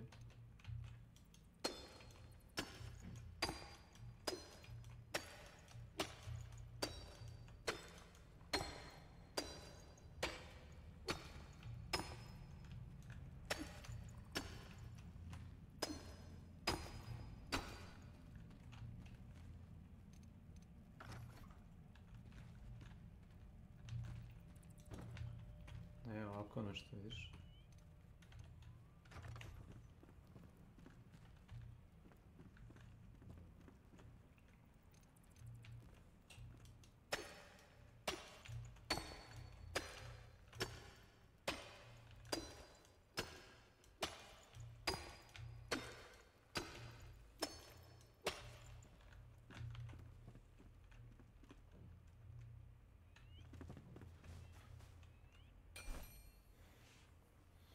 Gdje mi je krevet?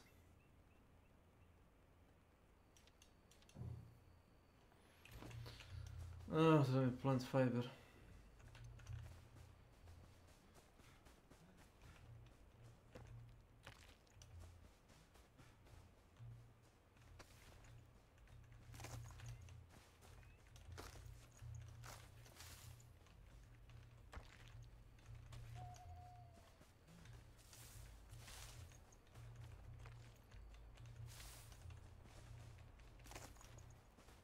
Šta je ovo?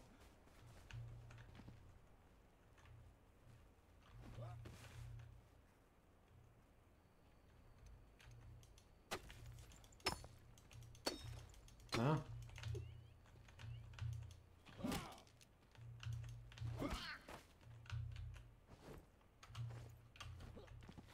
Šta bi ovo? Fast ga znaš, a? Si struo, a? Ne, u slučaju ruku bio, znaš.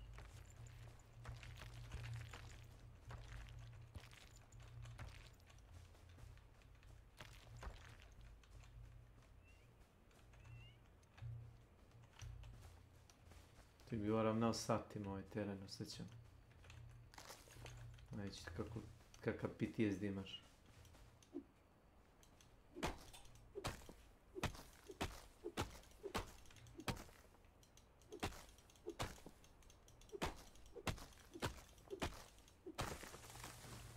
Metav je.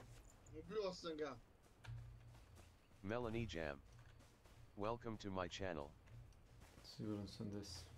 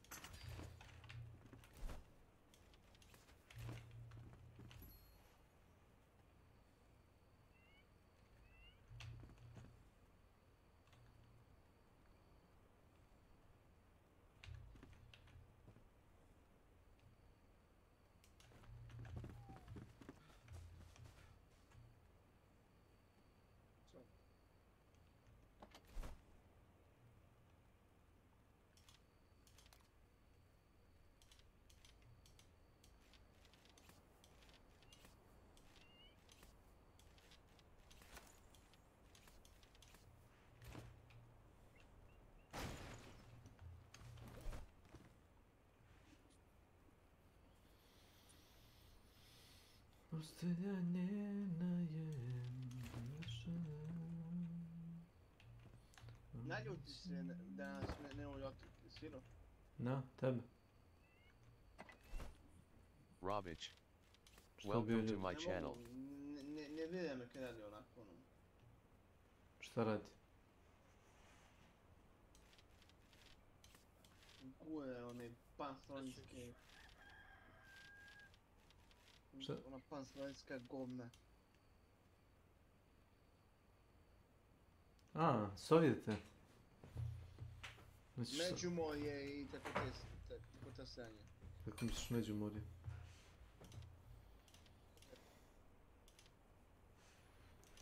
Međumorje je neka slična ideja ko Jugoslavija. Dobro. To kao velika Jugoslavija, šta? Samo uključuje Čekoslovačku i Poljsku. Dobro. Kako korist od toga? Mi nemamo nikju. Kao velika Srbija, šta?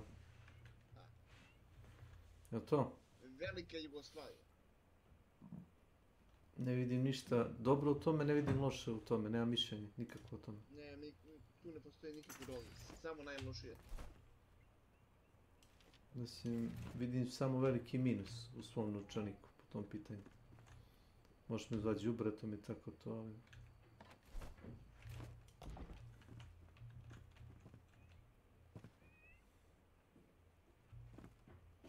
No, bačite se dok je. Vidim. Na! Što vičemo? Drži! Što vičemo? Ajde, Na! kreni naprijed. Ajde!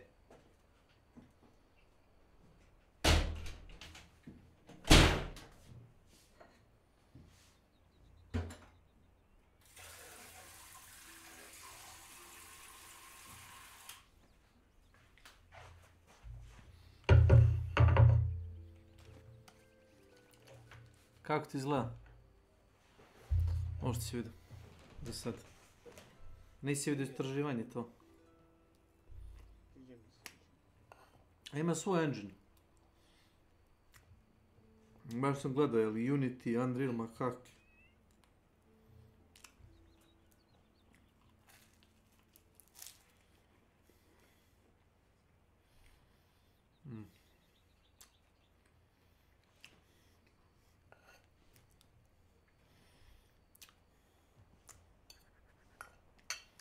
Šta je ovo? Last Epoch, jel moguće čovjek igra Last Epoch? Biću impresioniran. A, niješ. A lot of people have wanted me to play this game. This Last Epoch shit. And I do plan on it. 100%. Okay, here we go. Why should you play Last Epoch? Well, let me tell you. Let's see.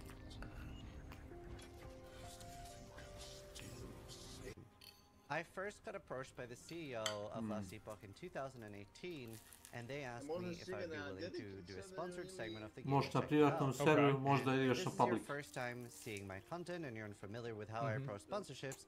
I asked him, can I say whatever I want about the game? So I want to make sure that I can always, well, frankly, roast the game if it's bad. And to this day, Judd had the best response of any game.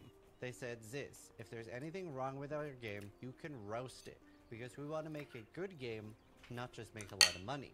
So that was a great response. I feel like people that usually aren't open for criticism about like their game or their product, they're probably not going to have a good game or good product.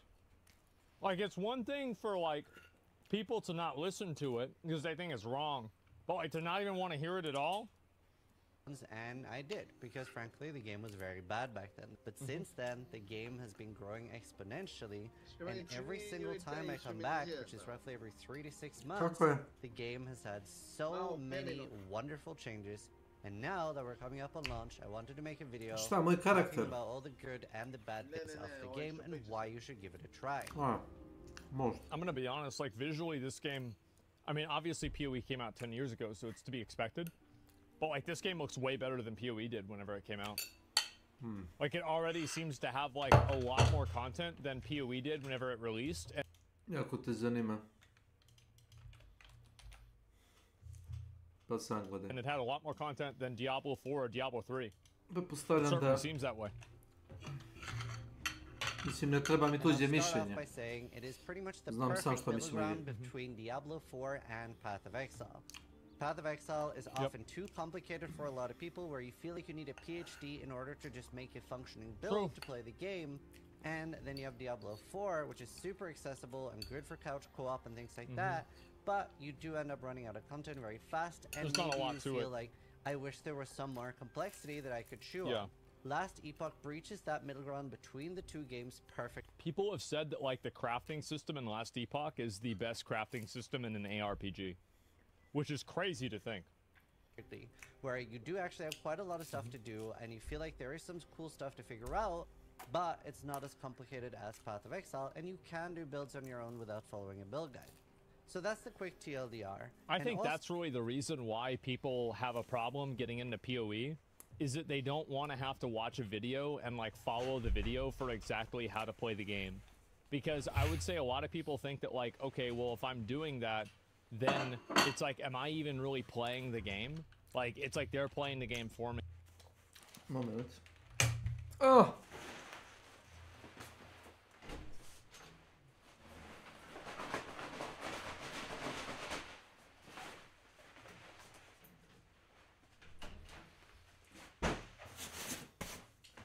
Guzica ga prevarila.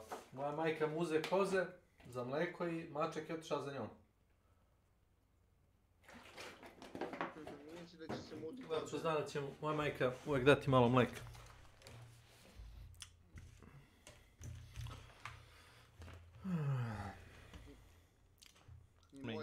So I don't know how PoE can ever make that better with PoE 2. I'm not really sure, but that's the way I think a lot of people feel. So Hoću it svoje is da very niste much nam the proveriti. middle ground between Path of Exile being a free game and Diablo 4 being a $70 game. where Last Epoch is $35 with no in-game purchases other than cosmetics. That means that anything like stash tabs, like in Path of Exile, are things that you buy in-game for gold. It's not Oh, something... wow. So there's not even like any pay for convenience stuff in this game. I didn't know that. That's nuts. Well, like, how do they load everybody else's stash tabs, though? Yeah, how do they do that? You can spend money on. So $35 is all you're spending on the game. So now let's take a look at some features in the game and explain what makes Last Epoch so cool. So, like games you have already encountered, there are base classes, and they are a little bit more rigid than Path of Exile, and a little bit more similar of Diablo 4. They do have subclasses, so the Sentinel is the base class, and that has Void Knight, Forge Guard, Paladin, etc. And we can go in-game to one of my characters, Zizabir the Druid. And what is really, really cool about Last Epoch is that each skill has its own skill tree. And this is actually very, very digestible. So, while in Path of Exile you are just like overwhelmed by a massive skill tree, here... I think with PoE there's too many variables. And so like a normal person, like without having like a huge amount of like background knowledge for the game, they're not able to accurately parse out what's valuable and what's not. Things a little bit more condensed. So you have character skill trees. So this is the primalist. So as a new player, these are all the nodes you need to look at, right? For your first 30 levels or something, pretty easy to go through and see what all of these do. Yeah. The big relief is that respecing is very accessible in this game. A large problem with Path of Exile is that respecs are very inaccessible to new players. Yeah, I think that's a huge problem with PoE. Like, in my opinion, I think that's one of the unironic, like, and unnecessary PoE Ls that they have. Is that, like, I think you should be able to respec, like, at any time you want, whatever you want, whenever you're still in the campaign. Or, right, before you even get, like, out of, like, white maps or maybe something like that, right? Like, it's just, like, why lock a level 55 player into a bad build? Like, they're just gonna quit the game. Something I think Diablo 4 did very right, and Last Epoch does as well. And then later on, somewhere between, like, level 20 and 30, you will... Čekajš, novi? Gledaj ko onaj novi valut, onaj dungeon. Gde u Path of Exile? Ne u ome be, odmah se...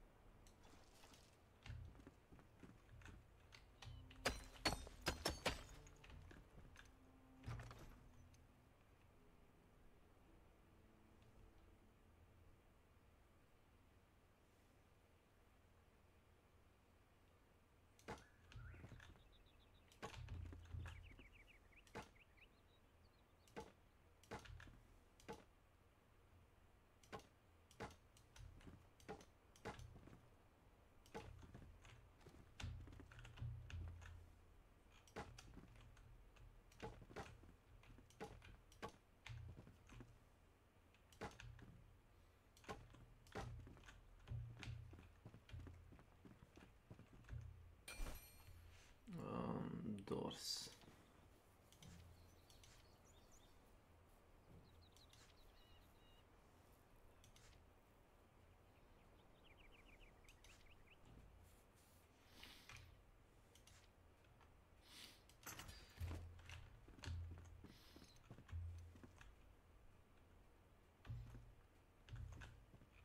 Ajde nemaš neki kao podzemni onaj ulaz za swimming i tako nešto?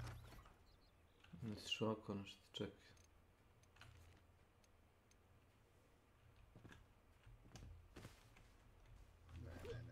Ne, onaj poklopac koji ima jedan. Hatch. Vjerojatno imaš, ali moraš da ga zarotiraš. Ako si na to misiju. Viš? Oko si nešto teo, da?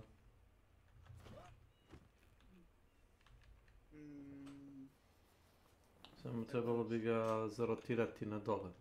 Da je na pod. Da.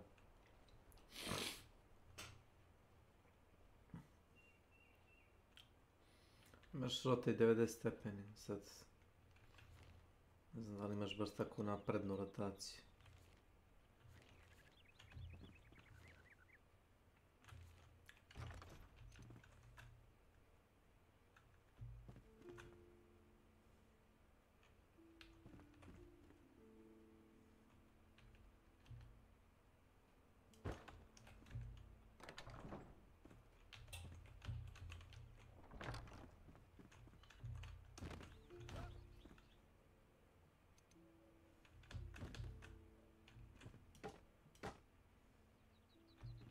Ovo je seljačka varijanta, ali mislim da je najjednostavnije.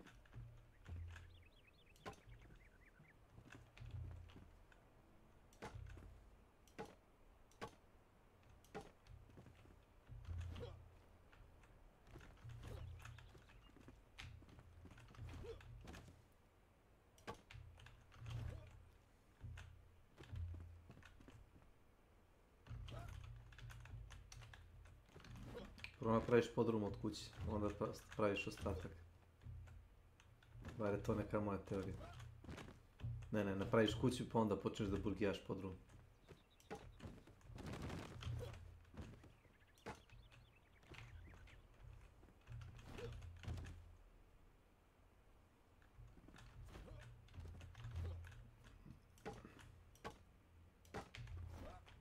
Okej. Izgleda dobro.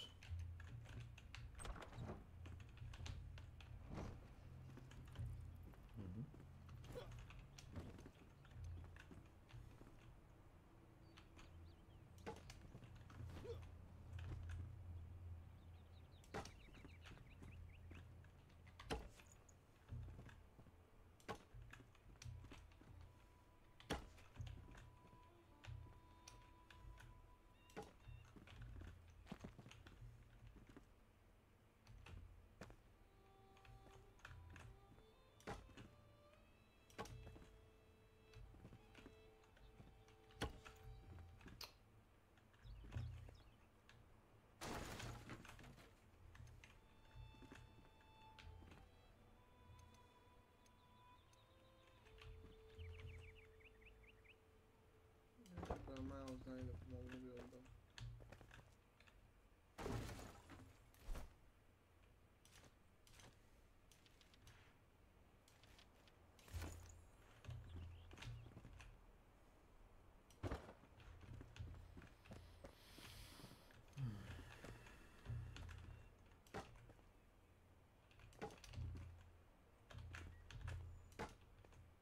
Evo za kill.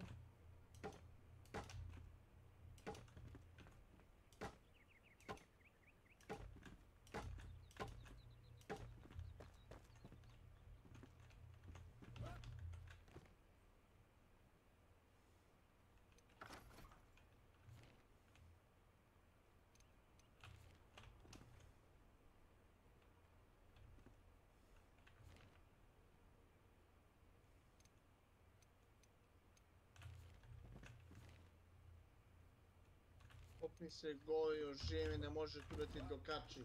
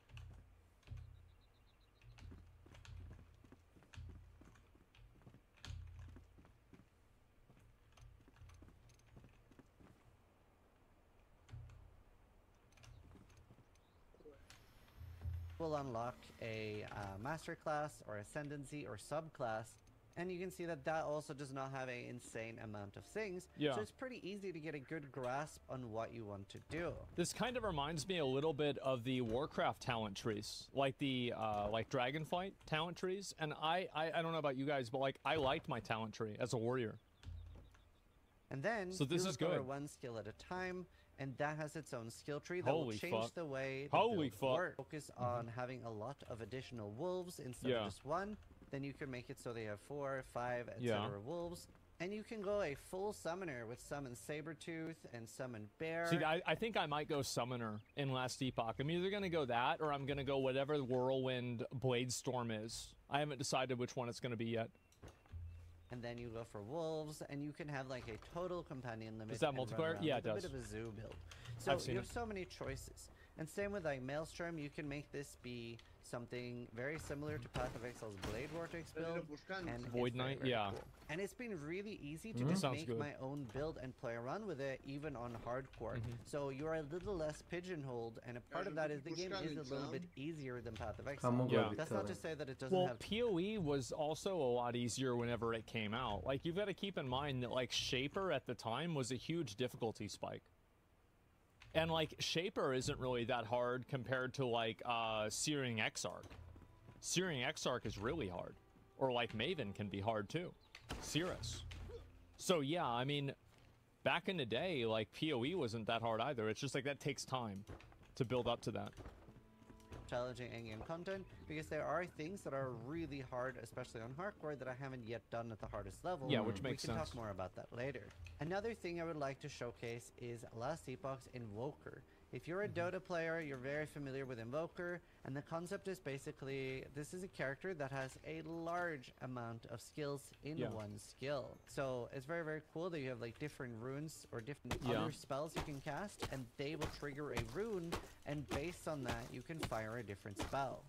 Now, normally the way this would work is that if I'm casting 3 fireballs, I'd be getting 3 fire runes, and then my R would cast that as a different spell.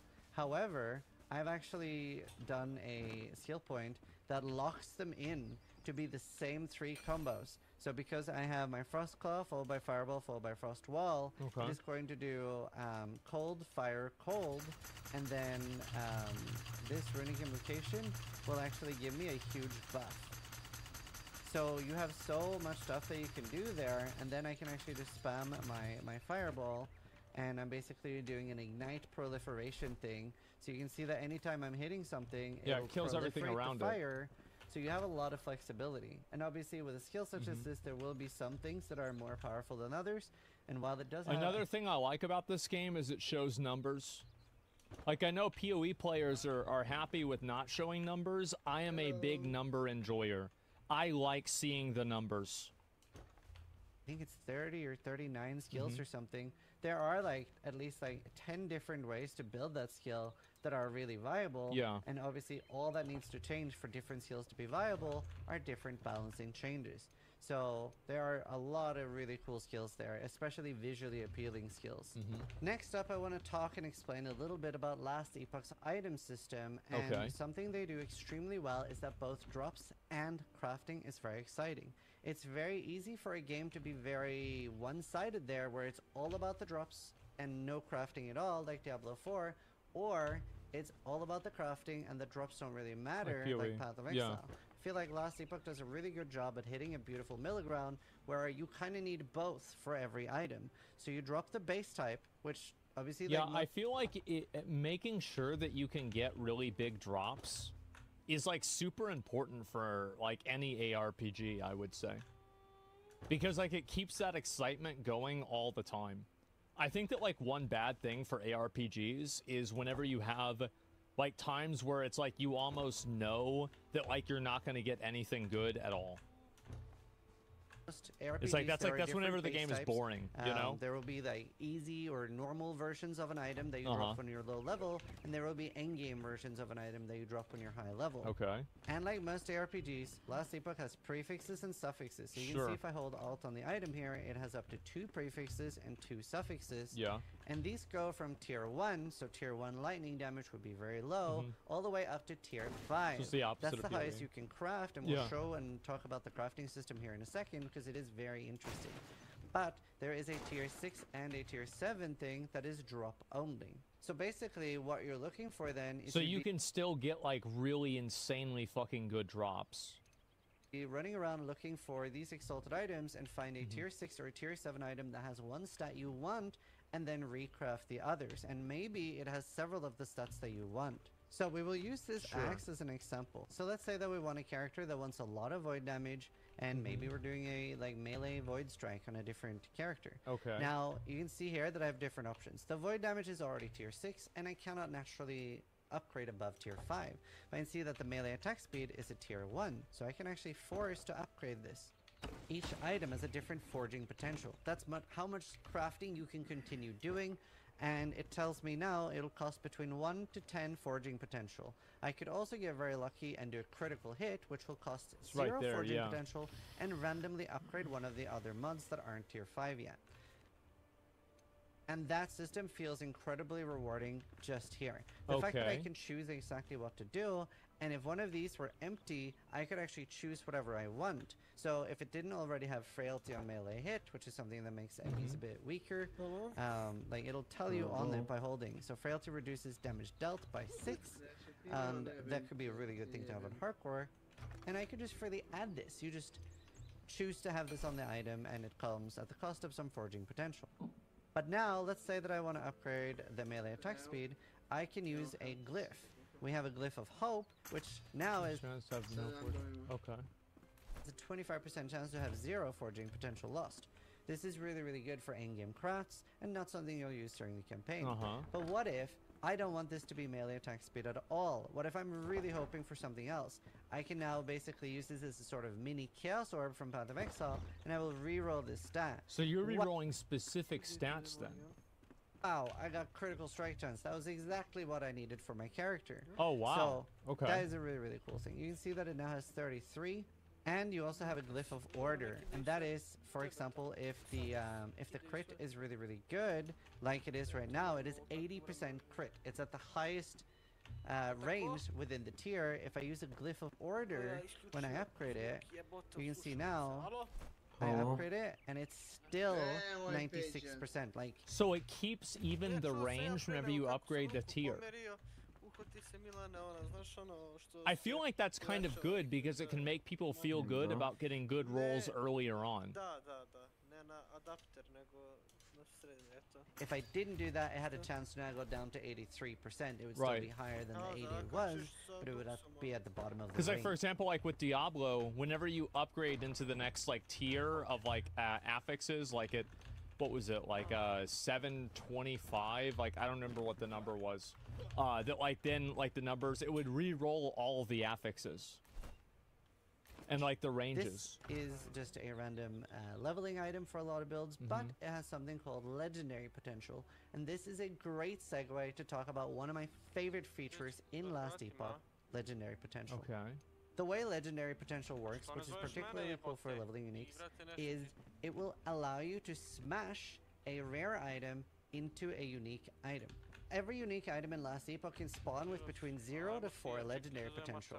The more common the item is, the higher the chance it is that I'll have legendary potential. So what is legendary potential and how does it work? You can actually smash this together with a tier 6 or tier 7 exalted item, and it will take some of the stats. If it has 4 legendary potential, it'll absorb the entire item. If it has 2, it'll absorb 2 at random. And here you can see a leveling item, Firestarter's Torch, and this had 3 legendary potential. I Okay. smashed this together with a another scepter that had 157 fire damage, and I got really lucky and it kept that fire damage, making an insane leveling item. And I'm actually kind of proud that that was my suggestion to the game to the developers. And a lot of players don't like doing the campaign repeatedly in ARPGs. Yeah. I talked to them and I was like, it would be really cool if we could make super cool twink items to level through the campaign really fast. And they thought that was... I feel like that's something that I liked about Diablo 3. And that's one of the reasons why I like trading in games like this, is that even if you, like, you get a good gear, a good piece of gear, you can still use it for leveling another character. Like, I always liked that about Diablo 3. Like, I would get some really good wand or, like, a really good bow, and then I'm like, oh, okay, well, maybe I'll make a wizard. Really good idea and put it in the game and remove the level requirement. Yeah, like Classic WoW has that too. Legendary potential items. Yeah. So that, yeah, your first playthrough of the campaign every season is going to be very similar, but on your second and third, you might have really cool items that you're looking forward to using, and I think that's a great way. It's like kind of like a tabula rasa in PoE. That. Another really good selling point of the game, I did previously mention that respecking is very easy, and it is. So the more you level, there will be a minimum specialized level. So if I completely unspec out of this, it will go all the way to, like, I believe, yeah, right now level 5, and later on that will get higher. So you will have like a minimum required level that it will start at when you get a new skill or when you respec entirely. And you have accelerated XP gain until you're caught up with your other skills. And if you don't want to start over completely, you can just remove 1 point entirely for free. And for your skill I feel like this game has so many like common sense solutions to a lot of problems people have had with ARPGs for like 10 years. Like, that's what I really kind of like about this, that feels refreshing. You can just click on a point and remove it. So we can go here to Rune Master, and I can just like remove it for 140 gold. So it's actually very, very cheap and accessible to respec, which is a really good thing. The only downside is that currently you cannot switch. If I've chosen Rune Master, I cannot unspec out of that and choose a sorcerer. So you really have to be careful when choosing your ascendancy. This is, in my opinion, a really big negative of the game, and something that they should change and make it easier to switch between them, so that you, especially as a new player, have a little bit more room to experiment. Maybe you didn't like the Rune Master after all, and you really want to try a sorcerer. But yeah, I think that's generally always a good idea too.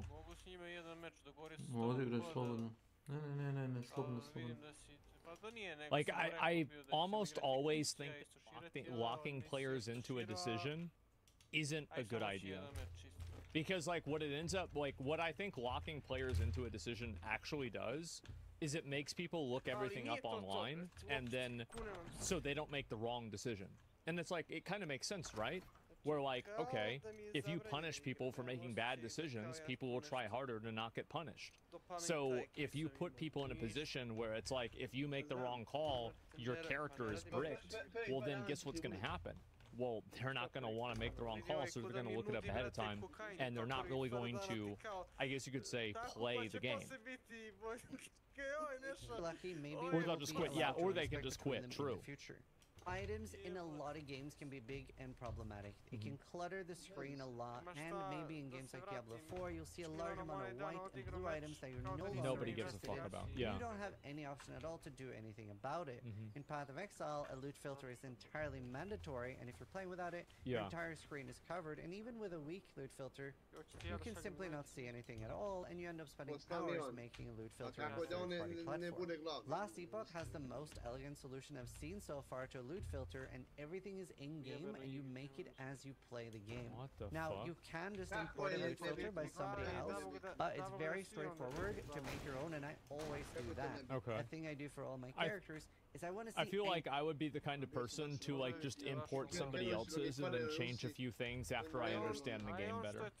Which is, I think, what most people will do that are, like, kind of semi-experienced, semi-not experienced.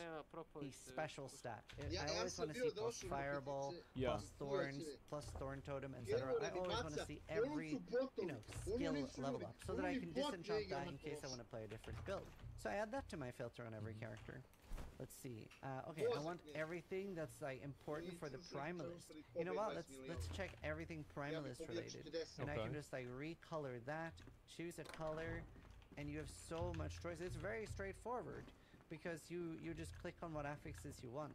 I think the game does a pretty good job at telling you what's important. You're playing a melee build, you probably want melee physical damage, etc. So it's a very intuitive and easy loot filter that you build on the fly. And maybe you like just want to see Solarum Greaves real quick. You can just turn that on or off at the click of a button. And obviously we could talk about this for a long time and explain more about how the system works. But hopefully just by seeing this, you can see how straightforward it is. Very easy to just add a rule. I think it's something that like it looks complicated a little bit. I mean, to me, it's like this looks kind of complicated. But I think that also after you play the game for like 10 hours, you're like, oh, okay, this is the kind of stuff that I want. And play around with the conditions. Yeah. Whether you want a base type, whether you want a special rarity, and things like that. It's wonderful. Now let's talk about the premium content of Last Epoch. And it actually does have a pretty robust endgame. Okay. I would say it has more content than Diablo 4 and some really cool things to do. But this is also one of the weak points of the game if you're coming from Path of Exile. It does not have as much content yet because, well, we are getting ready for the initial release of the game. However, I don't think that's necessarily like a bad thing. And also, I mean, you can't expect a game that just releases to have the same level of content as a live service game that's been adding content for 10 years. It's just not realistic to expect that. They are going to have leagues and add endgame content, so very much looking forward to see what they're going to do here. But first, let's go over what the endgame content is in the game. So here you can see different islands. You start off here and you have a little 58 area, which is very similar to where you are when you're finishing the campaign. And you have something called the Monoliths of Fate. Okay. And you will be on one of these islands, and later on you will have a... So it's like hard mode or easy mode, I guess. It's like higher corruption. It's like BFA. A normal zone, which is 58, 66, then 70, etc. And later you will have area level 100 monoliths. These are like high level endgame things. Yeah. But let's go look at the normal one. And here you can see that there are loads of different islands. Wow. And here you have a... This reminds me of the Synthesis League in PoE. A lot of different player agency on what type of content you want to see. So what if I really want like exalted helmets? That would be like helmets with tier 6 or tier 7. Dobro, ako ne igraš action RPG, to nije za tebe te more available in the in-game ones, but even early you can see like here I'm getting piles of gold. Here I'm getting epic shards. Here I'm getting glyphs. Možda se uzme ključ, ne. So it's like each one of these effectively maps act as like a way of target farming. Is that it? Guaranteed unique.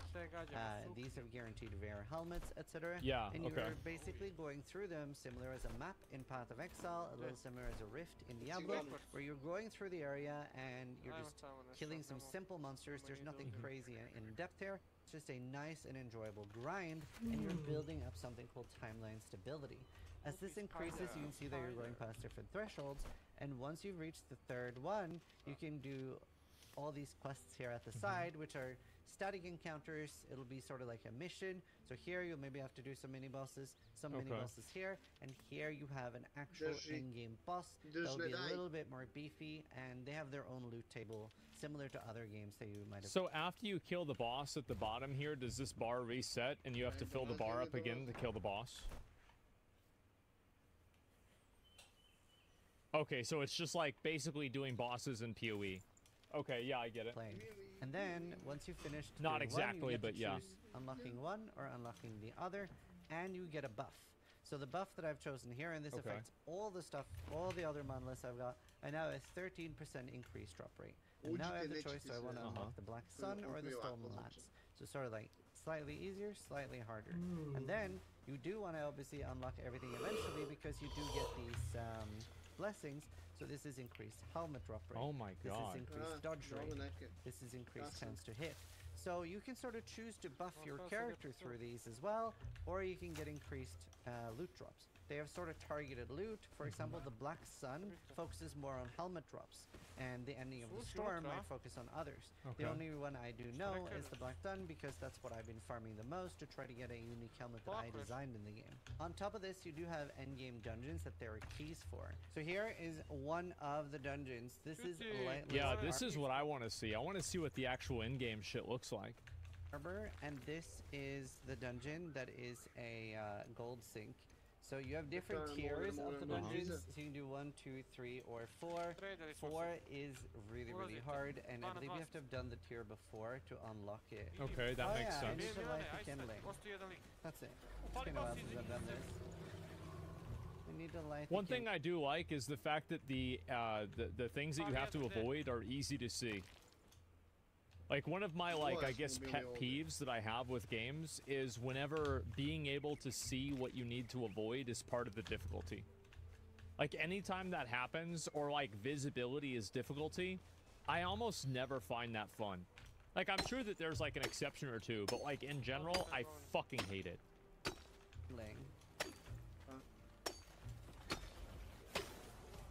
You know, different colors, yeah. Like, I mean, PoE and Diablo also have problems with this, too. Are those, like, all his rats? We're burning that. Wait, he has 10 rats. Okay. I'm a minion build, so they're just killing everything else. It's kind of Arcali's fine. This is the helmet that I designed.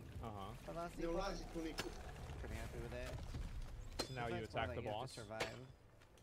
And then burn it. Oh, it's a soul. And then we have insane damage. Za ovih 500 sati, za ovih 500 sati nikom nije ušao.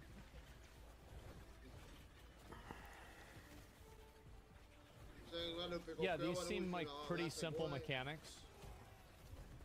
Okay. Alright. And he's dead. This is the easy version of the fight. Oh, I haven't seen that before. Wow. Leech health. Wow, that's a lot of crit chance. I guess that's new. So now we can go into the vault, and this is the main part of the mechanic. So now we can say yes or no to different chests. Like, do we want a chest that drops several idols? No, we don't. Do we want a chest that drops a rare item, an assaulted item, and a set item? Sure, that sounds good. Si mene zvao šta? Kako sam ti zgodio?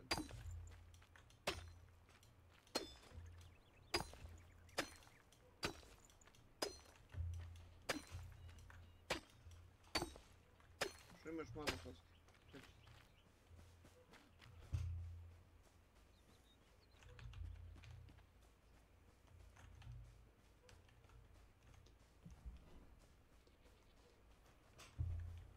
Jebeš, on nije bio OP ovdje. Peđa? Jesi ti sjećaš ovo bio na Patmosu? Nemam pojma.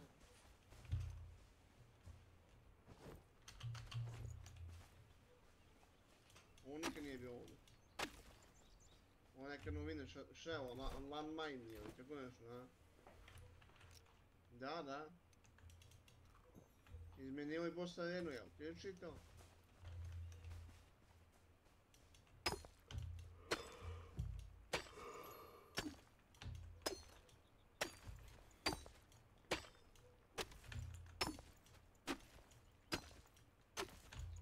A bude krenuo bounty, će ga uzeti.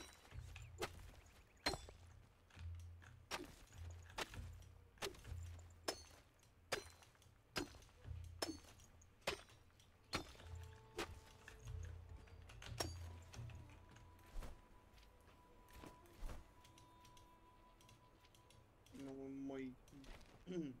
Snema niko. Debeli... Trčki kurac, to.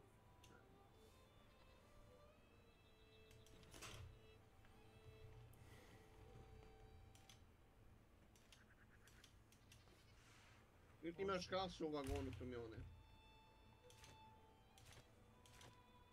Čuješ ti opet, šta će? Realno, šta uzet ću ja? Mogu sve teore da uzmu. Realno, može da nas kupi sve. Može moj kurac. Boris Makić ima 600.000. Brate, ja moram da vas razočaram, kunavam se. Mislim, okej, igramo mi ovako zbog vas igram, ono, pričamo, sprdamo se. Ali ovo, ja ko da nisam ni gasio igru, bet. Znači, ono, osjećaj kurčina, bet, ništa novo. Isto. Znam jebate ovo bolje nego svoju sobu jebate. Kad će novu bre mapu bre da stave, šta, kad će bre da rade nešto? Stavio ti Ilija za novu mapu nešto.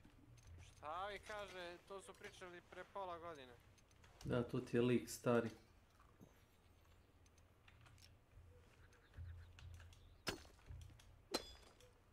Ovo je odlična igra, nego što se ja 3000 sati spucao i zasićenjem. A u CS? Nešto didi, da. A za ha? CS je tek kurčina. U Huntu makar chillam, nisam pod tenzijom 45 minuta uvijek. A u CS...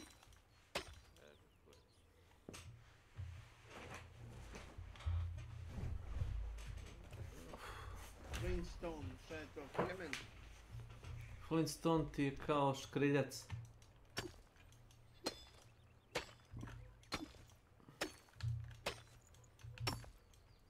Jer se on u nekim igrama ne koristi kao na pangliš sa njim i to. Pa da. Možeš toga strela napraviti kon to.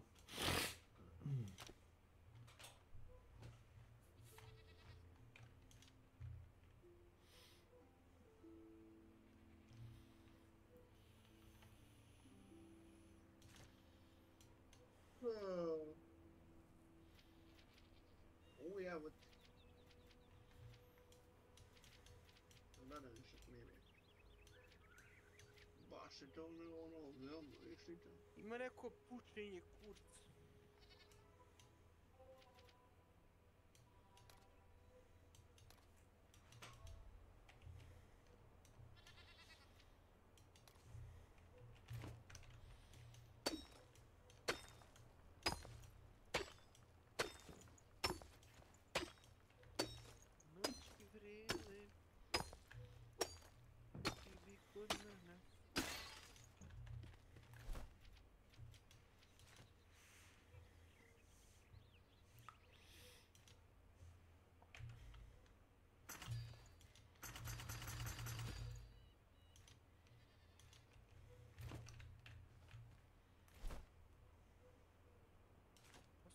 See you, but they can steal.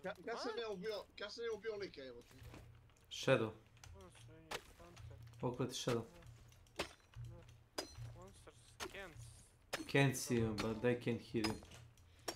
Bre, mi nismo imali tuču sad, evo ti. Pa mene niko ne može ni da vidi svakog. Ne, igrači mogu te vidjeti, zombi ne mogu te vidjeti.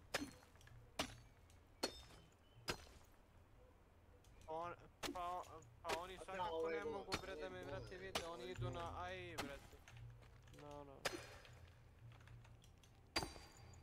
Mozak otišu na ispašu.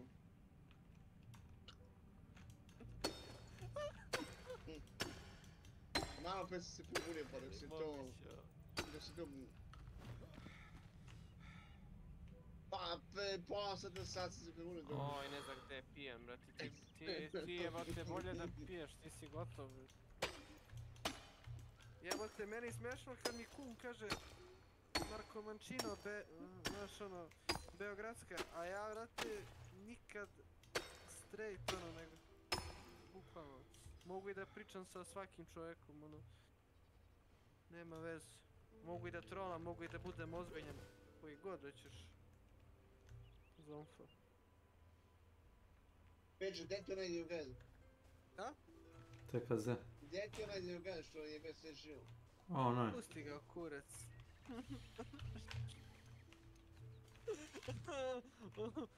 Znam se ispravio sam posle. A znam za onaj snimeš što si poslao. Sve me podsjeća prema to, sve što je stariji. De bre nešto jebote, pusti me onog brete, ono jebe, šta on jebe brete. Jebe kurave.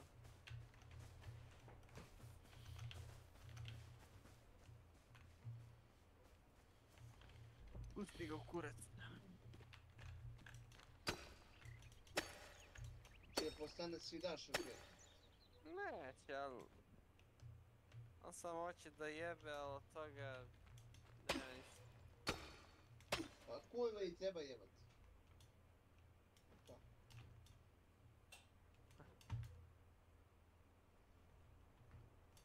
To je pola godine. Slušaj, ovih dana bolje da ti je kurac u gaćama, veruj. Milane, ja samo kujva jebao.